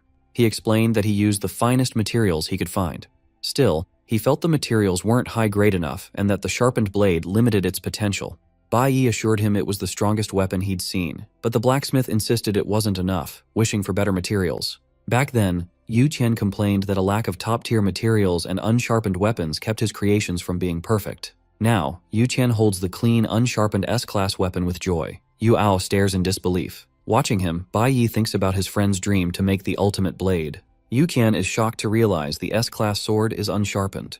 Bai Yi keeps his cool and asks the blacksmith if he can sharpen it. Surprised, Yu Qian stammers in disbelief. He asks Bai Yi to repeat what he said. Instead of answering, Bai Yi opens his ring again. He shows a hologram of rare S-class materials he collected: a servant's soul, a soldier's soul, and a poison thorn. He explains these are materials he managed to get.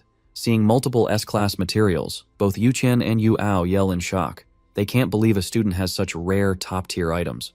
Yu Qian inspects one of the materials. He marvels at its low drop rate from high-level dungeons. Yu Ao whispers that nothing Bai Yi does can shock her anymore. Bai Yi tells Yu Qian he can break down and combine these materials however he wants to improve the sword. He adds that he has only one request. Looking at the blacksmith, he asks him to sharpen the golden weapon and make it his own masterpiece. Moved by the request, Yu Qian looks at the sword in his hands. He looks up at the young man with serious eyes, asking for his name.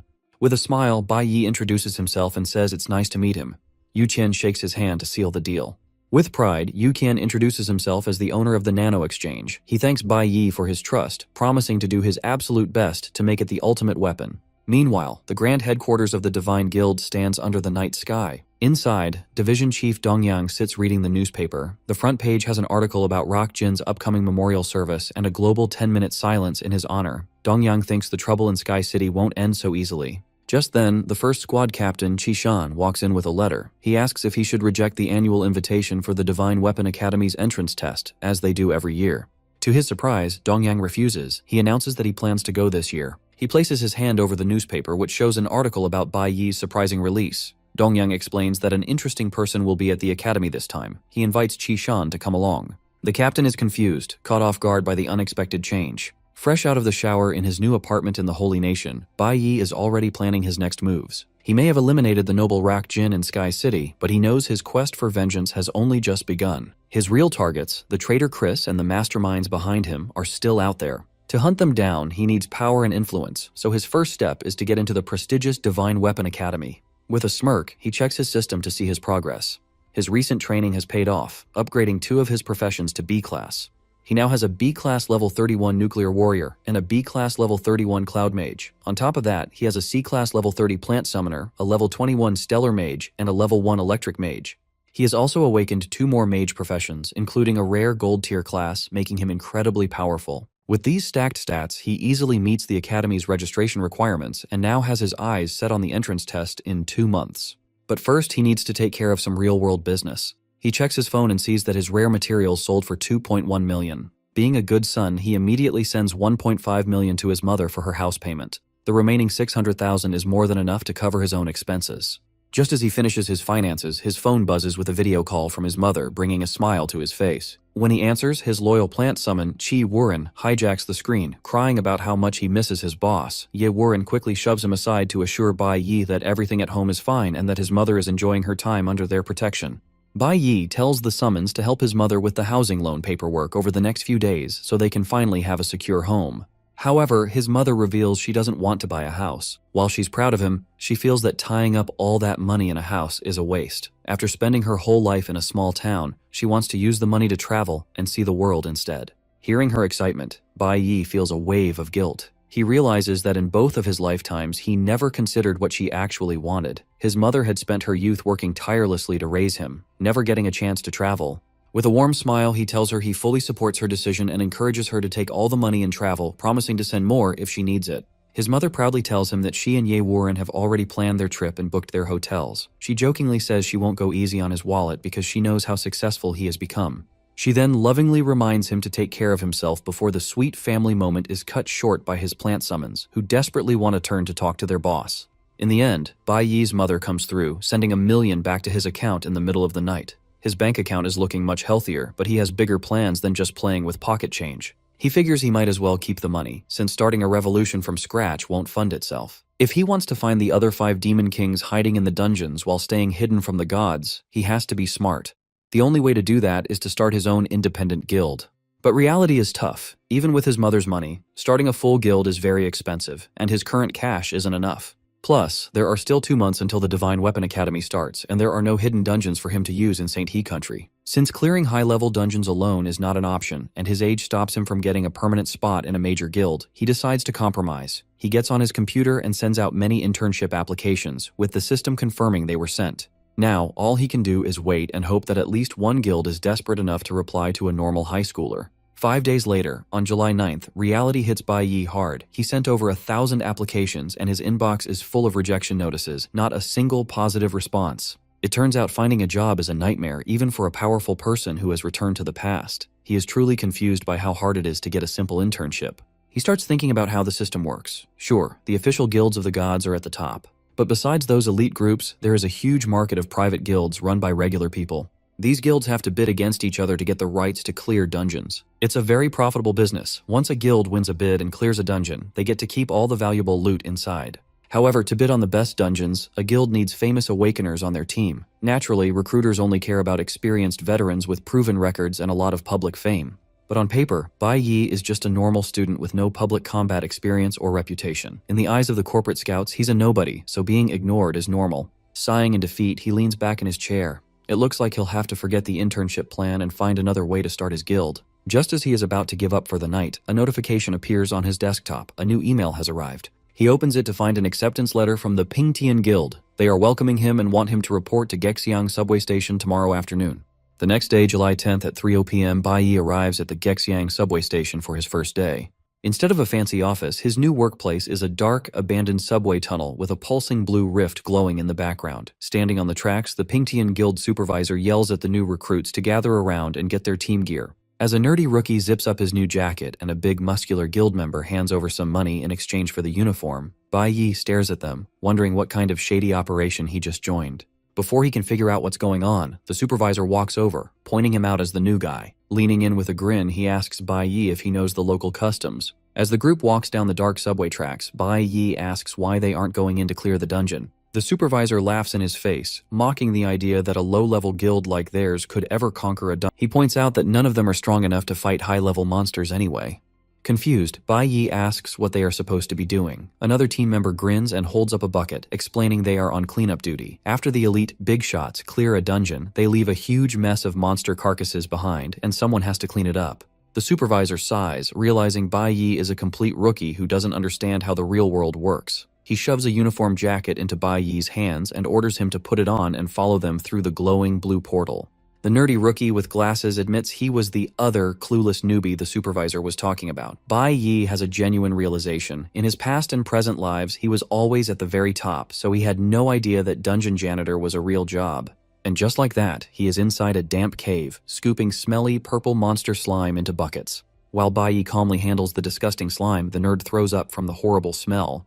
Wiping his mouth, he complains about being stuck with the disgusting work. While the other members get the cooler job of mining ores and the supervisor does nothing, he nervously wonders if he'll still be doing this kind of work after graduating from the prestigious Divine Weapon Academy. Hearing this, Bai Yi is surprised and asks if he's also going to the academy. The kid enthusiastically introduces himself as Speed Jun, explaining that he's 17 and will be enrolling in September. Bai Yi is stunned that this nerdy kid managed to awaken a B-class profession. Their conversation is cut short when their supervisor yells at them for slacking off. Speed Jun mutters that the boss has some nerve lecturing them while just standing there with his hands in his pockets. Suddenly, a massive gloved hand dives into the slime to help them. It's the giant muscular guild member from earlier. He offers to help and asks if they're still in school. The big guy warmly praises them, saying it's tough for kids their age to be out working hard to earn money. The guy leans in and whispers a harsh truth to Bai Yi and Speed Jun. They're stuck with the worst cleanup job because they didn't bribe the supervisor.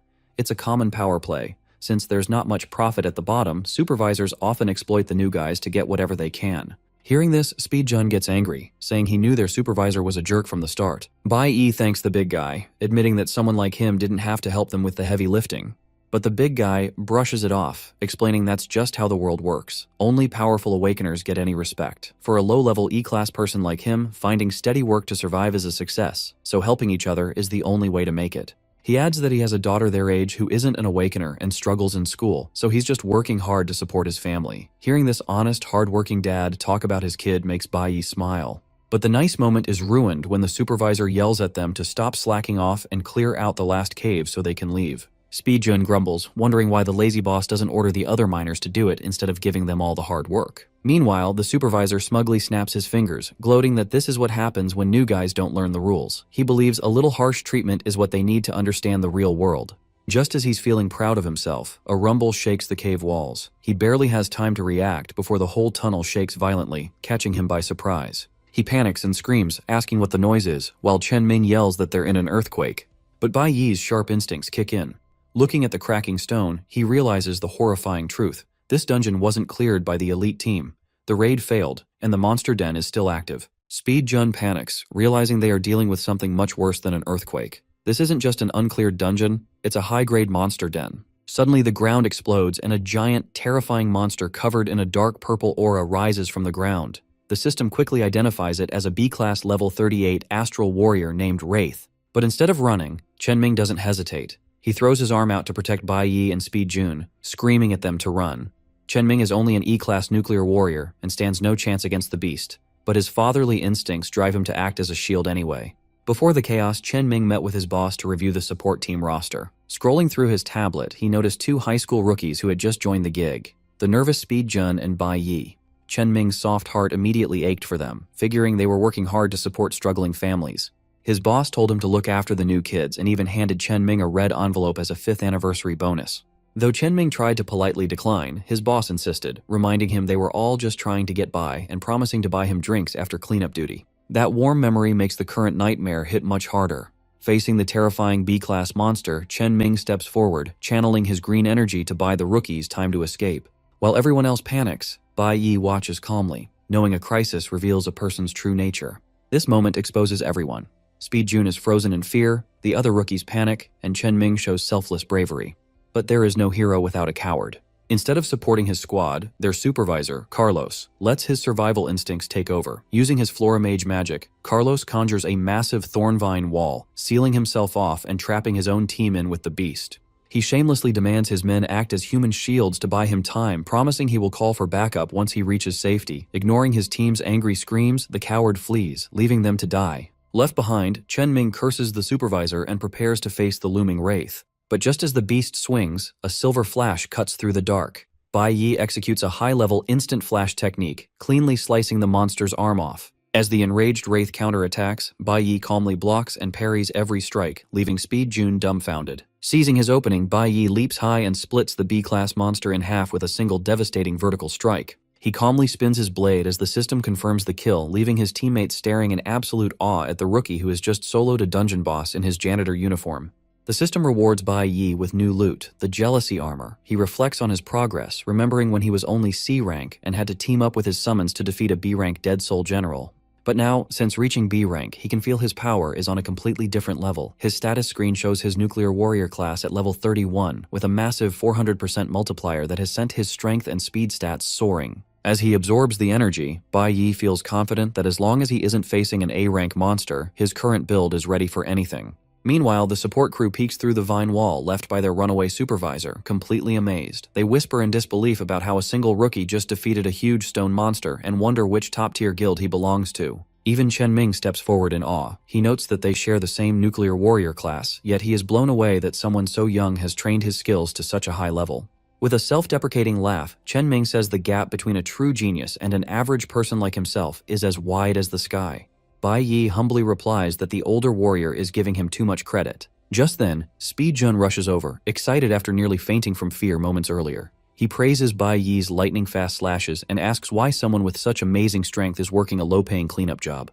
Chen Ming is still trying to understand the fight, asking how Bai Yi managed to block the monster's attack and reflect it right back. Bai Yi explains the technique is called parry, which requires incredibly high reaction speeds. He even promises to write a training guide to help Chen Ming learn it. With the first boss defeated, the support team's relief turns to anger. They are ready to find Carlos, the supervisor who trapped them behind a vine wall to save himself. But just as they are about to break through, one of the rookies points a trembling finger toward the barrier. Suddenly, a terrifying figure appears.